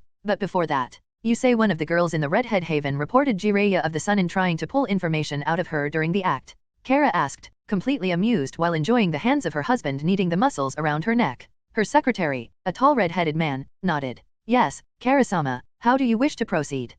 Leave it and give the girl a raise. Kara shrugged. My daughter is certainly already aware of our new visitor with his not-so-discreet attempt at peeking in the hot springs, and he would no doubt receive his warning soon. I just really hope he will be arrogant enough to ignore it. Hehe. Kara's eyes glinted. After all, shaming one of the Sunin? Wasn't that the best way to gain a reputation for Uzushio? How come it became so easy to become famous in the ninja circles? The opportunities could be said to be throwing at them. No. Author note. Okay, I am completely sure there will be people complaining about topics such as whores and brothels breached in this chapter, but, dudes, we are talking about Jiraiya here. Not to mention those would be blasphemy? Where else than a brothel would the guy go if he couldn't access hot spring? So, nope, not going to bother with people complaining about it. Chapter 178, Jiraiya in Uzushio 2. In Naruto, Reborn with Talent. Jiraiya lazily stood up from his bed and went to open the door. His right hand was cautiously preparing to grasp the hidden knife in his sleeve while his left hand was opening the door. Naturally, he didn't let himself be wide open, and instead, most of his body was obstructed by the door. Jiraiya of the Sunin? Asked the masked green-haired slim woman with orange bangs who stood in front of his door. Yes. Jiraiya nodded, now knowing what to expect. He was quite famous these days, so he would half expect a warm welcome such as a visit from Resident Umbu if he stepped into a hidden village. The problem was, Uzushio was supposed to be just a normal trading city. To think they wouldn't even try to hide the fact there are ninjas in the city. Jiraiya stared, half in disbelief that Uzushio had the gall to send the Umbu. He judged the woman's identity by the mask. They were not even supposed to have to give him a greeting. The leader of Uzushio must have considerable balls to do this. That's one man I wouldn't want to compare the sexual prowess with. He grudgingly admitted with newfound respect, totally clueless about the leader being a woman. I was sent by Keiya-sama. Jiraiya's eyes slightly widened at that admission, causing him to instantly reconsider his willingness of prowess comparison. To give you a very simple warning. We know you are Konoha's spymaster, so, don't spy. You won't like the consequences. The woman dryly stated, not amused at all at the raised brow her statement earned her. Jiraiya clearly didn't take her seriously, and if his expression was any indication, he found the entire situation extremely hilarious. Don't worry, cutie. I came here to enjoy my vacation. Jiraiya jovially stated, so, what's your name? If you want to keep me from spying, it would be best to keep an eye on me. No, I don't mind being watched over by someone of your proportions, he said as he started to discreetly ogle her curves. Jiraiya honestly could not help himself. He might not be able to see the woman's face, but her body, he could tell she was an extremely dangerous and totally gorgeous individual. Frankly, he was hooked. His addiction to these kinds of women probably stemmed from his infatuation with Tsunade. It mostly resulted in him being beaten, but he simply couldn't resist. Jiraiya's merry mood brought up by the juicy female in front of him quickly came to a screeching halt as his danger senses suddenly flared to high heavens and the hair all over his body suddenly stood up. His eyes connected to the narrowed brown orbs as sweat started appearing on his brows from the sudden shot of temperature in the room. Jiraiya was honestly unable to react to such a subtle yet potent killing intent he was currently bathed in. His body cramped up, prepared to strike as his instincts warned him, but his mind told him, not yet. Still safe. This contrast made Jiraiya into the miserable sweating mess of nerves he was now.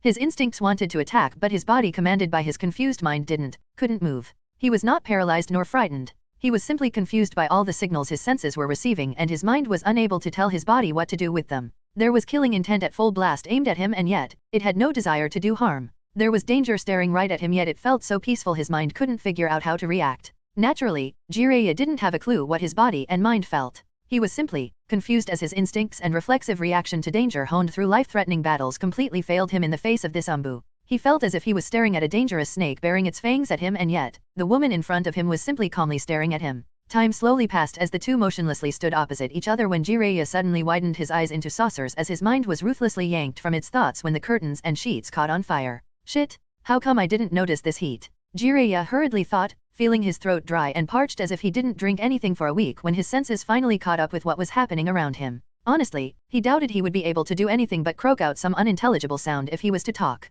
Jiraiya could feel his skin blister, sending a jolt of hot pain through the surface of his body. Water was evaporating straight from his body that screamed at him in boiling agony while his brain was shutting out from the sheer heat he was under. His dry lips desperately yearned for a bit of wetness while his eyes started to sting, causing him to blink due to discomfort as he gritted his teeth at how agonizing it was to do something as simple as breathing. The room was bathed in scorching warmth, embracing everything it engulfed. Jiraiya's rampant instincts screamed at him to get away, to stop whatever was trying to mummify him alive, to do something. He was about to attempt using a jutsu when, I am called son, Jiraiya-sama. Everything suddenly stopped to a halt at the soothing voice of the woman who still calmly stood in front of him as if the world wasn't a smoldering hell just a second ago. A frightening chill ran through Jiraiya's body as he realized there was no heat, no life-threatening scorch, no blisters on his skin, nothing. He was fine as if everything he felt was just one elaborate illusion. A rattled breath involuntarily left Jiraiya's lips at the realization and his brows furrowed in desperate confusion. What the hell was that? A killing intent? Genjutsu. His eyes glanced at the blackened remains of the curtains and the burnt spots on the sheets, causing him to gulp. No, that was no genjutsu and it was obviously much more than a simple killing intent. But, she didn't use any chakra? How in Rakudo's name was she able to? Jiraiya cautiously eyed Sun, his hands jumpy as if he expected her to attack him any moment now. As for the date, Sun started speaking again, causing Jiraiya to jump a little. I am not that desperate. Just remember the warning. With that, the woman shined away, leaving Jiraiya dumbly stare at the place from where she disappeared. Thoughts were flashing through his head too fast for him to comprehend, and it was only now that he noticed how erratic his heartbeat was. Slowly, his mind started to get out of its numb state, sharpening, and Jiraiya found out he was trembling. His body was shaking and a small sting made itself known, causing him to look at his hands with an incomprehensible look full of confusion only to find himself clutching kunai with no idea when he drew it. His grip was so strong, his nails dug deep enough into his palm to draw blood. For a moment, Jiraiya stared at his hand with kunai, his expression turning difficult as conflict flashed through his eyes before he finally found enough strength to take a deep breath before slowly closing the door. That was scary. Jiraiya let his coiled muscles calm down, trying to forcefully relax his nerves while he shakily walked towards his bed. I didn't feel such dread since Tsunade found me peeking at her. He muttered in a haunted tone before it became grumbling. What was she anyway? Tsunade's apprentice.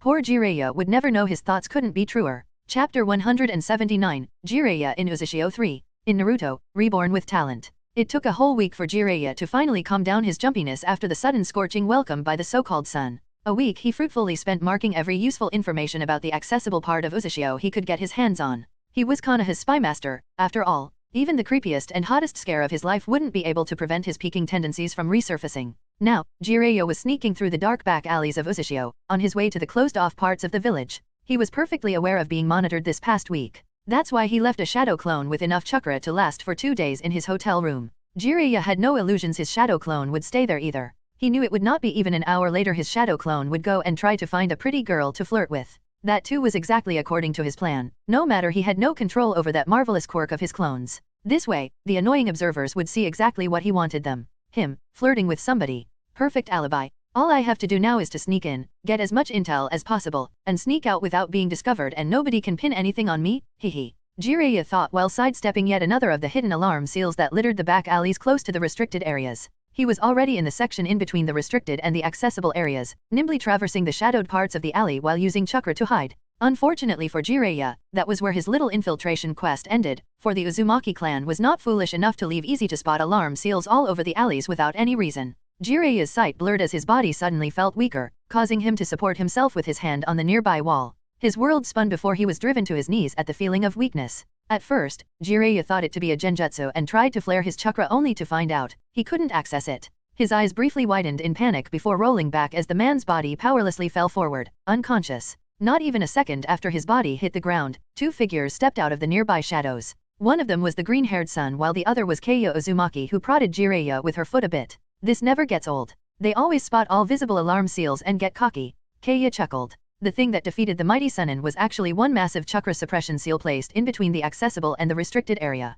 Anyone who was entered, civilian or otherwise, would drop down unconscious because their bodies and minds would register them being near chakra exhaustion despite them having their reserves full. Actually, Keiya had no idea about its in-depth workings. All she knew that anyone who was not keyed into it would be incapacitated, hence no spy ever reached the restricted section. Well, there still was the threat of flying, but considering the entire restricted section was under the same chakra suppression, you know that he would not spot this trap no matter how long he looks around. The seals are in the walls and deep in the ground. It's not really a matter of skill at sealing anymore. Sun, or more commonly known as Pakura, said as she took off her mask. She decided to come to Uzashio herself the second it was confirmed Jiraiya was skulking around, which was almost a month ago. Clearly, after this month, she held some resentment for the man because his presence kept her away from REI. Yeah, you got a point. Still, it doesn't make it less hilarious how everybody so valiantly steps into the chakra suppression field only to keel over a second later. If they waited a bit on the edge, they would get out of it easily after recognizing something was wrong, but they all just hurry, and by the time they realize their chakra is acting weird, they have no time to escape.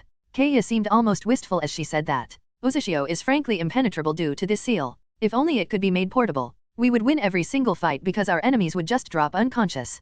Pakura snorted as she crouched near Jiraiya and started to look through his pockets. You know that's impossible. REI had 20 clones drawing seals for half a year in order to set up the chakra suppression field all over the restricted section of Uzushio. The thing requires far too many seals and far too much precision to make this portable. Oh, here it is. Pakura smiled at the small scroll she found and unrolled it, quickly reading the contents while Keiya busied herself with trying to discern the location of her Umbu guards. She was something like acting cage of Uzushio, so she knew they were somewhere around her, but these ninjas trained by Ringo. Honestly, even though Keiya prided herself in being Chunin level ability-wise, she had not even smidge of an inkling of where exactly her guard detail was located. Maybe they ditched me? I would most definitely not even notice. Keiya frowned only to be pulled out of her thoughts as her hand instinctively sprang, catching the scroll Pakura threw at her.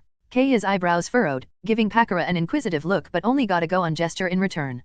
Keiya swept the contents of the scroll with her eyes only to derisively snort after she was done. There is nothing of importance. He found out exactly nothing in the last week of visiting brothels day and night. She rolled her eyes. Yeah, Keiya might have felt a bit of contempt for this so-called best spy master of Konoha, especially after seeing him at work. Pakura, however, had a different opinion. You know, I took you with me to give you a bit of a lesson. She sighed, her eyes gazing at Keiya in an admonishing way. He did not find nothing. He found out a lot actually. Sure, the information in that scroll is easily accessible to any spy who could be bothered spending some time snooping around the unrestricted areas. But with all the information he found out and categorized, Konoha ninjas will have an easier time acclimatizing in this village, giving him a bit of an edge over ninjas from other hidden villages. He mapped out everything from the best shops and their location to the quickest escape routes.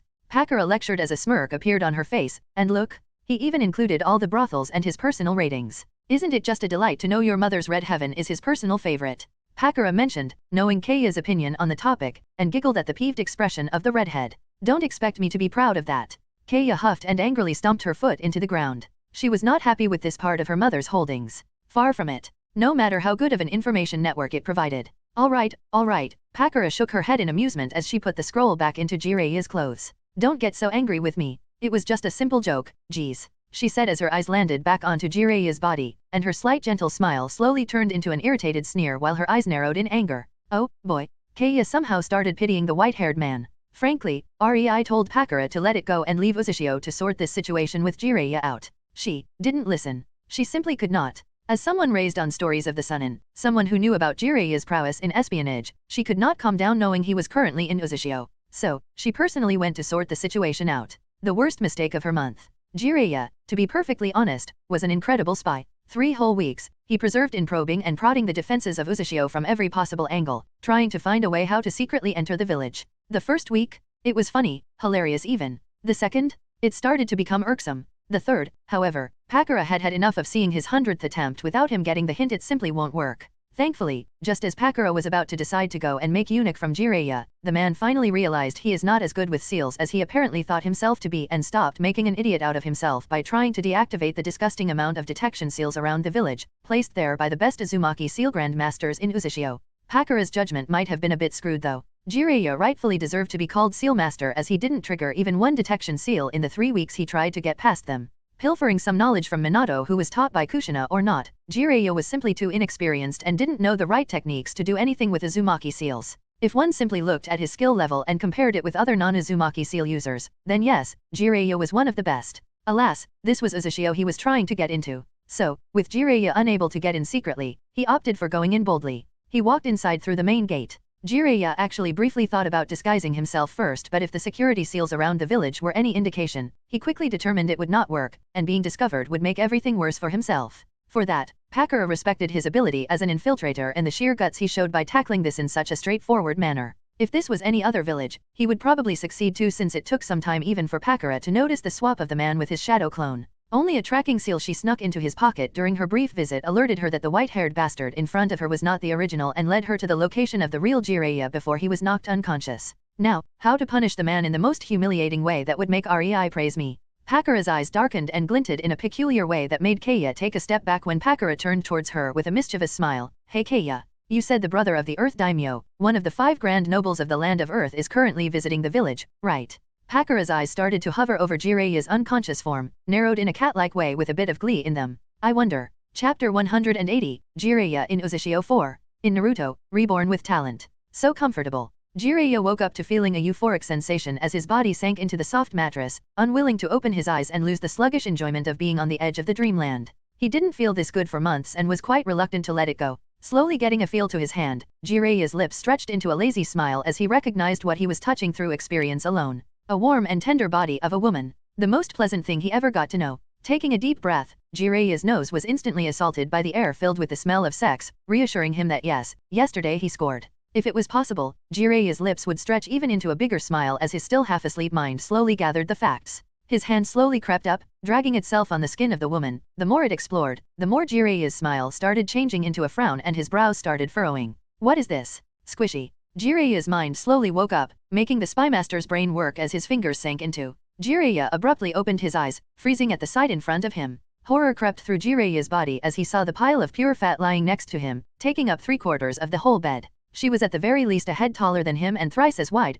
causing Jiraiya's eyes to almost pop out of their sockets. His body shivered as he realized what he thought to be breasts was actually her double chin, causing him to retract his hand at a speed even Raikage would praise. Just as Jiraiya's mind was close to finally rebooting, a loud farting noise resounded through the room, causing Jiraiya to scrunch his nose and realize that the smell of sex was only in his head and dreams. What he really smelt was more putrid than anything else. Needless to say, Jiraiya's horror only increased. He would have nightmares of this morning for months to come, he was sure of it. So scary was his waking experience that he completely forgot to think about how he got into this situation and what he was doing yesterday. These things were not at the forefront of his thoughts when he had such a disastrous situation at hand. After all, waking up next to a pretty lady was quite common in his life of debauchery. Waking up next to whatever it was that laid next to him, now that was something he never wanted to experience again. I couldn't be drunk enough to do this, could I? Jiraiya yet again shivered as he carefully stood up from the bed, looking for his clothes, as quietly as possible in order to not wake up the whale on the bed. As Jiraiya was halfway to putting his pants back on, the door suddenly opened. So you are finally awake.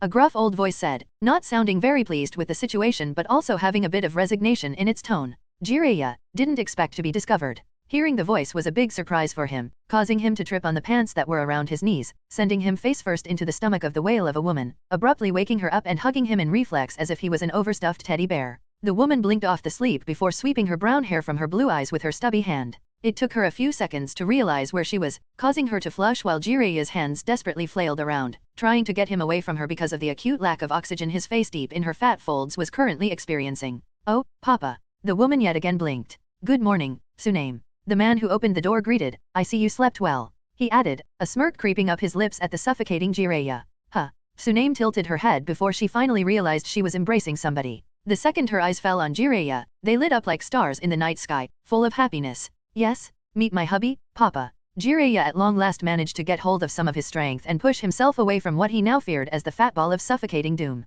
Coughing, half due to his earlier predicament and a half because of what he just heard, he exclaimed, Hubby? What? I didn't agree? No way. I swore to be single for life. Yeah. He desperately shook his head and tried to pull away from Tsuname. You can't force me to. Jiraiya suddenly stilled as his eyes finally landed on the face of the man in the door and his complexion turned paler than Orikimura. Shit. He thought, recognizing the man who was frowning at him. Jiraiya's face then robotically turned towards the massive woman who called that exact man Papa, and Jiraiya felt despair embrace him as he realized the situation. Double shit. His eyes then strayed down, onto the sheets where a small patch of dry blood was located, and Jiraiya's mind almost stilled to halt. Triple shit. This time I really did it. I see you finally realize what you did yesterday and its consequences, Jiraiya of the Sunin. The man, Kazuhiro Iwako, stated. He was the brother of the daimyo of the land of Earth and one of the 3 most important nobles of his country. His tone then changed to utter discontent as he added, my new son-in-law. Jiraiya could only faint in horror. Was it necessary? Keiya asked the smirking Pakura who sipped on her tea. It was simply downright cruel. Keiya, it was the most beneficial choice for us. Killing Jiraiya is simply dumb since Konoha knew he went here to investigate. But Konoha also knows what a horn dog he is, you see. Pakura snickered. You know that each country has its own customs, and it just so happens that one of the 5 greatest nobles of the land of Earth where taking the virginity of a willing daughter of a noble is as good as marriage was visiting Uzushio. The fact his ugly daughter couldn't get engaged to anyone no matter how good of a deal he offered is just making the entire thing better. She smugly explained, the poor old perv had no chance from the start. Keiya facepalmed, and it just so happens this whole thing will either make Konoha and Uegakur who hate each other's guts a bit closer, preventing any possible spark of war. Keiya was a bit unwilling to admit it, but the plan was well thought out. With Suna being preoccupied with the feud between the Kaze Cage and the daimyo, Kirigakur being on the brink of the civil war, and Kumigakur being the sole threatening existence, if Uegakur and Konoha show the common front, no matter how frail and false it would be, Kumigakur would not dare start anything big. Or Pakura uncaringly shrugged. Jiraiya will act like a dumbass and run, which would actually start a war between Konoha and Uegakur, weakening them even further, which in turn would probably make Kumigakur join. In the end, the Biribiri company would make more profit for the time being. I don't see any loss here. Both options mean the focus on Uzashio will significantly reduce, which would decrease your workload by a lot. Keiya couldn't believe what she was hearing. Yes, she knew this was a do-or-die kind of deal. Either Jiraiya is smart, stops his life of debauchery, and suffers a marriage with the oh-so-noble oversized girl, or he runs, starting a war. Honestly, in no way was Konoha able to afford a war at the moment. It was weakened due to Kyuubi, and then even its economy suffered because of the debacle with Yukigakur. As much as the third Hokage likes Jiraiya, this was a mess he could not clear up for his pupil. One man's happiness simply wasn't worth the continued existence of the entire village. In short, Jiraiya damn well knew what the answer would be if he asked Konoha for help.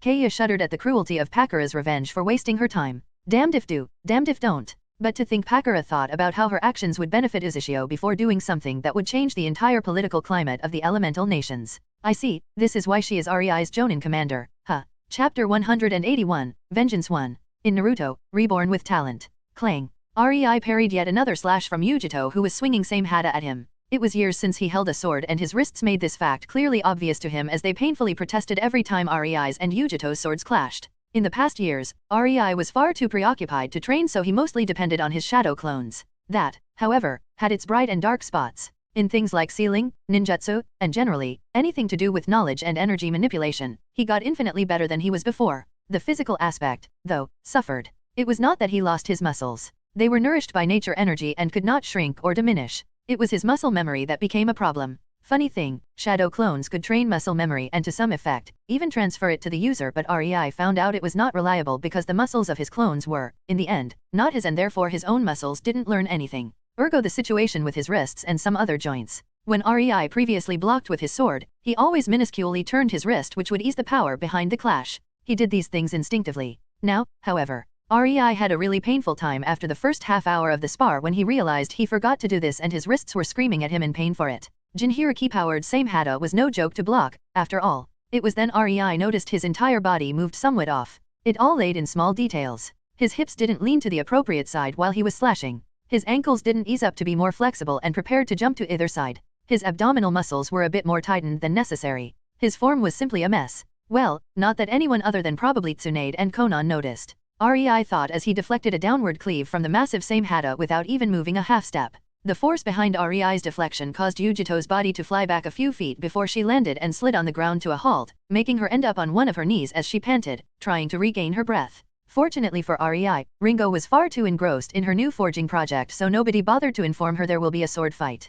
Something REI was sure she would throw a fit at a later date. As long as she didn't see his atrocious form though, it was a win-win for him. He knew he would never hear the end of it. Being a bit less straightforward would help you a lot, Yujito. REI said, causing Yujito to groan as the exact same words Ringo tells her when she trains her came out of his mouth. REI, not really caring about her outburst, continued, same hata might be a bit too big and it surely prevents you from utilizing your max speed and numbness, but that's just because you are too focused on a fighting style based on the type of your weapon. Yes, you have a two-handed cleaver in your grasp, but you are Nibi Jinhiriki with the natural grace, nimbleness, and speed of a cat. Use it. Same hata doesn't need more than a touch to injure anyway. Yujito's eyes lit up. Ringo never explained what exactly she meant with those words, so when REI elaborated, Yujito was very grateful. She stood up, still somewhat shakily, and channeled her chakra into her body to prepare for another clash as a new plan formed in her mind. Yujito dashed at REI, hurling same hata through the air towards REI's right side. Obviously, her strike was easily deflected. Despite the massive size of same hata, REI could simply overpower her strike before she could get anywhere close to his body. Considering he didn't use chakra on his blade because of knowing same hata would just eat it, yeah, Yujito was very resigned since be it Ringo, REI, or whoever from Yozora, they had their own way of completely negating the biggest advantage of same hata. This time, however, Yujito gambled and her gamble clearly paid off. She used the force of REI's deflection to spin her body in the air alongside same hata, sending a kick at REI's head, making him duck, and slightly disrupting his balance. The force carried her body and same hata, making it spin, and suddenly the blade that came at REI from the right side was rushing at him from left with a momentum Yujito would never be able to create alone. REI's eyes widened at Yujito's plan as he realized he used too much power to deflect the strike. Depending on the power of the opponent's deflection to set up a follow-up attack was foolish because experienced swordsmen could simply alter the force behind their deflection, disrupting these plans. That most often than not ended with the idiot who tried impaled through his chest or head. But the girl has the natural balance of a cat. REI cursed. Even if he realized her plan and countered it, Yujito would simply use her cat-like balance and nimbleness to find a foothold. REI had to admit the girl really came up with something ingenious this time. For the first time during the spar, REI was forced to step back from his starting spot as he impaled the tip of his sword into the earth, barely blocking Samehada. His entire sword trembled from the power behind the slash, passing the impact to his arm which also slightly shook. REI noticed Yujito's body was still in the air, but before he could counterattack, she channeled her chakra into Samehada, making the sharkskin blade enlarge. Samehada shocked REI by twisting its tip with the mouth around the blade of his sword, clearly aiming to take a juicy bite out of his side. REI quickly recounted his losses and jumped back to avoid being munched on by Samehada. His sword, however, was plunged into the earth, so he had to let it go. As he landed, REI sighed and shook his head, before looking at Yujito, whose eyes lit up like a Christmas tree, happiness almost radiating from her. Yeah, I guess this time she deserves it. REI chuckled and nodded. You win. I guess, you passed my requirement, he said, and before Yujito knew it, REI's sword that was next to her sailed through the air into REI's hand via almost invisible chakra string. After all, letting go of his sword was one thing, having no way to retrieve it another. But, there is still Ringo's requirement. REI sternly reminded the delighted girl, causing her to pout. Quite rusty, eh? Conan's voice resounded from behind REI, and before he could react, he felt her lean on his back as her arms tightly embraced him. I think we are due some exercises, don't we? She whispered into REI's ear, causing his body to stiffen. Wham! Tsunade's hand lightheartedly slapped Conan's shoulder, breaking the intimate atmosphere between REI and Conan. REI, I, on the other hand, think we should talk about the unnecessary strain you put your body through during the fight. Tsunade slowly said, her tone low. Needless to say, I think I am going to visit Ringo, hehe. Yujito quickly realized she didn't want to be present for this and left even before finishing the sentence, not leaving Tsunade a chance to stop her and berate her for hurting her body during the fight. Yujito could feel her hips hurting from the last twist in the air she did, and she had no illusions that Tsunade didn't notice. Thankfully, as a Jinhuriki, she didn't need a healer for such trivial injuries. Just like that, REI was left alone, gaping at being so easily abandoned in the clutches of. You are not going to fight with a sword against opponents of Yujito's caliber before you regain your muscle memory, am I clear? Tsunade firmly spoke as her hands gently grasped REI's cheeks, and locked his head in place so he could not avert his eyes. REI could only smile at the concern Tsunade was showing for him as he enjoyed her warm hands on his cheeks. All three of them knew she was exaggerating and overreacting, but that was simply Tsunade. For her, REI, Conan, Mei, Ringo, and Pakura were family, and so she took care of them the best she could. And they loved her for that. Yes, I won't put my body through strain that even Shinin can handle, REI said in an amused tone, causing Tsunade to click her tongue at him. Smartass. She leaned forward, affectionately kissing him on the lips. I know Conan wants to talk about some reports with you, so I will be with my apprentices if you will need me. See you tonight, REI. She one last time caressed REI's cheek with her thumb before turning around and leaving with a skip in her step. You are in for some healing and sex tonight, I see. Conan chuckled, letting go of REI before stepping back. I am honestly surprised she didn't order me to lay down so she can heal me. REI shrugged. But, what report? He changed the topic. Rolling her eyes, Conan took out a few documents. The date for signing the peace treaty between Kumo and Konoha was set. She smirked at him knowingly. Is that why you let Yujito win? You said you won't let her go and have her revenge before she makes you move in sword fight and pass Ringo's stealth training, and here we are. And here we are, REI repeated in a light-hearted tone. Honestly, she was strong enough a year ago, but you wanted to be certain nothing could go wrong. Conan nodded in understanding. Yujito grew on them during the years. In Conan's perspective, she was, well, not really a daughter but a bit more than a pet. Officially, Conan would refer to her as Ringo's apprentice or Mei's friend, though. Doesn't hurt that the situation is extremely favorable. If we play our cards right, we might even get some cash for her enacting her own revenge. REI hummed before his eyes landed on one particular report which made him halt. Conan naturally noticed the sudden shift in his posture and tilted her head before noticing what he was reading. So the third Mizukage was assassinated, huh? REI finally said with a detached tone. He had a lot of memories of bickering with the man, and while they didn't exactly like each other, it was still a nostalgic feeling to remember those times. Guess the swirly bastard wasn't much impressed with his plans to manipulate Yagura getting delayed because of the third. Not that you were impressed either. I distinctly remember you destroying half of your personal training ground with fire that day. Conan quipped.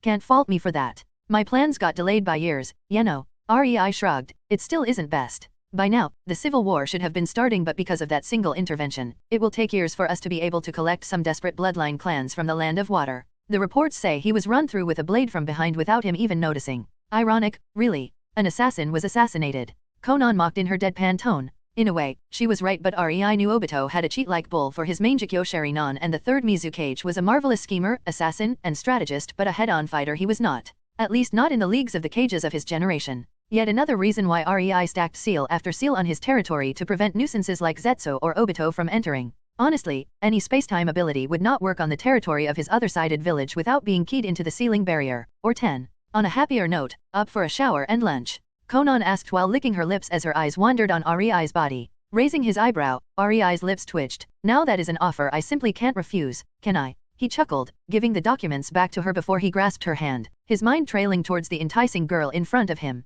Now that she mentioned it, I can take a break for a shower. Few hours won't kill anybody, right? Chapter 182, Jiraiya married? In Naruto, Reborn with talent. Jiraiya wanted to die. It was 3 days since he got married according to the customs of the nobles from the land of Earth, and so far it was an utter nightmare. Imagine his horror when his father-in-law, Kazuhiro Iwako, a man in his mid-40s, started to lecture him, the best member of the legendary Sunin, the spymaster of Konoha, the most stunning man in the land of fire, the super pervert in his early 50s himself, about all the rules and regulations of being married to a noble lady? More like a noble whale? Do you have any idea how hard is it to sleep when the girl in the bed clinging to you feels as if the entire mountain has been dropped on your back? If I wasn't such a strong shinobi, I would be squashed. Jiraiya shuddered and mentally groaned, blinking his haunted eyes tiredly as he realized his father-in-law was still making his shovel speech to him. Man, is he still going on? This reminds me of the times when I was scolded by sensei for peeking in hot springs as a kid. Geez. He almost rolled his eyes. And that, Jiraiya-kun, is the rule number 269 of our household.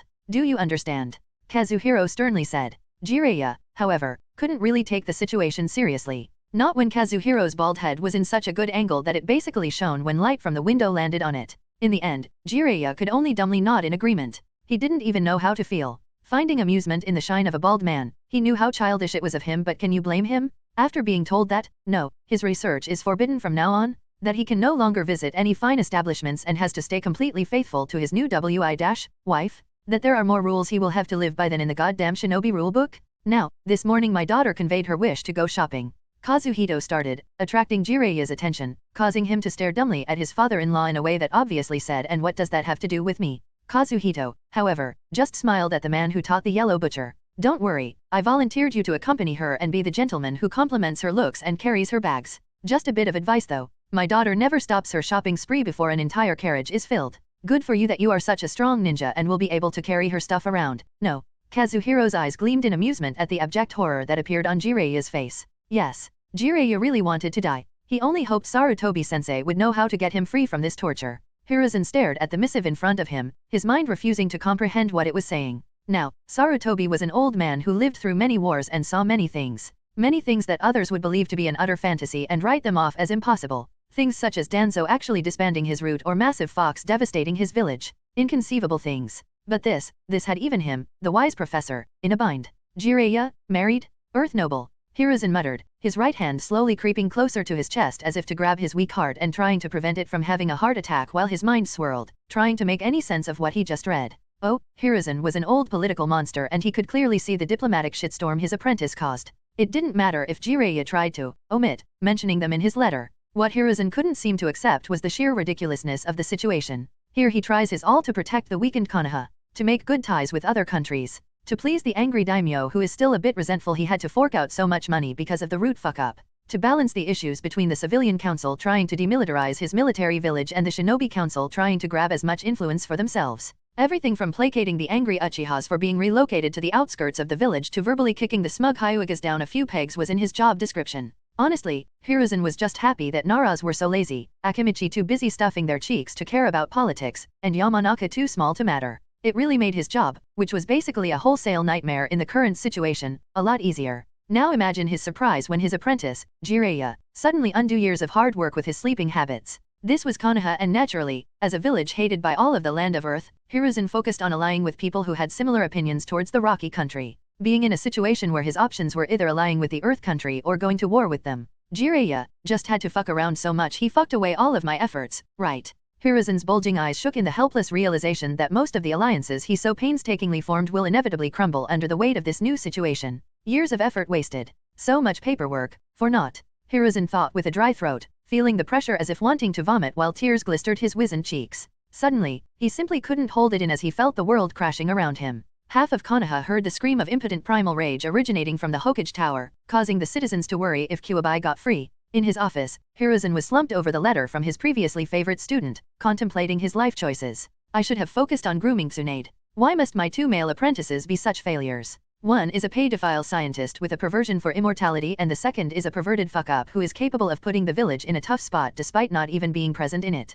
Hiruzen sniffed, barely holding himself back from crying. At least Tsunade was competent enough to not cause an international problem for the village. He realized, feeling completely empty. Taking in a brush, Hiruzen started to shakily pen a reply to Jiraiya. You reap what you sow. Enjoy the marriage. There was nothing else Hiruzen could say. He was far too angry, and no matter that Jiraiya was his former favorite, this was simply too much even for him. Am I really the only man in this village that works for its well-being, opposite to all of the idiots who do everything in their strength to get it closer towards destruction? Hiruzen's empty eyes momentarily strayed towards the picture of his successor and predecessor at the same time, Minato, and his mind instantly remembered Naruto, who was supposed to be raised by Jiraiya before the man fled. Even the Jinchuriki has to be taught about the will of fire by me personally, despite there being hordes of people who were friends with Minato and Kushina. Don't tell me the supposed ninjas of this village are blind enough to not see the blatant resemblance. He scoffed. At least the boy was easy to manipulate in his abused state. Kind gesture here, pat there, motivating speech or two, and the boy was yelling about becoming the next Hokage. It was quite cute, to be honest.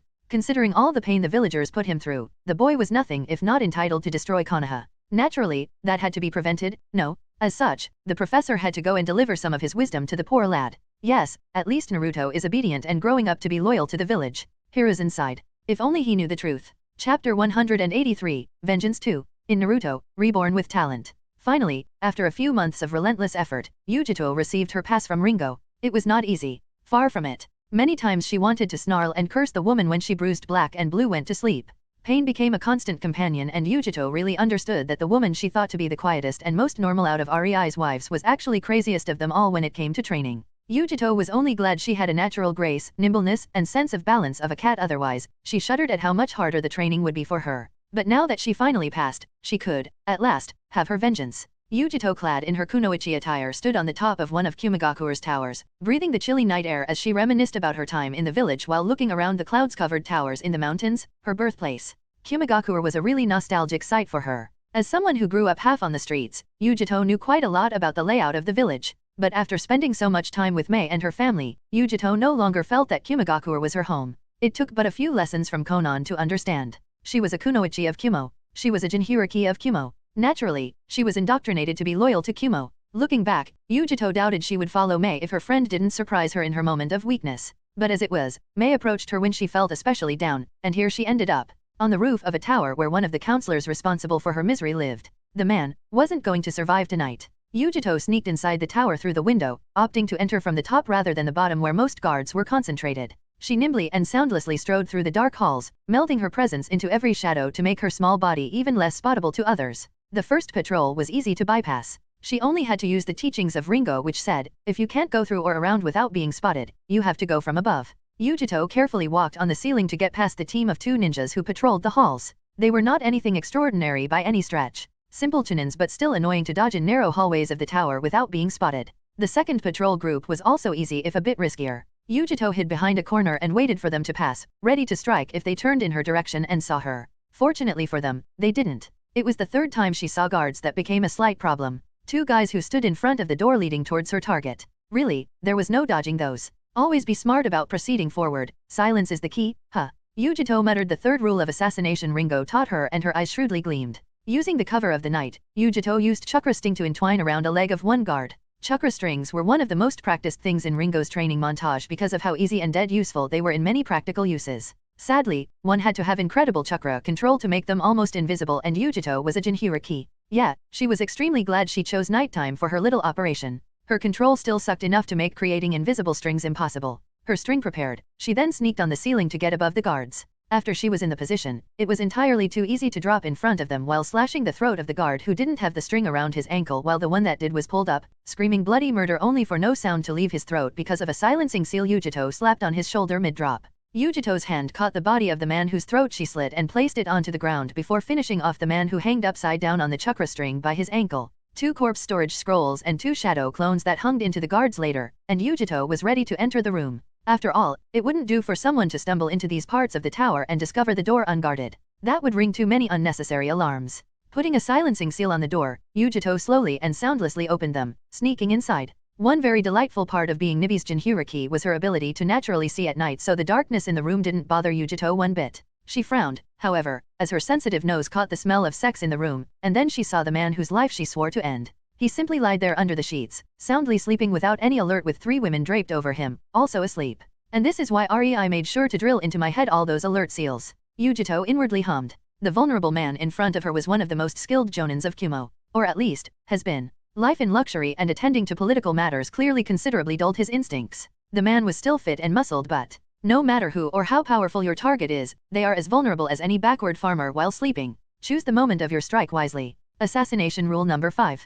Yujito remembered and couldn't help but agree. From there, it wasn't hard to use chakra strings to move silencing tags on the walls and then some knockout tags onto the bodies of the women while also putting chakra restraining tags onto the man himself. This clearly woke the counselor up as he started thrashing around with his arms and legs bound, trying to scream for guards. His panic was simply music for Yujito's ears. Yujito amusedly watched as the man tried to get off his bindings only to fall down from the bed and stifle a painful groan before moving like a worm on the ground. He still didn't notice her standing in the corner, which made Yujito's sadistic streak just that much more satisfied. The man had no idea what was going on and his mind was in chaos. Yujito would let him stem in it for a bit. There was no need to hurry so much anyway. It took but 5 minutes for the man to finally calm down. Seeing as his restraints wouldn't fall off no matter how he thrashed, he tried a different method. "Hello? Anyone there?" he asked with a shaky voice. As a political superpower in Kumogakure, he knew he had many enemies, but this was his tower, his home, the place where he was most guarded. He could do anything inside and nobody would even notice. To think he would be attacked here, the man was now really scared. Yujito slowly nodded as she stepped out of the shadows. She didn't have that much time. There were still 4 more unwilling participants to her tour dash, as Tsunade would call it, hands-on anatomy classes. "Why you?" the counselor shrieked, dread creeping into his gaze. Political opponents could be negotiated with. Assassins could be paid off. But the woman in front of him? He knew he did her wrong. Horribly wrong, but he never even in his worst nightmares would imagine seeing the previous Jinhuriki again. The moment he saw her cold gaze, he knew he was fucked beyond measure. And no, I didn't want to hurt you." The man started in panic, pleadingly staring at Yujito, whose lips twitched upwards at these words. I don't want to hurt you either." Yujito interrupted him with an uplifting voice, causing the panic of the man to slightly decrease. "I simply want you to suffer," she added indifferently as if she was describing the weather, causing the eyes of the counselor to shrink. Before he could start pleading again, blue flames roared into existence and the screaming began. It would be only in the morning that Kumogakure would learn how bloody the previous silent night was, getting only a single message in return. A message saying, "Yozora is displeased." Chapter 184, Reikage's Reaction. In Naruto, Reborn with Talent. "You think the one responsible for killing 5 councilmen is Yujito?" Killer B asked A in an incredulous tone, his eyebrows rising almost to his hairline, even forgetting to rap. "Yes," A grumbled. "Remember that investigation about her treatment by the village I secretly conducted after Yozora took her?" Reikage sighed in sadness, remembering how the woman he thought of like a niece was mistreated. "She would have the biggest motive to do that," he said, a bit shaken from what he read happened to the 5 councilmen. Honestly, death would be merciful at this point for them. But Yujito? Joining Yozora by her own will? Killer B asked, not wanting to believe Yujito would betray her village. Deep down in his heart, however, he knew that she had every right for it. He knew he could not fault her for this decision. That didn't mean he wanted to believe it though. "Yes. It is actually a miracle." Reikage rolled his eyes, but B could see how grumpy and angry he was, that this incident happened after I signed papers for their retirement and eventual clean-up. The Hyuga incident. "Yes. I lost my Jonin commander because of these swines. Harumphed. Now I can't even give them up to Konoha for their mistakes." Reikage rubbed his temples, trying to prevent his rising headache. "Could you believe we were sent the body of Hisashi Hyuga, the twin of Hyuga Patriarch, despite sending a letter that the demand for the body of their clan head was not official and we do not require it? The old monkey really does everything to lower the influence of the clans. We were used as scapegoats?"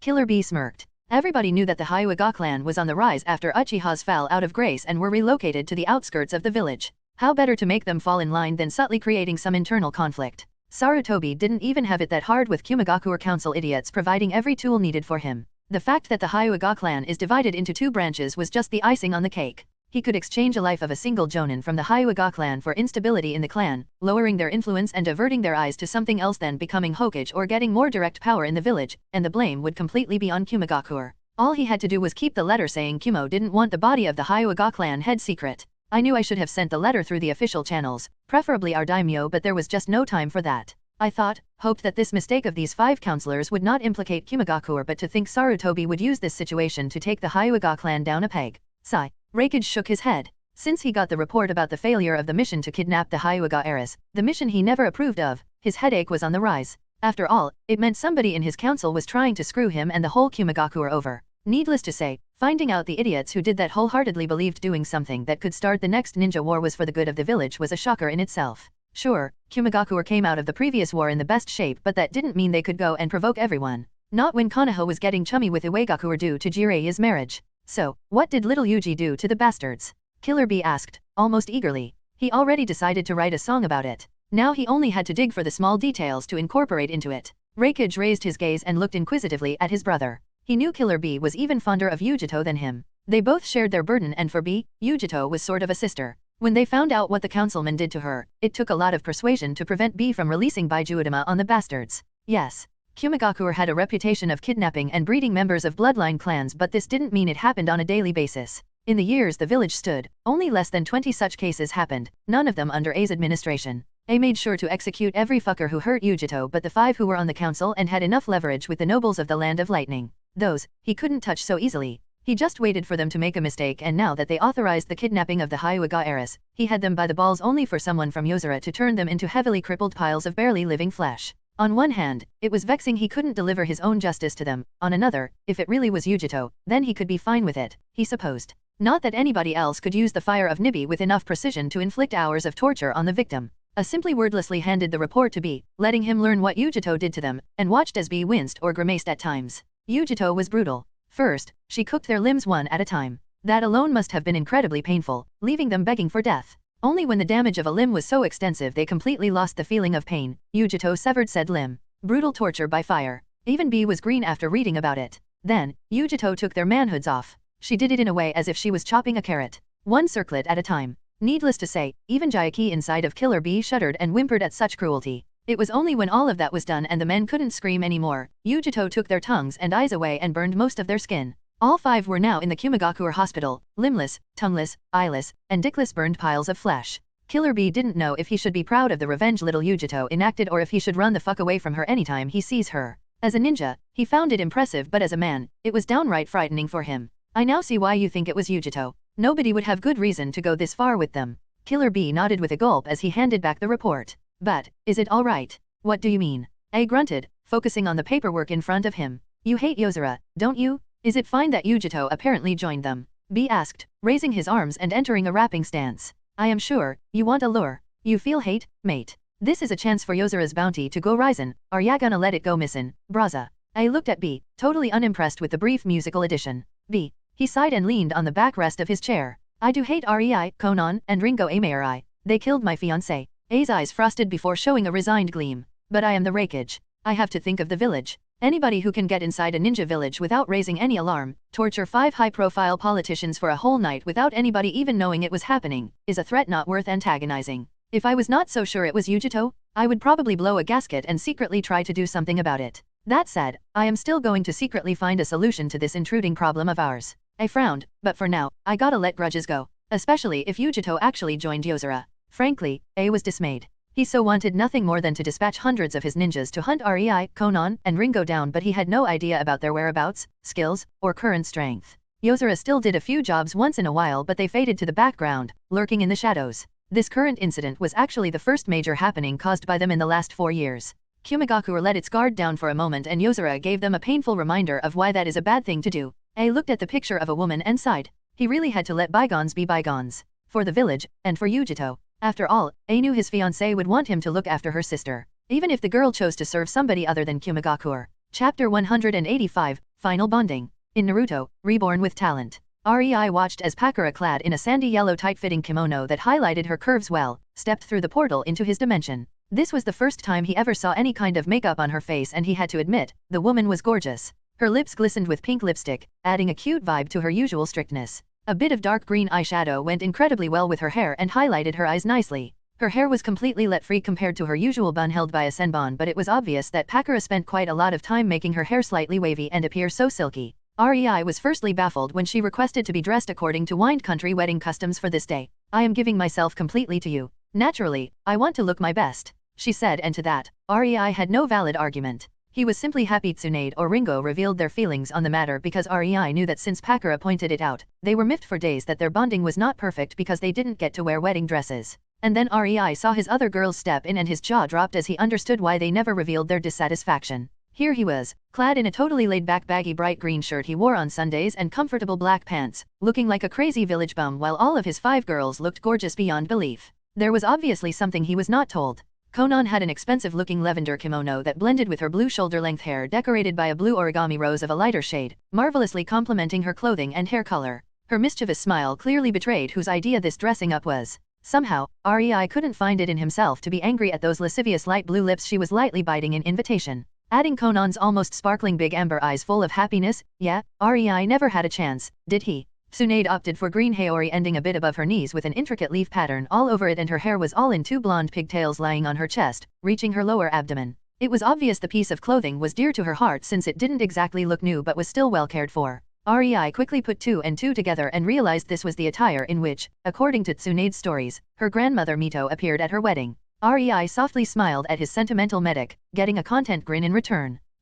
REI spotted she really grew up well. Instead of a kimono, she had the tailors of Uzashio create her a western dress. REI could only wryly smile. He described it one damn time and the girl became as if infatuated with the idea. There she stood, in azure light dress ending a bit below her knees, her plentiful red locks all flowing over her also almost reaching her knees. Oh, how REI loved her silky crimson long hair. In REI's old world, this would in no way count as something on par with what his other girls wore, at least from a symbolic point of view. Here though, it looked well and fit Mei's personality well. Simple but daring. Not that REI would ever say that out loud. And lastly, Ringo. His little swordsman had a black kimono dress with a flowery pattern that went very well with her red hair which was freely flowing down her back with 2 bangs covering the sides of her faces, reaching her chest. Surprisingly, her hair was decorated with small braids and 2 hairpins resembling a black butterfly were preventing the bangs from coming into her face. Needless to say, this was actually the very first time he saw Ringo dressed up so beautifully and REI made sure to carefully store this memory into his mind. After all, with her personality, it very well might be the last time.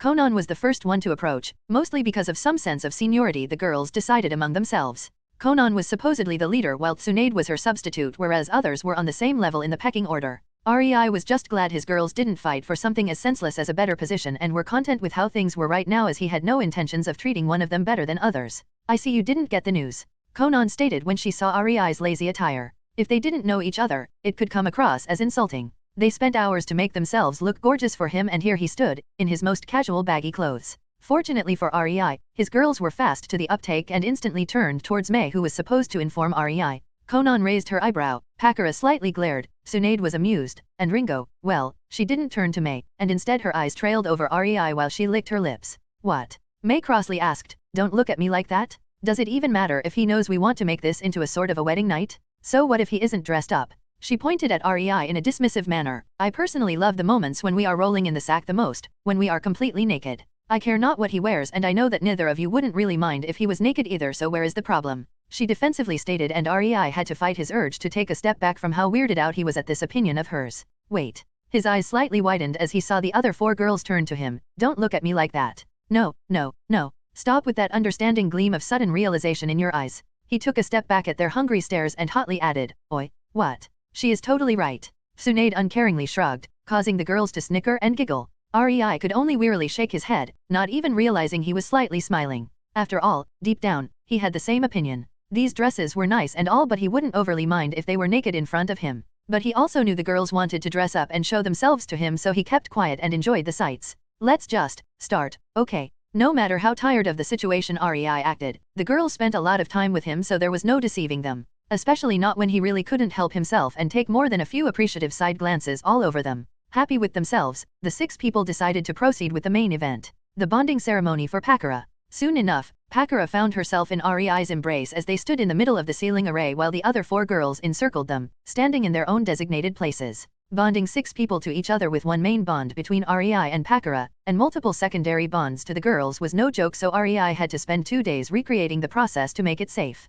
The girls started to feed their chakra into the seals, causing them to slightly light up and REI, knowing Pakura deserved this to be a happy memory, in that precise moment where they were bonded, leaned forward, placing a gentle loving kiss onto the surprised woman, causing her to melt in his embrace. Just like that, the bonding was finished. Outwardly not very impressive but inwardly, a lot has changed. The group decided to take the next few days off from their work and spend them together in REI's dimension, just lazing around, making out, and having sex, completely carefree and without any work or worry. It really reminded REI of the dream he had in his previous world. He wanted to be rich, carefree, and have a loving wife. He was always a bit lazy. And yet, here he was, putting so much effort into building his own village and getting stronger when he could just shut himself and his girls in his dimension for a few centuries, focusing on indulging in carnal desires and basking in the warm feeling of being loved. There was nothing he needed anymore. But he couldn't really do that, could he? Tsunade, Pakura, and even Ringo had a few people or at the very least sentiments in that world, and they would be sad if they were killed or destroyed. In the end, REI didn't want his girls sad. Hence, he decided to solve the threat of the Otsutsuki clan once and for all. Baby steps. One thing at the time. REI mentally hummed. It was at the picnic 2 days after the bonding that Pakura timidly raised the important question. So, can I consider you my husband now? Her nervousness was almost visible as she asked that while subconsciously fidgeting. The whole meadow suddenly grew deadly silent as 5 pairs of eyes intently locked onto REI, who blankly blinked as he opened his mouth, but his mind refused to supply him with an appropriate answer. The mood of the girls soured when even after a few seconds they didn't get a positive answer. Fortunately, REI slowly nodded and finally found words. I guess. REI unsurely agreed, causing the girls to happily beam at him, but their eyes still held some concern at how lackluster the answer sounded. REI, not seeing that, continued, I have no idea, to be honest. Well, in Uzushio and my other-sided village, we can consider being as good as married. I frankly always considered those bonded to me as my wives. I simply do not know if from the legal point of view we can be considered married since there was no official wedding. He explained. Hearing that, Tsunade quickly added her opinion, it doesn't matter.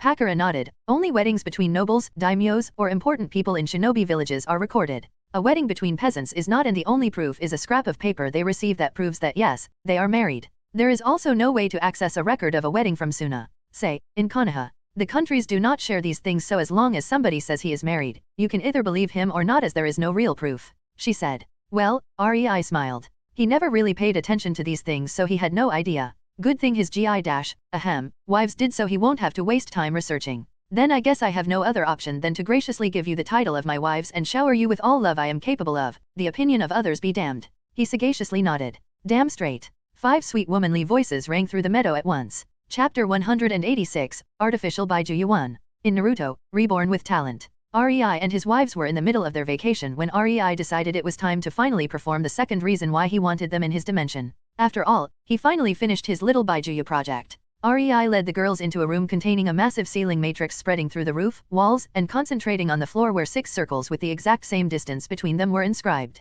Each of us will sit in one of these circles. REI informed them after seeing the curious looks they were shooting the ceiling matrix. None of them ever saw so many seals concentrated on such a little place. Even Tsunade, who had the most knowledge about sealing among the women, knew that this should, by all means, result in one massive explosion after the seals start to interact with each other. Suddenly, a realization flashed through their heads. This is why you limited our access to the dimension? You were testing this, weren't you? Konan asked, but her admonishing tone clearly conveyed there was no need for an answer. REI could almost see the mouths of his wives opening as thoughts were flashing through their eyes that glared at him worriedly. He had to act fast and say something or be bombarded by angry verbal spanking from 5 women who felt wronged. Dear me, REI bitterly thought. Yes. Now, I won't doubt your intelligence by lying and saying I used clones for it. We all know there is no way of using only clones for something like this. REI hurriedly started. His remark thankfully stopped the incoming nagging, but it was obvious the storm didn't pass yet. I had to oversee it myself and... How many? Tsunade interrupted in a quiet tone, and a deathly silence descended on the group. She raised her and glared at REI before seeing he was reluctant to answer. How many near-death experiences did it take for you to succeed? She repeated her question and crossed her hands under her blossom in a displeased manner. The other 4 also didn't look very pleased with REI at the moment. Even May understood the implication of what exactly REI had to do to create the ceiling matrix. Such a thing would be extremely explosion-happy and accident-prone. In order to oversee it, REI would have to be close to it. And since not much of the dimension was damaged, REI most likely cut the parts the matrix was located in off from the rest of the dimension, creating a smaller subdimension. That only meant REI was most of his time in the recent years trapped in a small subdimension with a very explosive ceiling matrix that could most likely go off into the air like a blasted Baijuyudama any moment of a day, just because 2 strokes in a kanji disagreed with each other. Oh yes, REI's wives were not having a good time imagining that kind of situation. REI awkwardly scratched the back of his head as he wryly smiled at his girls. He had no idea how to appease them, so he went with, don't worry about the number too much, at least it gave me practice for some defensive jutsu. I can now say with utmost certainty that even Baijuyudama would be hard-pressed to kill me, he exclaimed. Alas, instead of the relieved look he was expecting, the 5 women in front of him only deepened their glares. That was a bad thing to say, wasn't it? REI idly thought before the screaming began. 5 hours. That's how long it took for the 5 women to calm down.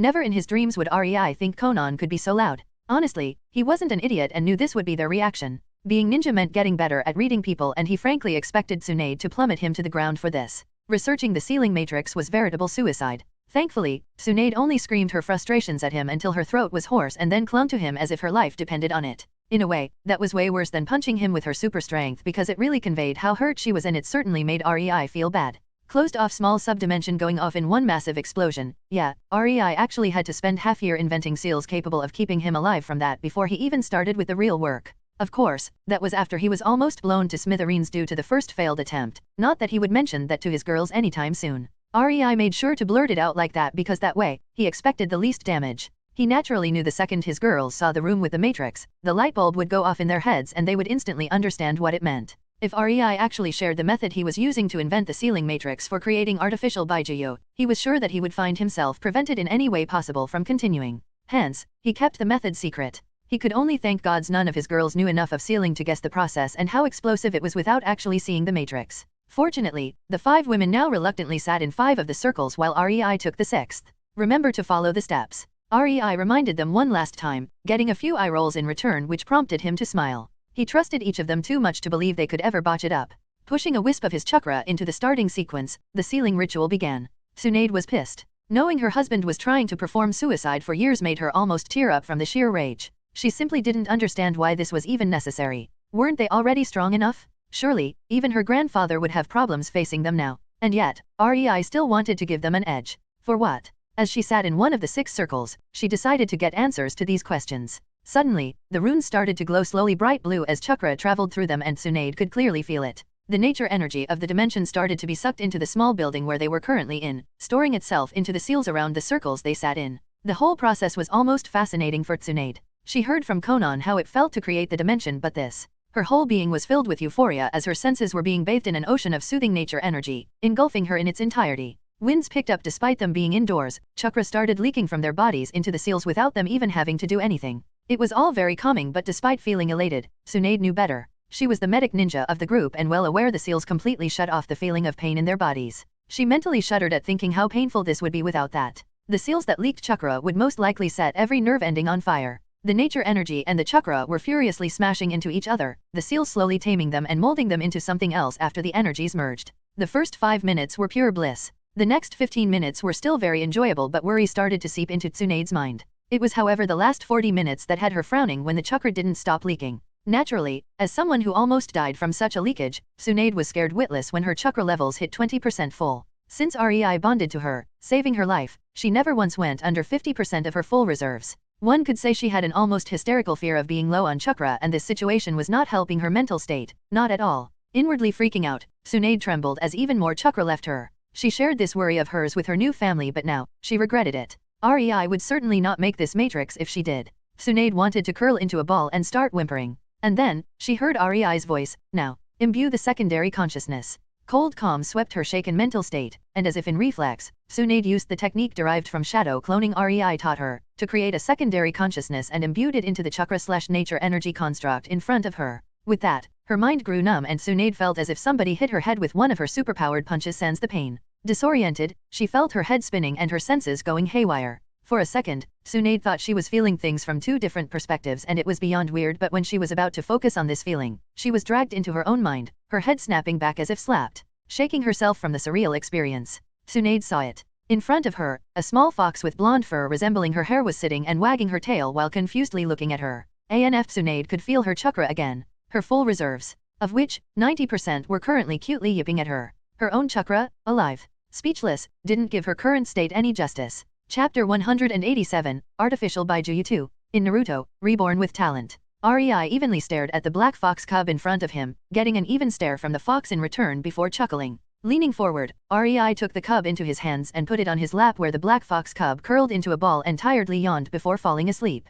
Little bastard, REI's eyebrow playfully twitched. Here he falls asleep when I have to keep myself awake. Damn, was this tiring. REI slowly rolled his shoulders as his eyes started looking around, checking his wives. Tsunade looked in wonder at her own blonde fox that looked as excited to meet Tsunade. REI smiled. The fox was definitely as excitable as Tsunade when she was surrounded by family. Conan was highly amused as she patted her blue fox that almost preened at the attention by straightening her back and slightly lifting its muzzle. REI could only subtly nod to himself. That reaction was definitely something Conan would subconsciously do every time he showered her with attention. May was a bit lost, not knowing what to do when her auburn fox jumped into her lap and demanded attention. Honestly, REI could instantly see the similarities between the fox and May. Ringo had her crimson fox already in her hands, nuzzling it to her cheek. REI could however plainly see the curious gleam in the eyes of both Ringo and the crimson fox as they subtly took the measure of their surroundings. Lastly, Pakara. Her fox was green and both Pakara and the cub seemed almost hesitant to move from their spot as they eyed each other. REI was about to look away when Pakara and the fox nodded at each other as if reaching some kind of understanding, and then the fox slowly walked towards Pakara, who started hesitantly rubbing its fur with a totally awkward expression. REI couldn't help but burst into laughter at that. It was the exact same expression Pakara had on her face when they had sex for the very first time. REI's sudden laughter broke the atmosphere around each pair of human and fox, causing 10 pairs of eyes to redirect at REI, who tried to wave his hand to show he needed time in order to calm down. Sorry. It's just. Pakara was too cute there. REI mischievously said, which made Pakara flush crimson red and give him a slight glare. It didn't take her long to figure out what he meant by that. Neither did it take long for the other women, who threw Pakara knowing looks, causing her to groan while still subconsciously gently rubbing her fox. Yes, too cute. REI mentally decided, showing a proud smile. Let's stop teasing her, shall we? Conan started speaking as she turned to REI. I would like to know how. She waved her hand around her fox. This actually works. REI slowly nodded. Yes. It would probably be best if I explained what the foxes exactly are and how they came to be. He threw Tsunade a concerned look. It was ever so obvious the woman had a hard time pulling her gaze away from her fox and her body language. Well, your first concern would undoubtedly be your chakra reserves, right?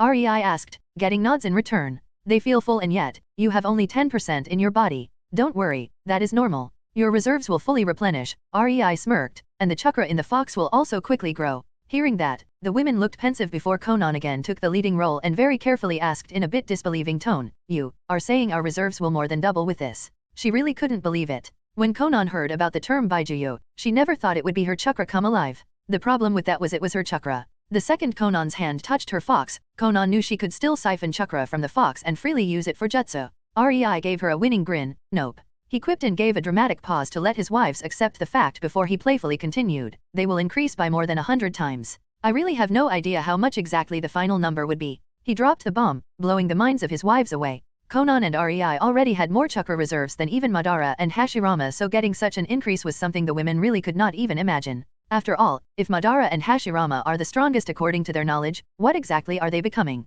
To begin the explanation, REI started, happy he had the full undivided attention of his wives. Let me give you a small briefing of what exactly Baijuyu is. Shikaku, for example, is not made of sand as many would believe. He is actually the chakra in the sand and the seal markings on his skin. That's why it does not matter how many times you cut him in half. He would always simply reform. The concept on which the foxes are based is the same. They are beings made of your chakra. REI stopped for a moment, letting that fact settle down. Now, I could not actually create a soul. After all, I do not own some miraculous eyes of circular bullshittery like the sage of the six paths that could create anything with but a hand clap. Hence, you had to create a secondary consciousness and imbue it into the chakra during the creation process. In the process, this consciousness was strengthened, reshaped, and so on, and on. Not important. REI dismissively waved his hand. What is important is that the foxes are part of you given sentience. Hearing that, the women involuntarily smiled and cuddled their fox closer to them. It was almost instinctive. The only difference was Tsunade, who held hers almost protectively. REI's lips stretched into an almost gleeful smirk before he continued.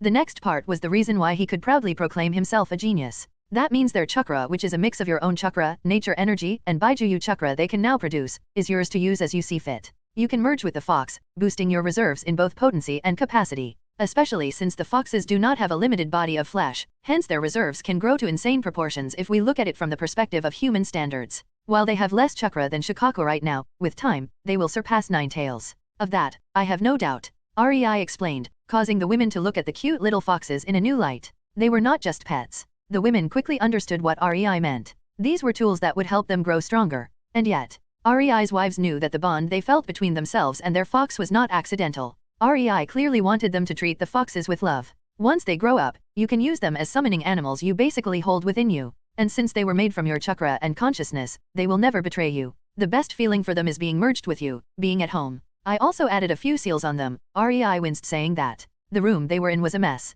Many seals were burned off, completely dispersed, basically destroyed. The seal matrix was unusable and REI would have to invest half year of effort to recreate it. Not that he would ever do something like this again. Thanks to these chakra manipulation seals, the foxes will be able to change their sizes at will. Any questions? The room descended into silence as all 5 women pondered if there was something they wanted to know about. How long till they grow up? May eagerly asked. Few years, which means, Rei glanced at Tsunade, you will have to separate. That obviously didn't go well with the women, but Tsunade looked positively hurt. They have to be in my dimension in order for the nature energy to nourish them, boosting their growth and chakra reserves. Before you ask, yes, they could do it while merged with you, but it would take centuries instead of years. Rei's dimension can be called one big energy battery. Konan nodded in understanding. Which means, they will need to be babysat. Rei smiled when Tsunade instantly perked up. There are 6 of us, so we will rotate on a daily basis, while the 7th day we can take a break from work and spend in the dimension together. I can delegate most of my work to one of my best apprentices and spend more time with the cubs. Tsunade interjected, causing the others to narrow their eyes at her. Only now did the other 4 women notice that something was off with her. Rei's lips twitched at Tsunade's remark. We all need some bonding time with them. Tsunade lowered her head. But fine. If you can delegate your work, do so. Just, don't let me down by slacking. After all, it was you who wanted the position of the head of medics, Tsunade. Tsunade looked mollified but also a bit hurt that Rei would consider her slacking. Looking at her blonde fox, she couldn't in good conscience say she wouldn't do it though. Reluctantly, she nodded and decided for herself that she will teach more medics to show her dedication to Rei while also creating more free time for her to spend with her cub. Also, I have to say I am sorry, Tsunade. Rei sheepishly added, causing the women to turn to him with interest springing up on their face, before turning to Konan. If you remember, when Tsunade bonded to us, her soul was fractured. Konan smiled, and this was a way to rectify that, wasn't it? She then smirked at Tsunade, but I see there were some side effects. Heh. Rei could only sigh in exasperation. Chapter 188, Tsunade's Soul. In Naruto, Reborn with Talent. Hearing Konan and Rei discuss a possible problem with her soul, Tsunade instantly became serious. She might not know what it exactly meant for her, and the years since bonding with Rei she never once found a problem with her health, but better safe than sorry. I didn't really put much thought to Tsunade's problem with her soul, to be honest. Rei slowly started explaining the situation, making sure to be nonchalant about it, which told his girls it was nothing to get worked over for. Firstly, it didn't really affect Tsunade because none of her techniques depend on her soul, and my senses were telling me she was not affected whatsoever. I actually watched her very closely, but when no change occurred even after 3 years and nothing seemed wrong with Tsunade, I simply shrugged it off for the moment. If Tsunade was Yamanaka, the whole situation would be probably different since her techniques would tremendously weaken, but as it was, curing her was not very important at the time. Rei stopped, making sure his meaning was conveyed. Is it really fine? Fractured soul sounds kind of dangerous. May voiced out, frowning, as she scooted closer to Tsunade in a supportive manner. Well, that's not really what her ailment was, actually. Rei gave May a reassuring smile. At the time, I didn't have enough knowledge about souls, so I called it as I saw it, but it's not as if Tsunade's soul is missing a piece. It sure as hell does look like that to my senses, but as I got more knowledgeable, I figured out it is not really so. Hearing him, Konan, Tsunade, and Pakura perked up, interested in the topic. After getting reassurance from Rei that Tsunade was fine, Ringo stopped caring and decided to play with her fox. May, on the other hand, was still close to Tsunade, but she also didn't care about whatever theory Rei was about to portray. If it was really important, he would force her to learn it anyway. From what I know, and do take into consideration that I am no expert by any sort of a stretch, Rei started, souls are energy-based constructs, well, sort of. Anyway, Tsunade's soul was lacking energy without any way to replenish it. Our bonding patched her soul up, preventing more energy leakage, but it didn't help in any way to replenish the lost energy. And that's where Tsunade's Baijuyo comes in. He grinned. He might not be an expert on souls, but his understanding of Tsunade's problem was good enough to create a solution. The side effects, those were negligible at best compared to whatever could happen to her because of her weakened soul. Rei wasn't about to leave her in that state, not when he had a solution to it. He was not nearly enough delusional, reckless, or arrogant to think there would be no consequence whatsoever if he let it drag on. You used the nature energy to somehow strengthen my soul during the process of creating Blondie. Tsunade interrupted as an understanding gleam suddenly flashed through her eyes. Rei raised his eyebrow at her, surprised she figured it out, but there were more important things right now. Blondie? He asked, almost amused. Tsunade cutely blushed and her eyes lit up with joy as she nodded. Since she is blonde, I will call my girl Blondie. That's actually nice. Konan interjected, the corners of her lips slightly up, then mine will be indigo, emerald. Pakura said, joining the conversation as she stroked her almost preening fox. I will go with auburn, May nodded, following the theme set by Tsunade. It's simple and reminds me of my beautiful hair. In that case, Ringo held her fox on the level of her eyes as she stared at it intently. You will be crimson, understood. Only when the fox nodded did Ringo smile and briefly kiss its muzzle in satisfaction before putting it back into her lap. I guess, there aren't many choices left for me. Rei chuckled before looking at the sleeping black fox in his lap that was also the only male of the bunch. Sorry, buddy, according to the naming theme you were deemed to be Blackie. he said with a mocking undertone as if he slightly pitied the fox, which caused Tsunade to give him a slight unamused glare, recognizing the jab at her naming sense. Naming aside, REI continued, looking at Tsunade with a bit of proudness in his eyes and also a veiled surprise. I am actually surprised you recognized what strengthened your soul. Tsunade shrugged, you threw me enough hints. At first, I thought my senses going so haywire I couldn't recognize which way is up or down was a part of the ritual, but now I know why I felt that way and why it felt so familiar. Nature energy simply supercharged my senses too much as it flowed. Tsunade's expression became a bit puzzled, not really into my body but still inside of me? The actual feeling is hard to explain. Anyway, the side effects. She added a bit worriedly. Don't worry. It's nothing major. You probably noticed how we all share a liking for our foxes. They are akin to an inseparable best friend to us. But in your case, your bond is much, much closer. Considering she, REI pointed at Blondie, was born out of your chakra and consciousness, it isn't even that wrong, you know. He knowingly smiled at the flabbergasted Tsunade. Right. Tsunade looked at her hands, unwilling to raise her head higher for the moment. If it makes you feel any better, I think you will be a good mother to Blondie. Konan added, causing Tsunade to grow even quieter as her cheeks gained pink dusting while the other girls either silently snickered at her embarrassment or gave their own encouragements. Thank you, Tsunade eventually muttered, grateful for the opportunity. Blondie might not have been her real child but she felt attached to her nevertheless. Tsunade knew REI didn't want children. Not yet, anyway. It didn't even matter as much since their lifespan was lengthened to incredible proportions, so they had a few centuries before even thinking about it. But Tsunade craved family ever since she lost hers. Being able to feel a motherly bond to her little fox was almost heavenly for her. The group spent the next few moments relishing the pleasant surprise as they played with their new additions before REI decided to continue the conversation. So, any other questions? At first, it looked like everybody was content. REI knew his girls were curious and most likely had loads of questions. But he also knew they would not ask unless they were at the end of their wits or it was something they really deemed important. That's why he was really surprised when he heard Tsunade's voice. In fact, yes. She started unsurely before growing determined. I would like to ask why. Why exactly do you focus on making us stronger? We are probably the strongest ninjas alive when it comes to chakra reserves and manipulation. And yet, she swiped her hand around, indicating the foxes, it is still not enough. I want to know why. She bit her lower lip. She really wanted to know, and more importantly, she needed to know if there is something she could help REI with. Because I am bored. REI weakly tried, only getting eye rolls in return which turned his expression a bit sheepish. Fine. He sighed. There wasn't a question of should I reveal it, in his mind. All 5 of the women he loved and trusted, so he started talking. You see, 1,000 years ago. Chapter 189, Plans and Reasons. In Naruto, Reborn with Talent. You see, 1,000 years ago, a person from the Itsutsuki clan came to this planet to gather chakra fruit. REI started, causing his wives to look at him strangely. Chuckling, REI continued, a lot happened. This person betrayed her comrades, stabbing them in their back in order to have the fruit for herself, or that's the story as I know it. Who knows if it is the truth? Too many years passed since then, after all. REI shook his head before becoming serious again. But what is important is that this person ate the chakra fruit, becoming the progenitor of chakra, the rabbit goddess Kagaya. Goddess. Konan looked intently at REI. You are training us to fight a goddess. She added almost in disbelief. No, not at all. REI smiled at Konan's baffled expression, something not seen that often. In a fight to the death, you would lose to Kagaya even if you teamed up and possessed fully grown Baijuyo.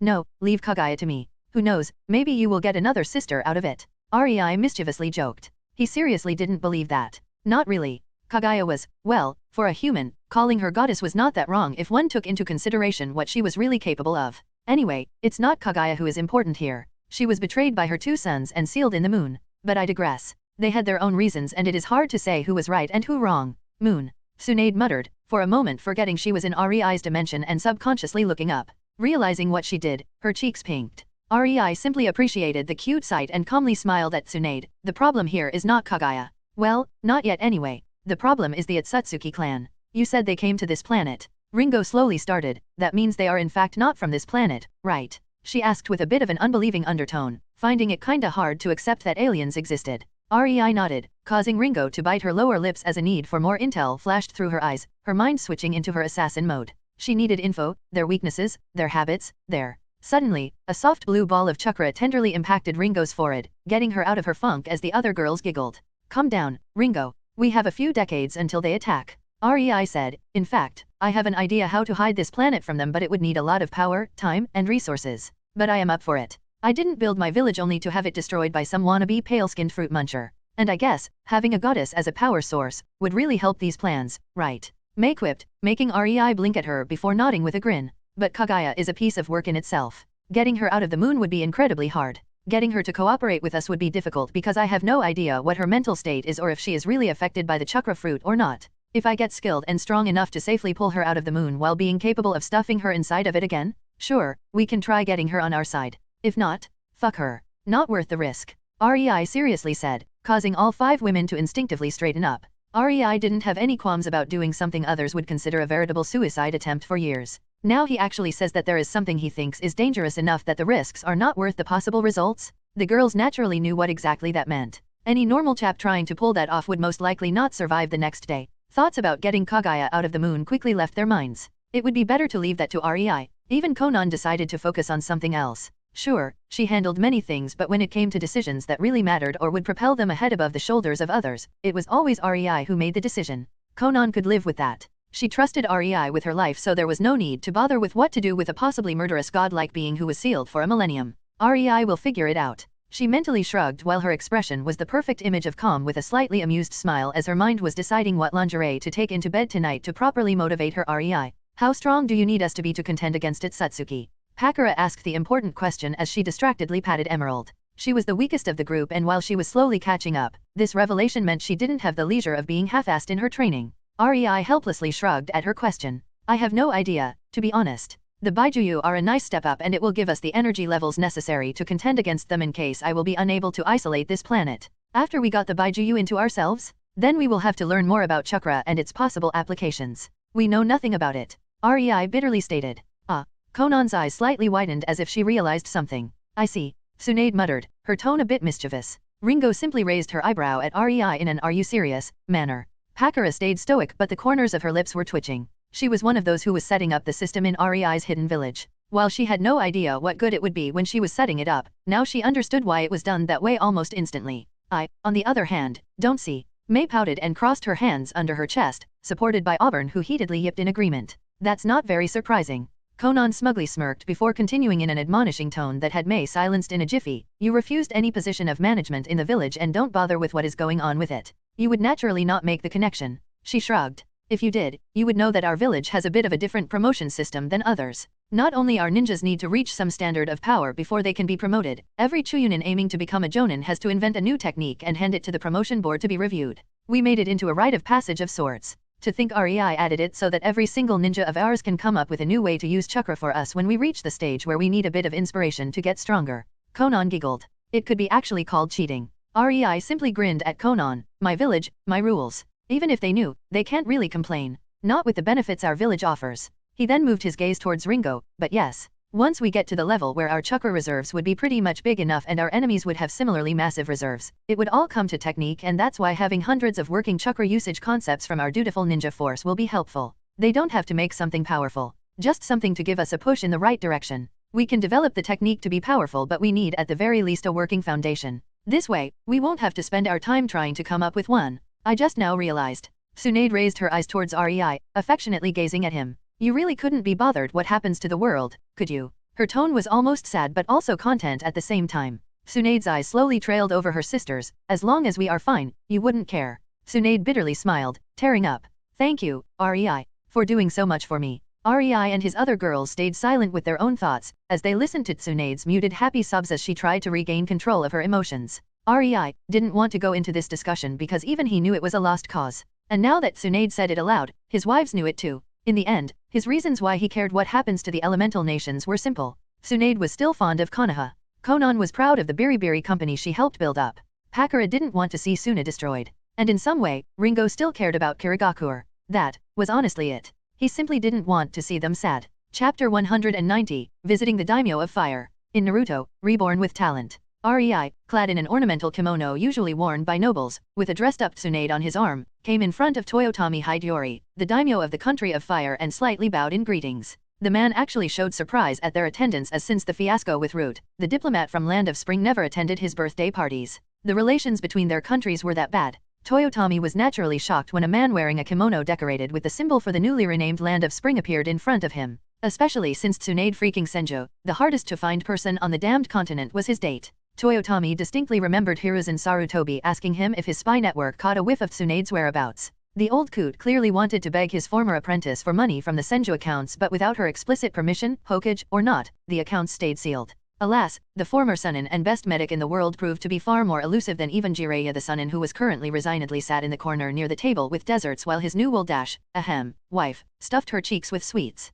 Happy development, that. It certainly made dealing with Earth country diplomats easier. But back to the problem at hand. Toyotomi beamed, more at Tsunade rather than the man next to her, and warmly said, "Welcome. I hope you will enjoy the party." The party was over and Tsunade sat on Rei's lower back, straddling him as she massaged his stiff shoulders. Rei really deserved a lot of attention for putting up with Jiraiya's antics. And the white-haired man didn't even know Tsunade was his wife yet. Thankfully, there was Jiraiya's wife to drag him, somewhere. Unfortunately, that meant nobles and merchants swarmed Tsunade and Rei like hungry sharks. So, yeah, in Tsunade's honest opinion, Rei really deserved some proper pampering. Then again, that might have been her inner pervert speaking. Something about having her husband moan under her gentle touch was oddly satisfying and very arousing. It perfectly satisfied her inner desires and stroked her ego in a way that made her feel all warm and fluffy inside of her smug heart. Is it any wonder she threw a vase at the dipshit who interrupted their massage session, which resulted in a cracked skull, 3 broken ribs, and a fair bit of bruises for the guy after the thrown vase embedded him into the wall behind him? From there, it didn't take long for disgruntled Tsunade,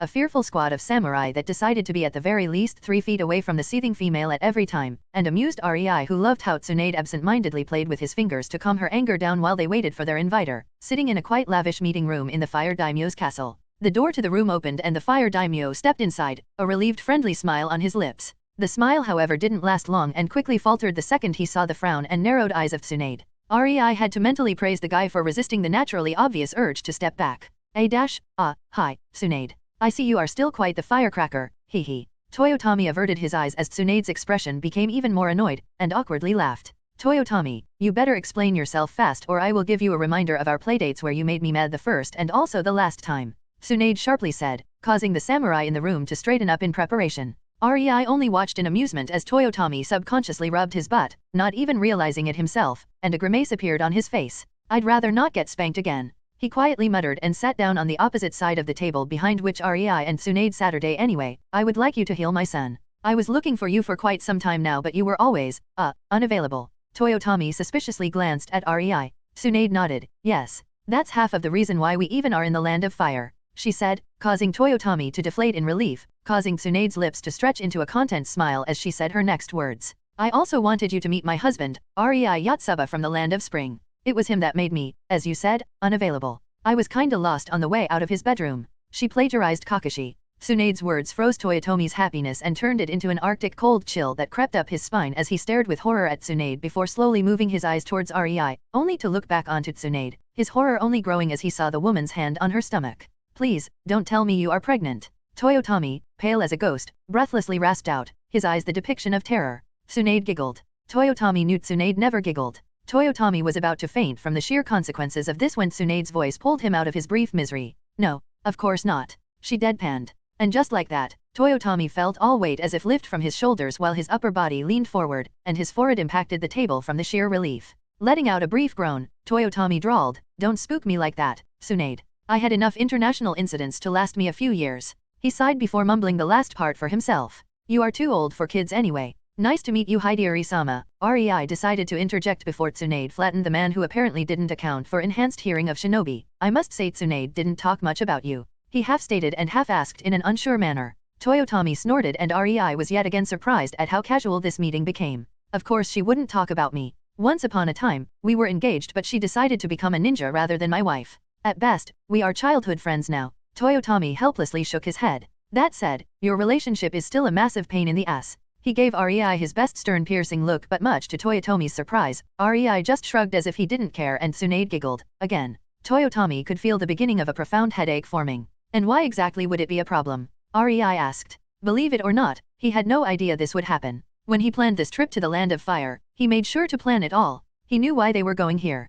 He knew what he wanted to gain here. He knew why he took Tsunade with him. Despite all that, this short meeting held many new revelations for him. Tsunade was engaged to the Fire Daimyo? Shocker. She was his childhood friend? Poor lad. And for some reason, Tsunade being with him, no, being with a foreigner was apparently a problem. Rei really didn't like where this was going as it might just complicate his previous plans. Rei glanced at Tsunade, causing her to fidget a bit as she threw him an apologetic look. Sorry, I only remembered it now. You know how I hate politics so I never gave this much attention. She suddenly stopped herself and with her eyes gestured towards the samurai standing at attention near the walls. Toyotomi quickly understood the gesture and sent his samurai guards and the hidden member of his ninja guard out of the room before strapping a secrecy seal on the table. Civilian, he may be, but he had a few tricks up his sleeve. Tsunade is talking about. He started. SHH. Tsunade sternly silenced the man before fluidly grasping a needle in her hair and pulling it out, causing her hair to fall onto her shoulders. With a flick of her wrist, the needle sailed through the air towards one of the corners where it nailed a previously invisible figure to the wall, straight through his forehead.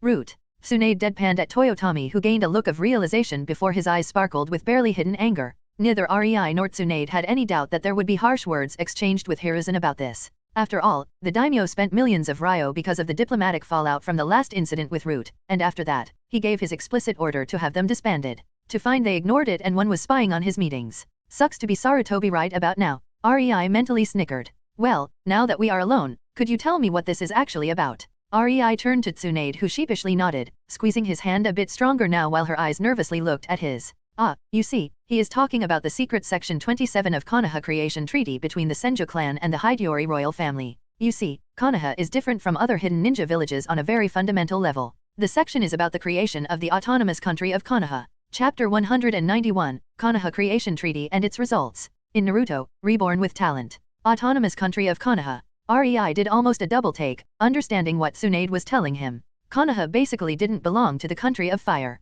But how? That's not how things are now. Hokage is definitely under the command of daimyo, well, figuratively speaking, at least. Tsunade gave Rei an awkward smile and shrugged before giving Toyotomi a meaningful glance, urging him to explain. Right? Toyotomi sighed in exasperation. There is no freaking way Tsunade would pay enough attention in her studies to know this political bullshit, as she would claim. He mockingly shook his head before stiffening as Tsunade leaked a bit of her killing intent at the poor guy. To be honest, the amount Tsunade leaked betrayed that she was at most quite annoyed. She really didn't like having her embarrassing moments revealed in front of her husband. Anyway, Toyotomi coughed and averted his eyes from Tsunade to Rei, trying to ignore her. The Hokage is basically something like a regent. Seeing how dubious Rei looked, Toyotomi gave him a knowing smile. I have no doubt people who actually know this could be numbered on one hand. That's why it works and why Konoha can elect their own Hokages as if they were like every other village. But elected Hokage is under the daimyo of the fire country in the proverbial food chain. To be honest, the land on which Konoha stands belongs all to the Senju clan, whereas other clans only rent it for free, as was decided in initial negotiations when new clans became a part of Konoha, while most of the land is rented for a ridiculously small fee.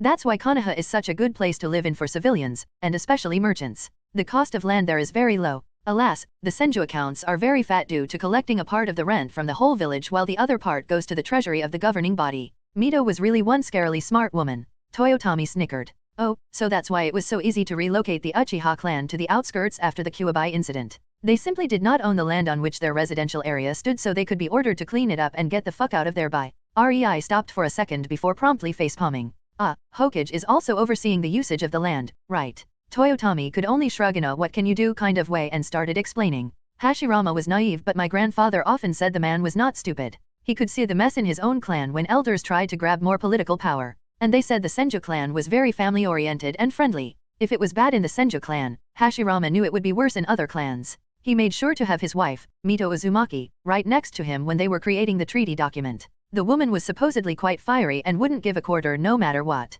Toyotomi said, taking a sip from his tea. Hence, the final treaty was made. The Konoha was to be run as it is today, with their Hokages and stuff, and the other hidden villages copied it. What is secret though, is that Senju Mito made damn sure to add a fail-safe clause into the treaty, saying that the head of the Senju clan can declare himself a daimyo of Konoha if the ruling body was corrupted, seizing the proverbial reins. After all, the Senju clan already owned all of the land. They already were daimyo in all but name and power, of which, neither would be hard for the clan to quickly acquire. Not when the Hideyori royal family would support them. Toyotomi finished the history lesson. But nobody ever approached me with problems with the land when I was in the village during the Third War. If I owned it and nobody needed anything from me. Tsunade mumbled, narrowing her eyes. Toyotomi glanced at Rei. Your husband is correct, Tsunade.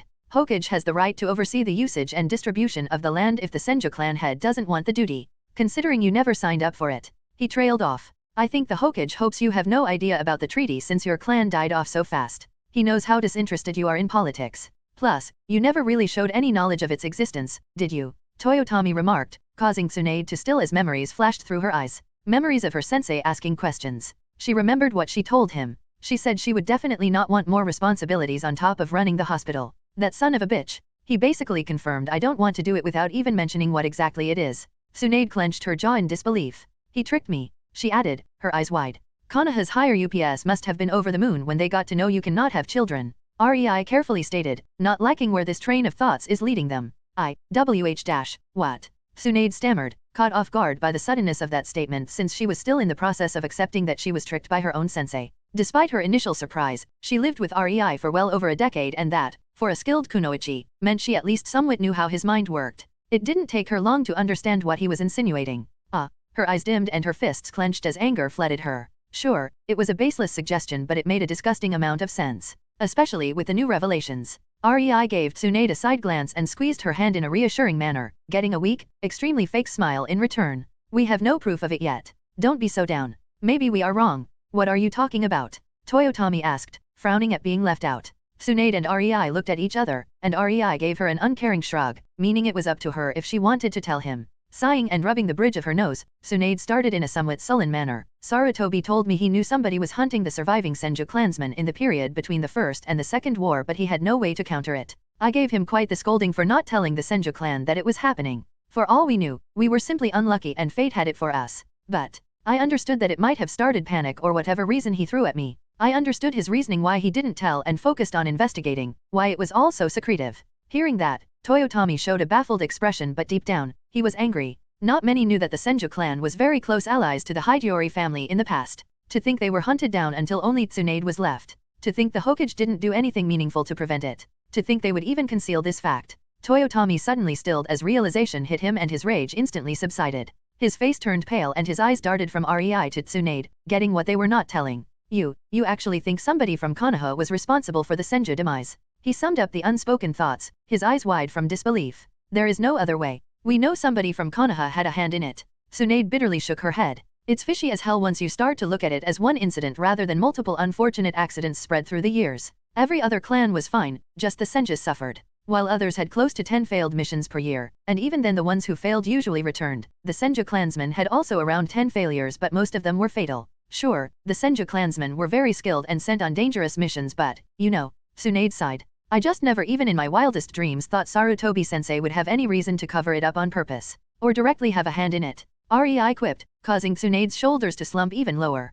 Realizing his mistake, REI winced and scooted closer to the downtrodden woman, embracing her close to his chest. He had no motive. I knew that Sarutobi is a right bastard. REI spoke towards Toyotomi while caressing Tsunade's hair. But we never could think of any motivation why he would support the Senju purge. After all, he was Tobirama's pupil. So was Danzo. Tsunade spat. And he truly cares for Konoha. REI finished, not minding Tsunade's interruption. But with this new revelation, it became self-evident why he, as the head of the Sarutobi clan, would not want the Senju clan alive. The clause in the treaty is simply a preventive measure if the village became corrupt. The Senju clan had every right to do this and every clan head of that time accepted it, knowing the honorable Senju would not abuse it. But Toyotomi sighed. It would be awfully convenient if the Senju clan disappeared and nobody could usurp Konoha's leadership on a whim, wouldn't it? REI continued. Why stop somebody helping get rid of the problem? No. But Tsunade is his pupil. Someone he loves like his own daughter. After confirming she knew nothing about it, Toyotomi nodded. But Danzo has no such problem. Once Tsunade started digging in the old files and even got the blood samples proving that somebody purged the Senju blood from Konoha, all bets were off. Hence the numerous assassination attempts when I was in Konoha. And here I thought it was because of me blocking his bills. I still don't think that Sarutobi is directly responsible. I wouldn't be surprised if he knew about it and knew exactly who was behind it but I don't think he had a hand in it. Tsunade added, having enough for the day. She nudged REI, let's end this here. I need my cuddly time to get my head away from. REI instantly leaned forward and kissed Tsunade the second she started speaking in that depressing way. That's fine. He smiled. Chapter 192, Breakfast with the Daimyo. In Naruto, Reborn with Talent. REI yawned as he lazily flopped into a seat opposite the Fire Country Daimyo sitting behind a small cozy table in his gardens, enjoying breakfast. It was weird that there was not even one maid around him but surprisingly enough, REI's senses told him that maids were not the only thing missing. There was not even one guard around. That's some hefty level of trust he is showing me. He hummed while rubbing his tired eyes. Not enough sleep. Toyotomi chuckled, biting an apple.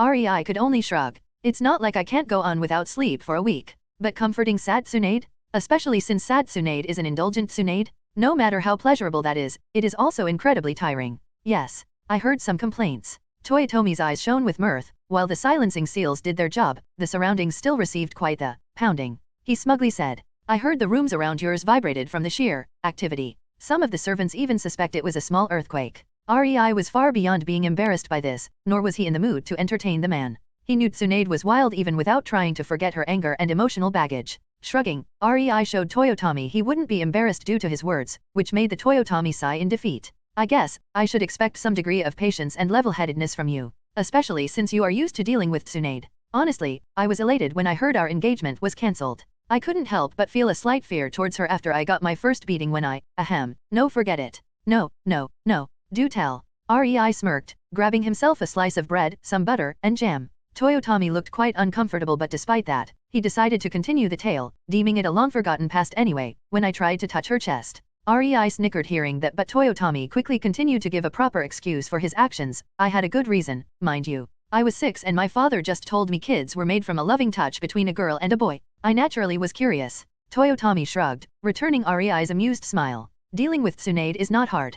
All it requires is a whole lot of loving touches. REI gave Toyotomi a meaningful glance, and a body that can withstand her accidental use of super strength. He shrugged. Despite what her personality would imply, once we really started to love each other, she is a very untroublesome woman to keep around, as Naraz would say. She is unsurprisingly independent and surprisingly low maintenance. Well, yesterday was a clear exception to the rule, but one gotta admit the topic was a bit too much for her emotions. But I doubt you sent a servant to wake me up in order to discuss the nuances of the relationship with Tsunade. REI said, looking directly at Toyotomi. I see. Fair enough. Toyotomi nodded and instantly grew serious. I just wanted to warn you that you should leave by the evening if you want to have a chance at successfully evading Konoha Umbu inviting Tsunade back home. He gave REI an apologetic smile. The ninja guardian from yesterday was one from Konoha, and I can't possibly reproach him from sending a missive about Tsunade's presence back to Konoha. Now, can I? He sighed in irritation before rubbing his temples. Insubordination? Wow. REI exclaimed in mock cheer as he grabbed an orange. Not really. I forgot to order him to keep it secret. The second he left the room he was on his way to send a message to his beloved Hokage. Some guards they are. That's why I have to get people from the fire temple to balance the number of Konoha's ninjas around me. Toyotomi waved his hand dismissively. Don't get me wrong, they do their jobs, but... He stopped bitterly. But their allegiance is not fully for you. Yeah, that must suck considering they are here to guard your very life. REI nodded. Anyway, don't worry about Hiruzen. I kinda thought he would be present at your birthday party, so I counted on him knowing we are here. I never invite Hokage to my birthday parties. Too many diplomats who would be offended. Frankly, I don't like him all that much. Too manipulative for my tastes. Told him exactly where he can stick his grandfatherly act the second he tried it on me when I took over from my father. Toyotomi rolled his eyes. Well, I might have threatened to cut the funding in half if he pissed me off too much. He unrepentantly shrugged and bit into a toast in a very satisfied manner. Chewing and biting with enjoyment written on his face as he reminisced about that moment, Toyotomi finally gulped down the food and added, that was frankly one of the best moments of my tenure as the daimyo. The sour look of the usually grandfatherly dipshit was priceless. My father might have been naive and easy to manipulate for more money, but thankfully, I was taught by my mother. Yeah, no, still gonna make a run for it. I don't wanna meet with the man. We will be off your hair by the time for dinner, right after Tsunade heals your son. Toyotomi visibly deflated in relief at that, and I discuss with you the real deal I came for. And just like that, Toyotomi tensed again. Friendliness was all good, but when deals were mentioned, he had to act like a daimyo, no matter if it came from a husband of his childhood friend. Deal? He asked warily, but REI only rolled his eyes, and suddenly, a file appeared in his hand. REI then put the file on the table and slid it towards Toyotomi, who grabbed it and started to read it. REI watched as the fire daimyo's expression went from wary, to a surprised, then to approving, only to set itself in relieved, almost giddy one after he was done reading the offer. Then the realization struck Toyotomi hard as a frown appeared on his lips. I can't accept it. Don't get me wrong, it is the best and most fair offer that came to me in years, but nobles won't accept it without proper reason. Then use me bringing Tsunade here and her healing your son as a springboard. REI advised, and Toyotomi looked at him with an unreadable gaze. You already have this all planned, right? He slowly said after a while, causing REI to smirk and scoot a bit to the right, making Toyotomi tilt his head before he noticed groggy Tsunade pass him and sit next to REI, sleepily cuddling into his side with a cute content smile and messy bed hair. The second trade routes between the Land of Spring and the Land of Fire are opened. It will be even better than a non-aggression pact, thus cementing our neutrality even further. REI shrugged as his head landed on the top of Tsunade's head, gently stroking it without him even realizing he was doing it.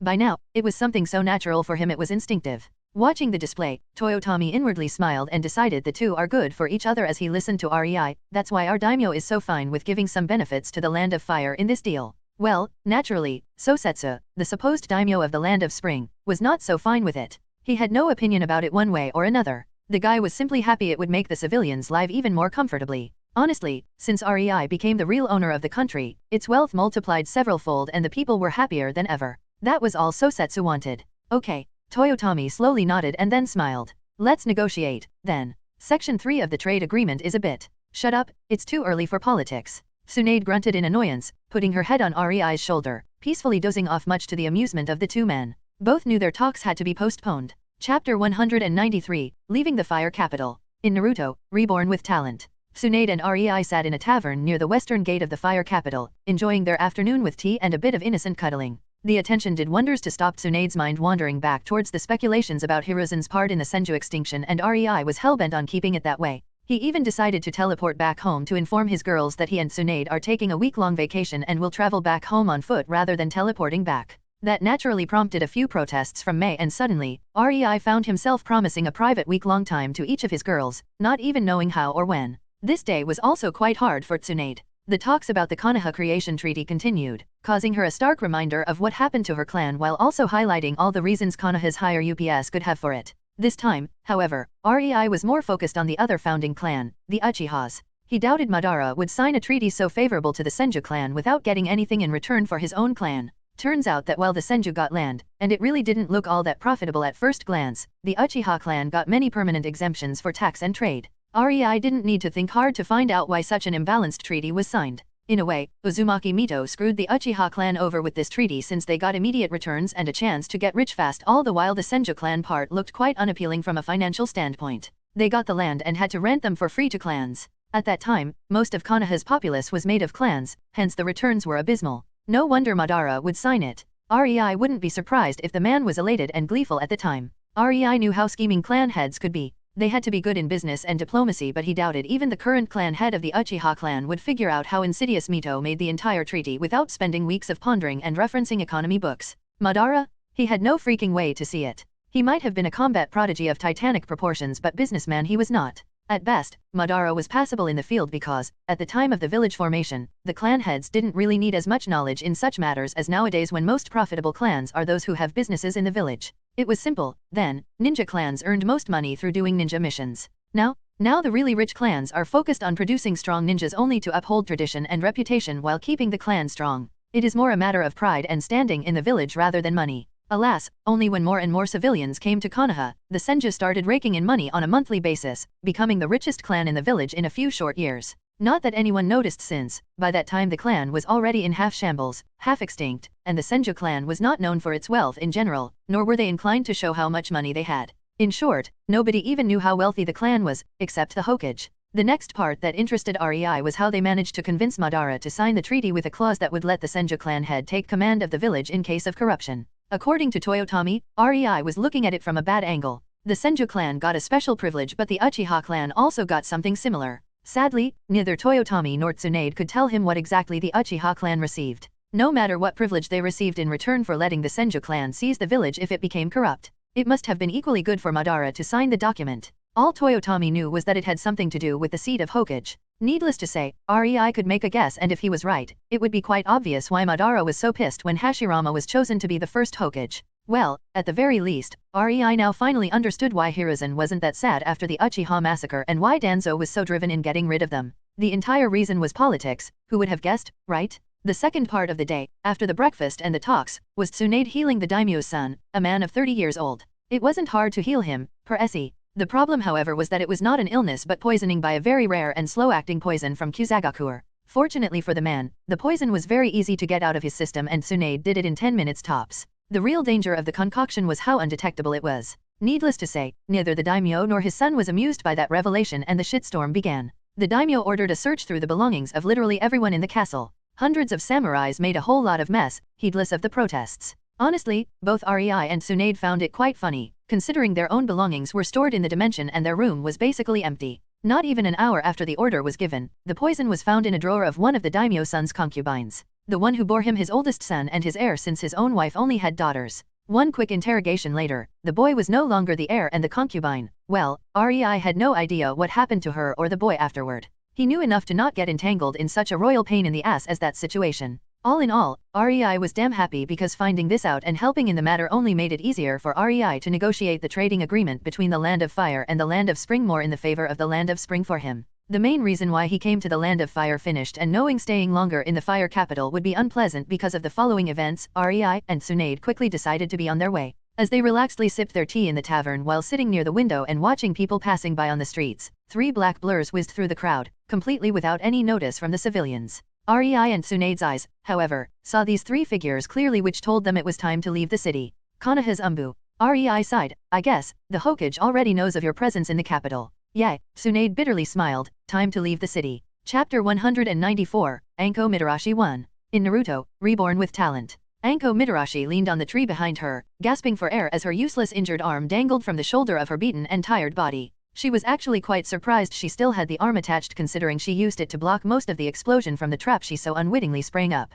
Fuck. The mission report said it was just a bunch of bandits. What the heck is this? Anko mentally cursed, feeling her exhaustion as hopelessness started to creep into her heart. Around her, 3 men vigilantly awaited her next action. All 3 would clearly be able to get to Chunin rank if they were ninjas. Anko could only wince because of the bruises forming on her reasonably uninjured hand and legs. While she hatefully accepted, she lowered her guard at the worst possible moment. The mission she set out to finish was the basic extermination of a bandit camp. Nothing hard, according to her standards and record of completed and survived suicide missions. Everything went just fine too, at least until she had 50 corpses under her feet and decided to search through the camp. Who would have guessed there would be a high-level Fuinjutsu explosive trap in a camp full of basically a bit stronger civilians? Worse yet, who would have known 4 Chunins would jump at her the second a tree stopped her momentary flight due to the explosion? Fast forward a quite shameful beatdown where she was forced to repeatedly retreat, and here she was, leaning on a tree to keep standing. Her working limbs were bruised as hell. The arm that ate up the explosion was bloody and somewhere even charred. She could feel her body reaching her limit due to exhaustion. Sweat was flowing into her stinging eyes and stuck her hair to her skin. She felt like vomiting and barely suppressed the pain her body was screaming at her in. What made it all worse was that the 3 men in front of her were considerably okay, which only hurt her pride. She was almost Jonin level. 4 Chunins should be easy to deal with, normally. Alas, she was quite disabled due to the explosion. Anko could only keep pushing her torn muscles in order to not have her head leave her shoulders. Not that the fight was a particularly long one, but she was a bit satisfied that she managed to kill one of them. But by the looks of it, this was a game over for her. There was only one way to get out of this alive, and even that had only a small chance of success. Yes. Anko could clearly feel the pulsing pain from her shoulder where the accursed cursed seal was. Should I use it? Anko reluctantly thought, knowing the repercussions. Let's just kill the bitch, Orochimaru-sama. And just like that, Anko's mind froze, not paying attention to whatever was said afterward. Oro-Kimura. The realization hit her like a proverbial truck. This was a test. It could not even be called a trap. No. Her bastard of a former teacher most likely sent them to test her willingness to use the cursed seal. Any notion of using the only thing that could save her life was instantly rejected. Anko simply refused to give Orochimaru the satisfaction of activating the seal, not even if it cost her her life. Gripping her kunao harder, Anko prepared for one last stand. If she was to die at the hands of Orochimaru's subordinates, she decided to take as many of the bastards out with her. Seeing the change in her attitude, the 3 Chunins tensed for a second, before chuckling at the absurdity of it all. The woman in front of them was barely standing. She will not be able to take a few steps forward, much less run at them. If they decided to make a pincushion out of her, she won't even be able to dodge. Really, her determined stare was actually incredibly hilarious to them. The woman was beaten. Now it was only a matter of how they would finish her off. They relaxed. Anko hated the smug glint their eyes were giving her. More than that, she was ashamed that somebody could be so relaxed when facing her in a fight. It reminded her of the times when she was a little girl facing the big badass snake Sunin who decided to train her. And she utterly hated how she missed those times. Suddenly, red droplets impacted Anko's face, causing her to owlishly blink, her brain trying to comprehend what happened when her eyes finally registered her 3 attackers, gaping at her with glazed soulless eyes, their bodies riddled with.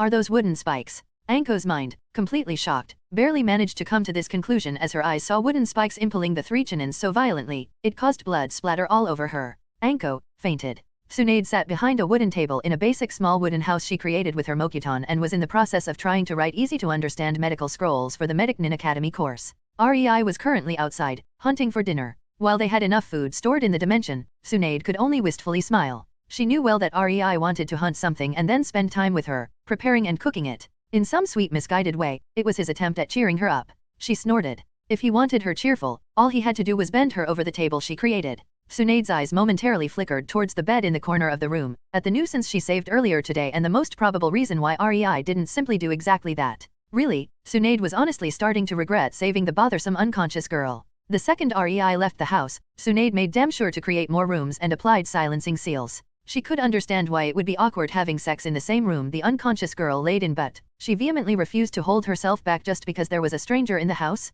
No more. Tsunade saw the girl's body twitch and knew she was on the verge of waking up. Sighing to herself, Tsunade stored her half-finished medical book, just as Anko's upper body abruptly rose into a sitting position on the bed, her eyes warily looking through the room as if she was a cornered animal on the verge of a panic attack. It was then Anko's eyes met Tsunade's unamused stare and widened out of proportion. Suit Tsunade-sama. Anko stuttered in disbelief, causing Tsunade to roll her eyes at her. And just like that, Anko fainted again. Chapter 195, Anko Mitarashi 2. In Naruto, Reborn with Talent. Rei was making dinner while Tsunade amusedly watched awkward Anko stare at the cup of coffee in front of her with an unreadable expression, most likely questioning how she got into her current position. Anko couldn't believe she was saved by Tsunade Senju of all people. What is with this month and me meeting the legendary Konoha ninjas one after the other? First I am sent as a contact to Jiraiya pervert, only barely getting out before he could visually molest me as a relief from his overbearing wife. Then on the way back towards the village while doing a side mission I am ambushed by some Orochimaru's throwaway butt buddy mooks only to be rescued by the ever-elusive badass Tsunade Senju because of whose hiding ability even Hokage is ripping his hair out due to frustration?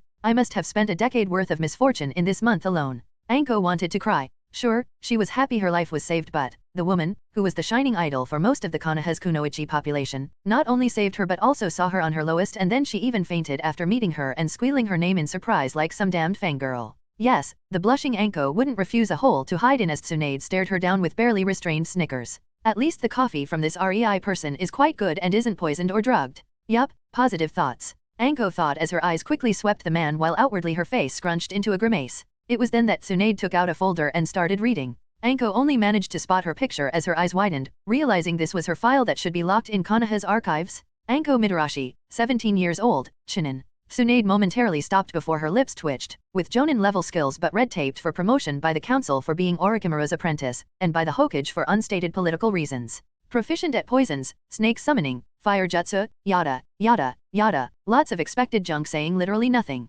Tsunade rolled her eyes as she turned the page while Anko gaped at her, to which Tsunade just returned an innocent smile to her, causing Anko's mouth to snap shut in disbelief as Tsunade continued reading out loud. Personal files of a ninja or kunoichi contained the most comprehensive intel on their abilities, rank, missions, current standing in the village, and stuff like that. There is no way somebody who was not in the village for years could get their hands on a copy of her files. Anko really couldn't believe this was happening. Tsunade was basically narrating her life for her. Tsunade, on the other hand, took a great deal of pleasure in this small power play of hers. Without Conan's incredible intelligence network, this would be impossible. Normally, Tsunade or Rei would never consider revealing they are capable of procuring a file from the archives of Konoha, but Anko was a wild card they stumbled upon by total accident as they walked home from the fire capital. There was a lot of improvisation in this, and honestly, Tsunade begged Rei for permission to try her plan because she saw herself in the girl. If Anko was just some normal kunoichi of Konoha, Tsunade would simply leave her lying next to the road and be done with it, but Anko was a pariah. Someone who suffered Konoha's wrath for something out of her control. For the good of Konoha. Rei knew Tsunade probably wanted to lash out at Hokage in some way, and this could provide her an outlet, so he made sure to listen to her plan and not get in the way, the intel of their spying capabilities be damned. And that's all. Tsunade gave the flabbergasted Anko a knowing look. I only left out you are red-listed. She mockingly shrugged as if it was nothing important before continuing in a deadpan. Honestly, I feel I should praise you for not defecting the first chance you got. Now that woke Anko up, I will never defect. I am not a traitor. She heatedly stood up and shouted, her hands tightly balled into fists on the table. Tsunade only raised her eyebrow, happy at the reaction she drew out from the kid, knowing it was real. You are in the red list of Konoha for the 4th continuous year. You either fuck the missions up so often they should kick you out of the force for being a waste of space, resources, and oxygen and throw you into the nearest brothel where fucking is actually rewarded, or you are a bona fide confirmed traitor with many friends who they can't really just casually call out on the act, and so they are only waiting for a single mistake to get you. One way or another, there is no other way to get on the red list for such a long time. Anko stood there, mentally anguished that Tsunade, her childhood idol, would think this of her, completely forgetting the fact that the woman had her file. And no, I am neither of those. I made a deal with the 3rd Hokage. Tsunade's eyes flashed. She naturally knew of the deal between them. In fact, Tsunade probably knew more about the girl than she herself knew, but this was not about that. This was about showing Anko Hokage's machinations. Only then would the girl consider joining their side. Tsunade was not nearly stupid enough to simply come up with an offer before she showed the girl the right path. Rei watched from the stove as Tsunade put her persuasion skills to use, still somewhat amused that it actually worked on the Anko Mitarashi. Alas, this was not the TNI expert yet. This was a girl who did not get such a position and training pertaining to it. A girl who survived her certain demise due to luck just a few hours ago and was still quite shocked by what was happening around her. Oh, do tell. What deal did the old geezer propose to you? Tsunade asked, causing Anko to finally calm down and flop back onto the chair. For a moment, suspicion flickered through her eyes, but it went as soon as it came. Seeing that, Tsunade gave the girl a proud nod, somewhat mollifying her. Lord Hokage told me the old geezers on the council will always hold back my promotion, so he gave me a deal. Anko childishly pouted, irritation clear in her gaze. Tsunade only cared for one thing, however. The clear respect the kunoichi in front of her held for the old man third. That was a problem. I was supposed to be listed for 5 years in the red list, and then I will be promised promotion and a position in one of the specialized divisions of Konoha. Hearing such a ridiculous pile of bull, Tsunade couldn't help but sigh tiredly as she rubbed the bridge of her nose. Do you even understand what the red list is, kid? Of course. It's where ninjas suspected of serious crimes or those who failed important missions are put, causing them to receive the most dangerous missions to redeem themselves and prove their loyalty to the village. Anko said irritably, I did my research before accepting the deal. But Hokage promised that as long as I could be patient and last 5 years there, it would persuade the council of my loyalty and I could get a promotion. Well, she is not wrong. Surviving 5 years without even a speck of suspicion in the fabled suicide mission list would mean she is either that capable or really loyal. But Tsunade inwardly hummed before cringing, and do you know what being put there for 5 years means for your career from the political standpoint? Anko's face shifted to a blank expression as she stared at Tsunade with total confusion that made Tsunade sigh yet again at the clueless girl. You don't you? Who cares? I am a kunoichi, not a politician. Anko frowned, causing Tsunade to chuckle. Silly girl, you really remind me of myself. Tsunade smiled. The village is built on politics. And you wonder why you find it hard to be promoted. She chided lightly, enjoying the embarrassed blush it elicited on Anko's cheeks. Let me put it into a perspective for you, okay? Tsunade asked and quieted down, waiting until Anko got into a good mindset to listen. After a few seconds of clear indecisiveness on her face, Anko decided to seriously nod. Clearly, there was something she was overlooking, and since Tsunade Senjo wanted to explain these political reasons why her decision to accept the deal was stupid, she would listen. But she would also make sure to not take anything at a face value. She trusted one son in already, and it didn't pay out so well for her. Anko was subtly preparing to make a run for it if this was some elaborate trap. She wasn't dull. Anko could recognize how manipulative the setting was, but the topic was simply too much. Here, Tsunade, one of the most loved kunoichi to ever hail from Konoha, and a former pupil of the third Hokage, was telling her the third screwed her over. Something was clearly fishy here.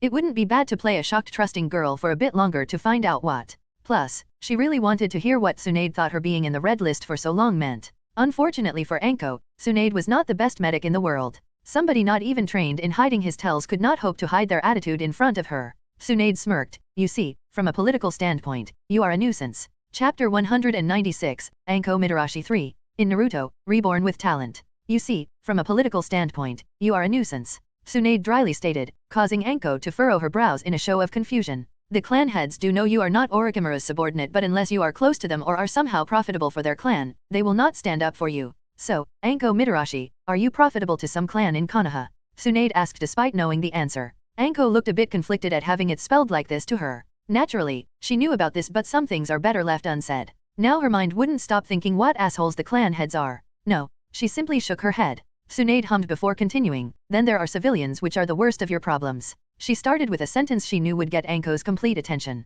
Konoha's civilian council is made of a few seats for wealthy merchants and civilians who have influence in certain fields. These seats are just like clan head seats and seldom change the ass sitting on them. And then there are elective seats where elected civilians sit to safeguard the interest of the general public. These seats change every 3 years and have nothing to do with the ninja stuff. Tsunade paused for a moment, her eyes smiling at how Anko leaned forward. At least, that's what they would like you to believe. In reality, these people have some indirect influence over ninja matters, and unfortunately for you, it is these people who will never see you as anything but the snake whore. Tsunade brutally stated, causing Anko to wince before lowering her head in a pondering manner as a concerned frown etched itself onto her face. Despite Tsunade's goal of manipulating Anko to their side, she did somewhat care for the girl. If only because both were in some form screwed by Konoha and neither really desired revenge on the village. They were simply alike, and Tsunade liked that. Even if Anko decided she wanted nothing to do with them, Tsunade would count it her victory if the girl at least started thinking about how the ruling system in the village really works, and why some unworthy individuals get promoted to Jonin rank while having only Chunin level skill, or why some people with clearly Jonin level skill can never get their promotion. Seeing Anko raising her head again, Tsunade quickly noted the resigned look in her eyes. So the girl got it. Honestly, Anko was not dumb. She would not be alive after being assigned one suicide mission after another for years on end if she was stupid. She was simply disinterested in politics. Once Tsunade nudged her in the correct direction, Anko could come to the conclusion herself. Civilians didn't understand how the ninja world worked. For them, a rumor of her being this vile traitorous bitch who likes to fuck with whoever is available before stabbing them with a poisoned kunai was all they knew about her. I see how getting support from the civilian side of the council would be difficult. Anko said with a grimace, making Tsunade snort at her choice of words. Difficult, she says. They hate you almost as much as the Kyuubi brat, girl. But unlike him, you don't have a chakra factory stuffed in your gut, which means you are not really all that important to the village. No, civilians will not give you any sort of support, be it due to fear or contempt, and the other parts of the village's council see no worth in helping you either. Especially since you were on the red list for years, you idiot. Tsunade clicked her tongue, still in disbelief. Somebody was stupid enough to agree to be put on the red list for years. What do you mean? Anko asked. What does being on the red list have anything to do with civilians? Tsunade pinched the bridge of her nose and looked at Anko with a difficult expression. You know, every time a ninja is about to be promoted, the council has the right to put a stop to the promotion. Sure, they have to get at least 3/3 of the council in favor for this to pass, which means it almost never does, but that's not really a problem in your case, is it now? The problem is, the second they see your track record and the amount of time you were red listed, they can argue you are unstable, incompetent, or untrustworthy. Neither of which is a good thing to have on your resume if you pursue a promotion. You were put there for 4 years, Anko, Tsunade sighed in exasperation, and one cannot simply officially state that the reason for your placement there is a deal with the third Hokage. You would be laughed out of the council room if you did that. Do you understand where I am going with this? The more Tsunade talked, the more disgruntled Anko appeared. Until, the realization settled in. I am never gonna be promoted, am I? Anko whispered with wide eyes. This is why I was always passed up when it came to promotions. This is why I was always selected for the promotion process but was never chosen as a fitting individual to pass it and receive one, isn't it? She spoke with a resigned undertone full of hurt, hanging her head in disappointment. Tsunade gave the downtrodden girl some time, slowly sipping her tea and enjoying the silence. She was glad Anko was getting the right conclusions by herself so she doesn't have to waste time persuading the girl. She was certainly clever enough to understand the implications and put events that happened to her in the past together. Holy shit, purely judging by my track record, I am the most probable person to betray the village. Anko suddenly exclaimed, unshed tears wetting the edges of her eyes. Yes, the only place where they would accept you is TNI, and even then it is more to have you always surrounded by experts at spotting and putting down traitors rather than to fulfill your wish for promotion. I believe that is exactly what Hiruzen aimed at when he proposed such a deal. Funny thing is, if you declined, you would already be in that division by now if only to have more experienced eyes on you. The elders and the clan heads would strong-arm you there if you wanted it or not. The only thing stopping them is your placement on the red list active rooster. Worse yet, getting the rank of Takubitsu Jonin would not be hard in the TNI department since it would depend more on your direct superior rather than the council, and you certainly have the skills necessary for it. Jonin rank would still be impossible though. I have no idea what Hiruzen promised you, but even he can't push through the council and give you the rank of Jonin without expending quite a bit of his political capital, which he would certainly not do. Not for you? Tsunade shrugged, enjoying the gaping expression of the girl who was inwardly surely cursing like a sailor. Why? Anko weakly asked, not understanding. If what Tsunade told her was true, the third Hokage made her ruin her career, assigned her to the worst missions for years, and won't be able to fulfill his part of the deal. Because you were young, stupid, easily manipulatable, and most importantly, the village just lost quite a lot of troops due to the Kyuubi a few years prior. Rei brutally interjected from his position behind the stove as he cooked. Hearing him, Anko's head snapped to him, but he didn't bother looking at her and focused on the food as he continued. My guess is that the Hokage needed somebody doing the missions red-listed individuals usually did. He could not red-list people on a whim, and even those strong individuals failing somewhat important missions had to be pardoned in fear of losing them on suicide missions, therefore reducing the overall strength of the village. He needed someone expendable for the suicide missions. Someone whose death would not matter, but also someone who could pull it off. And damn girl, you did pull off 4 consecutive years. Talk about real talent. Rei chuckled, not even needing to see Anko's mortified expression to know how she felt. You want to tell me I am expendable? Anko ground her teeth in anger and glared at Rei's back, only to be stopped by Tsunade's narrowing her eyes and seeping a bit of her killing intent outward. That quickly froze any fiery anger Anko could feel, causing her to involuntarily shiver. She quickly realized her former sensei had nothing on Tsunade when it came to a pure killing intent. We will get to that, Tsunade told the girl, releasing the pressure she put on her. Next on the council are elders. I believe I don't have to tell you much about them. No, they made their hatred of me widely known. Anko tightly squeezed her fists, preventing her anger from resurfacing. What they most certainly didn't do was tell you their hatred of you is totally faked, Tsunade quipped, causing Anko's head to snap in her direction and uncomprehendingly blink at her. Elders seldom do something based on emotions alone. You can always count that they have some sort of vision or a plan. Especially Danzo. I must admit, I have no knowledge of why they act as if they hated you, so I can only give you my guess. You are hated by the general public? They also hate you because it appeals to the masses. I doubt this is the real reason when it concerns you though, so you should be always on your best guard around them. At best, they will be neutral to you, but there is nothing you yourself can do to make it so.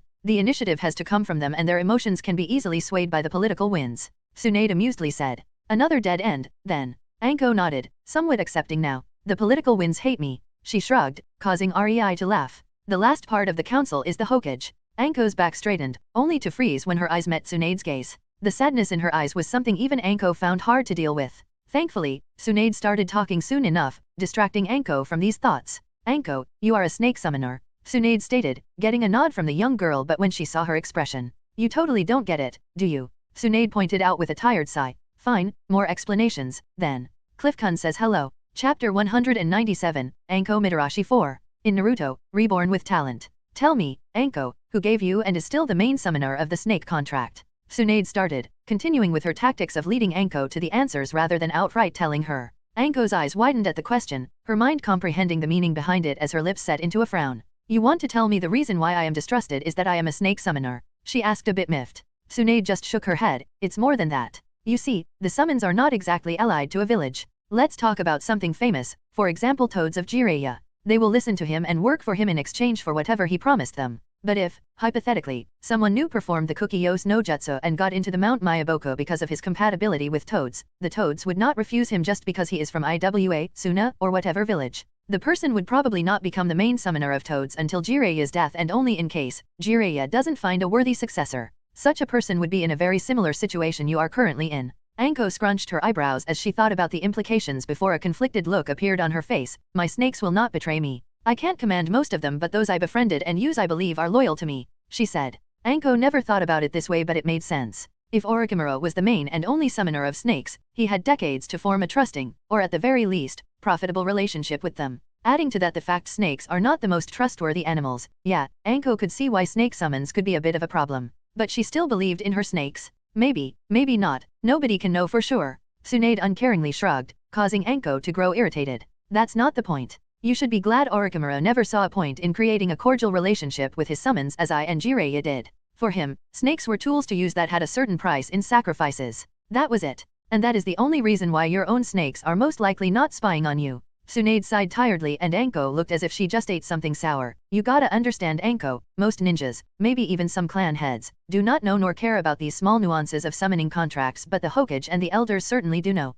In their eyes, the main summoner of snakes is Orochimaru, and he had it for decades before you were added. They have no idea or care in the world that Orochimaru probably never formed enough trust for snakes to betray their secondary summoner. For them, you are a constant threat, but they can't just get rid of you. That would simply send a bad message, and the snake contract can, after all, be still useful to the village. Anko was listening in rapt attention. Orochimaru never really went all that deep into the theory of the contracts. He simply told her to get a few snakes, make a deal with them or beat them in combat. As long as they find her worthy, they will help for a price. Thankfully, Anko didn't always listen to every word, and so she managed to befriend several snakes, rather than making them business partners of a sort. It was when she realized that, her eyes flashed with surprise, the Hokage is waiting to see if I can get more snake summons.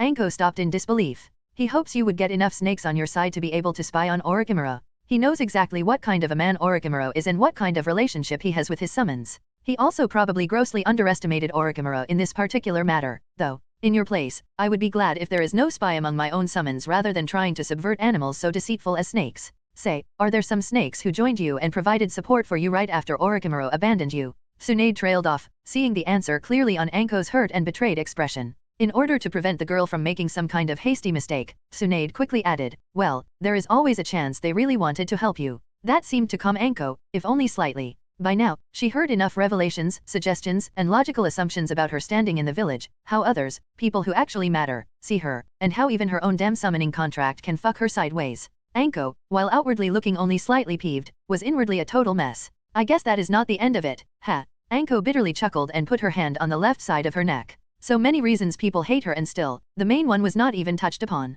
She always believed that if there was one reason why the people of Konoha were justified in their actions against her, it would be the cursed seal. Yeah, but you already knew that. Tsunade rolled her eyes at the self-pitying girl. I won't give you the spiel about how you are Orochimaru's apprentice and how untrustworthy that makes you. Adding to that the seal on your neck? Orochimaru might as well have branded you as his property and shipped you off to his enemies. Nobody knows what he can do to you through the seal. Can he control you? See through your eyes? Feel what you feel? Gain access to your memories? Seals can do many nasty things, and all Konoha knows is that he can easily paralyze you through pain, and honestly, that is enough to never send you on a mission pertaining to Orochimaru. You are simply useless against him, and he could, potentially, torture you to compliance through the seal. She finished and quieted down, letting Anko process what she just told her. Judging by the quickly changing twisted expression on Anko's face, the girl finally put her brain to use and understood that nobody ever told her the function of the cursed seal. She knew it was supposed to make her stronger. She also knew Orochimaru had fail-safes in the seal. But, she never really thought about it from the angle of, what else could be in the seal? After Jiraiya examined it, he never informed her of his findings, after all. Only that it was impossible for him to erase because it was far too complex. After 3 minutes of thoughts and emotions raging in her head, trying to make heads and tails of her current situation, Anko's shoulders slumped down in defeat. Fine, lay it on me, Tsunade-sama. What do you want from me? She resignedly asked. Tsunade was not about to insult the girl's intelligence by denying it. Free lunches were very rare in the world, and anyone who survived being a ninja for a certain period of time knows that a seemingly selfless helping hand is usually guided by hidden benefits. Hence, it is very dangerous to accept offered help without knowing what exactly would the other get out of it. Tons of people earned their traitor status by simply believing in the wrong Samaritan. The blonde relaxed and looked at Anko with a knowing smirk that announced her victory. Simply theoretically, Anko could go back to Konoha, pretending nothing ever happened, but it would be hard to act clueless and never slip up now that she knows certain motivations of the higher UPS. Both knew no matter how good of a kunoichi the girl is, she was no long-term infiltrator. She will slip up if she refused Tsunade and returned. And once the higher UPS see that Lil Anko got a bit smarter, that she doesn't fully trust Hokage as she used to, with her current status in the village, Anko wouldn't be surprised if the council thought her new cautious behavior was somehow influenced by Orochimaru, and that would be the end of her. After all, the only good weapon is one who doesn't ask questions. And Anko was not nearly as delusional to believe she is important enough to keep alive if she started showing curiosity and knowledge of things people didn't want her to know. It was only now that Anko, in her resigned and defeated state, actually understood what Tsunade did. She closed all paths to retreat by informing her of things that will forever bug her and affect her behavior, while also giving her a reason to not trust her superiors. She played me. Coming back from a mission where I met Orochimaru's subordinates and completely changing my behavior? I would be doomed without even being able to justify the change. I can't really say to the Hokage's face that I now know what a bastard he is. Anko realized with grudging respect, while also feeling a bit betrayed as she motionlessly stared at her clenched hands. What if I told you I can resolve pretty much all of your problems? Tsunade tilted her head. I am still the head of the Senju clan, you know? I can give you the much-needed protection of a clan. And the price? Anko whispered, causing Tsunade to grin. Ma, don't worry. If anything, this will be more beneficial for you than me, girl. I want. Chapter 198, back in Konoha 1. In Naruto, Reborn with Talent. Anko Mitarashi despondently walked through the main gate of Konoha, briefly stopping in front of the booth with the gate guards who looked at her inquisitively before asking some questions and telling her to sign some papers. Honestly, Anko was glad when they let her go to report to the Hokage 10 minutes later. Asking me questions about my mission, who the heck do these little shits think they are? The Hokage? Anko angrily thought. She was a bit too fed up these days, as she could no longer lie to herself and see Konoha as her home. Because of that blunt realization, more and more flaws and small intricate traps became apparent to her senses. It was not like she didn't know about them, but more like she refused to believe people did it out of malice toward her. But now, for example, the gate guards. The position of a gate guard might seem boring, and it really is, but it is also a very prestigious one. Not everybody can be relegated to the duty of a gate guard, and those that are usually there for a long time. It is usually an accomplished shinin with high combat ability, good track record, and the person also must be highly trusted and known in the village. The gate guards have quite a leisure duties, sitting all day near the gate and checking the arrivals and comings of people, but they also must train regularly and have check UPS on their skills. The second their skills start to deteriorate, the gate guard would lose his position. After all, being a gate guard means they are the very first in the line of unexpected attack on the village, or the very first people who can spot an infiltrator. And yet, these supposedly high-ranking and splendid shinins who were awarded the positions of the gate guards show a complete dismissal of the protocols when it comes to me. Heck, do they think I would blab about my mission to them? Anko seethed as she marched her way through the villages, the civilians and ninjas alike getting out of her way the second they spotted her stormy expression. It was not like the gate guards acted rudely. They were always polite and good to her. That was why it hurt Anko so much. She thought them to be her friends. After a very thorough retrospective, Anko came to a single realization. Gate guards were always the good guys in her books. Kind, polite, always joking. But then she realized that every single time she came, they asked, always offhandedly, something about her mission. Every damn time. That's not how concerned friends behave. It was simply a trap. The only thing that saved her from falling into this pitfall was, much to her shame, Orochimaru's teaching about when to keep her mouth shut. The only good thing the bastard taught her. The problem with their behavior was quite simple. When a ninja arrives in the village after completing a mission, he cannot say anything about the mission. After all, he cannot know what would the Hokage deem as classified information. If Anko said something about the mission and then the Hokage decided it was classified, it would not be the two friendly gate guards who would have lost their heads for spreading secrets. It would have been her. That's why the protocols are ironclad in this. One never reveals parts of the mission before the Hokage declares it finished and decides if some parts of it are supposed to be classified. After that, The non-classified parts are all free game and most likely discussed in pubs to get some bragging rights by exaggerating them. That's why it never really struck her as odd that the two gate guards always asked for information about her missions. After all, they were just fishing for some new rumors, no? Well, according to Tsunade, apparently not. Gate guards are maybe the only two Chunin-ranked people in the whole village who have these protocols drilled into their head the most since they deal with it on a daily basis. Sadly, once Anko considered her memories and experiences from a different perspective, they mostly confirmed what Tsunade told her. Anko spent 2 days with Tsunade and REI, but these days brought her so many shocking revelations she was exhausted when they parted their ways. Although, she did learn a whole lot about village politics and clan politics. After all, she had to pay Tsunade's price, and for that, she needed to know certain things. Anko involuntarily smiled at how right Lady Tsunade was. The things she wanted from Anko, she really didn't mind doing. As Anko thought about these things, she didn't even realize how fast she arrived in front of the Hokage Tower. I guess, it's time to face the old man. With a small frown, she entered. You said 4 of Orochimaru's subordinates ambushed you, and when you were about to be killed, Tsunade saved you. Hiruzen asked in a slightly miffed tone. He sent Umbu to the fire capital with orders to bring Tsunade back to Konoha, but they returned with empty hands. Lots of colorful words from the daimyo at Hiruzen's person, and yes, that was something that worried Hiruzen greatly, but still, the inability to contact one of the 2 remaining loyal Sunin was grating on his nerves.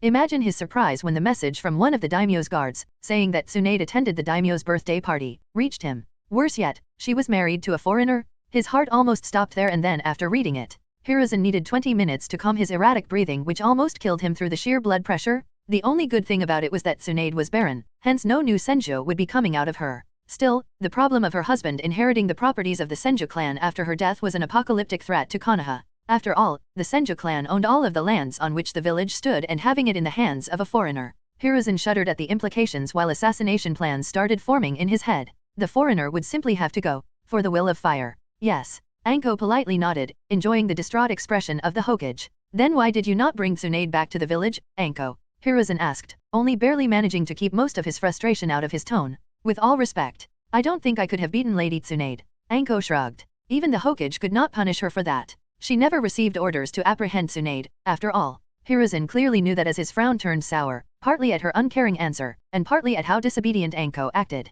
She was always boisterous and had her own flair, but she never once acted disrespectfully towards him. She was too much in his grasp to act out. Further, it was mighty fishy that Anko acted like this after meeting Tsunade. It might be nothing, but still. Hiruzen was worried. I see, is there anything else, Shinin Midarashi? He concluded the debriefing, secretly deciding to assign some more watchers to the young Kunoichi. Anko noted his colder tone and the change in how he addressed her, but right now, she only found it funny. Tsunade didn't do much when it came to teaching her how to in the political field, but she made sure to hammer the basics of interaction with Hiruzen and what to look for. By now, Anko was sure she knew all his subtle tactics at manipulating her into feeling various ranges of emotions. This particular technique was one that should evoke inadequacy and spark in her guilt at being disrespectful to her superior, who was always kind to her. After all, he always called her Anko, which pointed out some sort of closeness between them. A bit colder tone, and Shinin Midarashi, is it? Anko's lips twitched. In fact, yes. Anko affirmed, causing Hiruzen to blink, not expecting an answer like this. I do have a letter from Lady Tsunade. She continued with a merry tone that made Hiruzen's eyebrow twitch, his expression as if screaming, then why did you not bring it up sooner?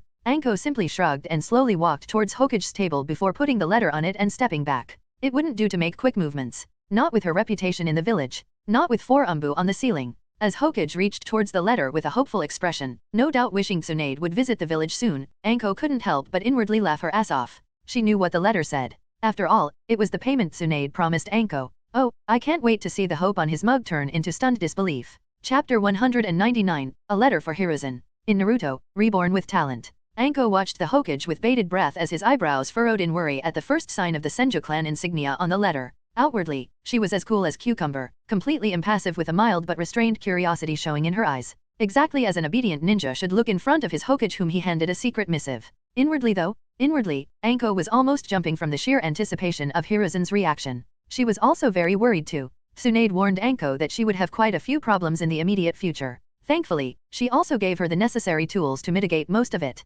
While Anko was inwardly gloating, Hiruzen was looking at the insignia with hidden indignation, not liking where this was going. Tsunade he knew would never send him a letter marked like. This was not a letter from Tsunade Senju but the clan head of the Senju clan. That really didn't put Hiruzen at ease. Nevertheless, inside of him a small hope that it would be just a declaration of her marriage and notice of her impending visit to Konoha sparked in his chest as he opened the letter and started reading. Hiruzen Sarutobi. In my capacity as the head of the Senju clan, I, Tsunade Senju, notify you that 1. Anko Mitarashi, is from hence on a ward of the Senju clan. As such, I demand in my capacity as the head of the Senju clan, Anko's immediate discharge from the red list.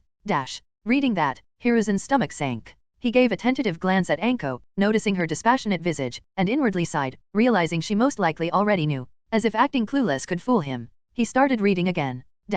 Sarutobi, you will cease all attempts at manipulation, understood? You also will not assign any Ambu to watch her. I won't stand for such treatment of one of mine. At this part, Hiruzen winced. He already planned to have Ambu on Anko 24/7. She was Orochimaru's student and now had the zealous backing of the Senju clan. She just became one very dangerous girl. There was no way he could leave her unsupervised. Who knows what kind of mayhem she would have caused. Unfortunately for him, Hiruzen was aware that the second his Ambu were spotted by Anko, and he was sure they would have been spotted, she would inform Tsunade and Tsunade would cause problems. Problems he did not need in the current political situation with Uchihas rearing their ugly heads. If you are worried about the snake summoning contract, know that I made damn sure to find out which of Anko's snakes are loyal to her and which are not. Right now, none of her summons are disloyal to her. I personally made sure of that. Oh, Tsunade is basically telling me there were some disloyal snakes in Anko's employ before she went through them. Hiruzen understood the hidden message. My husband, on the other hand, made sure to erase the cursed seal on Anko's left shoulder. No longer do you and your old flunkies on the council have to fear Anko suddenly turning traitor because of that. Meaning, I don't want to hear even one word about her not being trustworthy. Just try to manipulate the council in this direction, Hiruzen, I dare you. I will raise hell.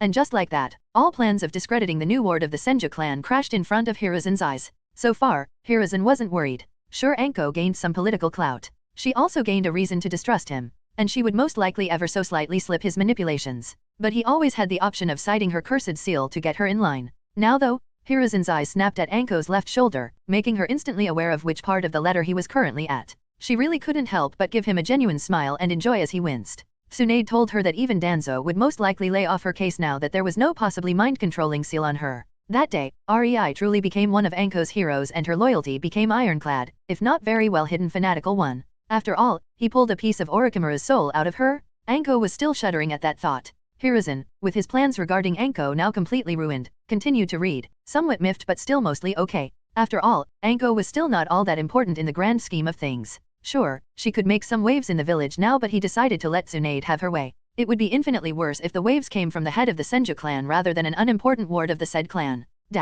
On another, more important, note, I am fine with you overseeing the lands of Konoha in my stead. Reading that sentence, Hiruzen stilled, his face becoming white as snow. She knows. He thought in untold horror. She it. That said, I will make use of my right to demand changes if I deem them right, and I will expect you to respect my wishes. The lands on which Konoha is standing are mine. There won't be any argument if I decide to change something. It is my right. Such are my demands in accordance with my rights as the head of the Senju clan, and the laws of Konoha. If you, for any reason, decide to impede my birthright any further, I will make sure to complain to the daimyo. Don't misunderstand, Hiruzen Sarutobi. I am perfectly aware of what that would mean for Konoha, and the Sarutobi clan, and I already made sure the daimyo is fully willing to go along with that. P.S. Make sure you remember that, old man. I had a nice long chat with Toyotomi about these things and I must say I am not amused. In fact, I am furious. Don't give me a reason to lash out because I am not trusting myself from keeping calm enough to not cause a disaster for you. Tsunade Senju, the head of the Senju clan, the founding clan of Konoha.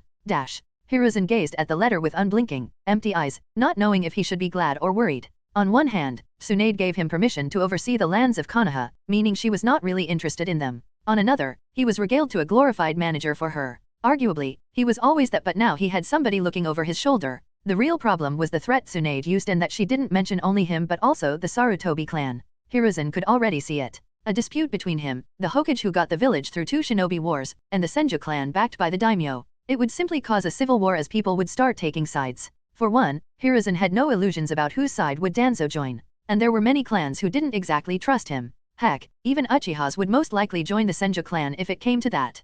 Hiruzen had to accept that his pupil decided to have her way or start a civil war. Why would she be so sure it would lead to a civil war, though? Hiruzen asked himself. Suddenly, his eyes widened as a realization hit him. He hastily read through the last 2 paragraphs. His heart almost stopped when he finally understood. She knows about her right to become a daimyo of Konoha if the council is corrupted. Panic gripped him. He knew well just how corrupt the current council was. As unsettling thoughts swirled through his head, Hiruzen suddenly heard Anko clear her throat. You are dismissed, Chinin Mitarashi. He distractedly said, not paying her much attention. Anko nodded and turned on her heel, leaving the room. All according to Lady Tsunade's plan. The old man is far too preoccupied with the realization that Tsunade, someone who is not even in the village, can cause mayhem, and completely disregarded me, someone who is inside the village and on the payroll of Tsunade. Time to do my job, I guess. She inwardly shook her head in bemusement and went on her merry way to finish the first stage of Tsunade's plan. Chapter 200, back in Konoha 2. In Naruto, Reborn with Talent. Anko wearily walked through the streets of Konoha on her way to her most favorite dango shop in the village. She desperately needed some unwinding, and there was no better way to accomplish that than getting stuffed with the food of gods. When she arrived in the village, it was barely lunchtime, but now, it was already late evening and Anko could only grumble that visiting several clan heads took her so much time. Alas, if she wanted everything to go smoothly, she needed to deliver a few messages from Tsunade before Hiruzen got his head out of his ass and stopped focusing on Tsunade, who was currently unreachable. Anko simply needed to cover all her bases and safeguard her position. God, how I hate politics. Anko mentally whined as she sat at the table near a window and ordered her favorite flavors of dango before starting to remember her tiring day. Her very first visit was to Shikaku Nara. This was not a coincidence. Tsunade made sure to choose who to visit first properly. Shikaku Nara seemed to be deep within the Hokage's backside. He was the Jonin commander, and that meant something. He was one of the most trusted aides of the Hokage in the shinobi matters. Hence, Anko was really surprised when Tsunade wanted her to visit the man first. Now, that meeting shook Anko to her core. Tsunade didn't explain much about clans, but the letter she handed over to Shikaku must have requested an explanation for her if the annoyed and half-whining look the half-asleep man shot her was any indication. And so, Anko got to know exactly how deep the politics in Konoha reached. The position of the Jonin commander was the dream of many ninjas in the village. Tough luck though, since as it appears, only a Nara could ever be appointed as such. The Hokage only made a show of the appointment to keep the masses dreaming as a motivation for improvement. Really, how Nara-ish to make a backroom deal with the first Hokage to safeguard a good, well-paying job where the most required thing is good strategic thinking. It actually makes a whole lot of sense considering the job is very easygoing in times of peace. A perfect place for napping the day off while being as important as it gets. Anko snickered. The actual damn thing was apparently written in the more obscure laws of the village. A very serious set of requirements had to be met for a non-Nara to become a Jonin commander, one of which would be no available Nara of Jonin level strength smart enough to fill the position.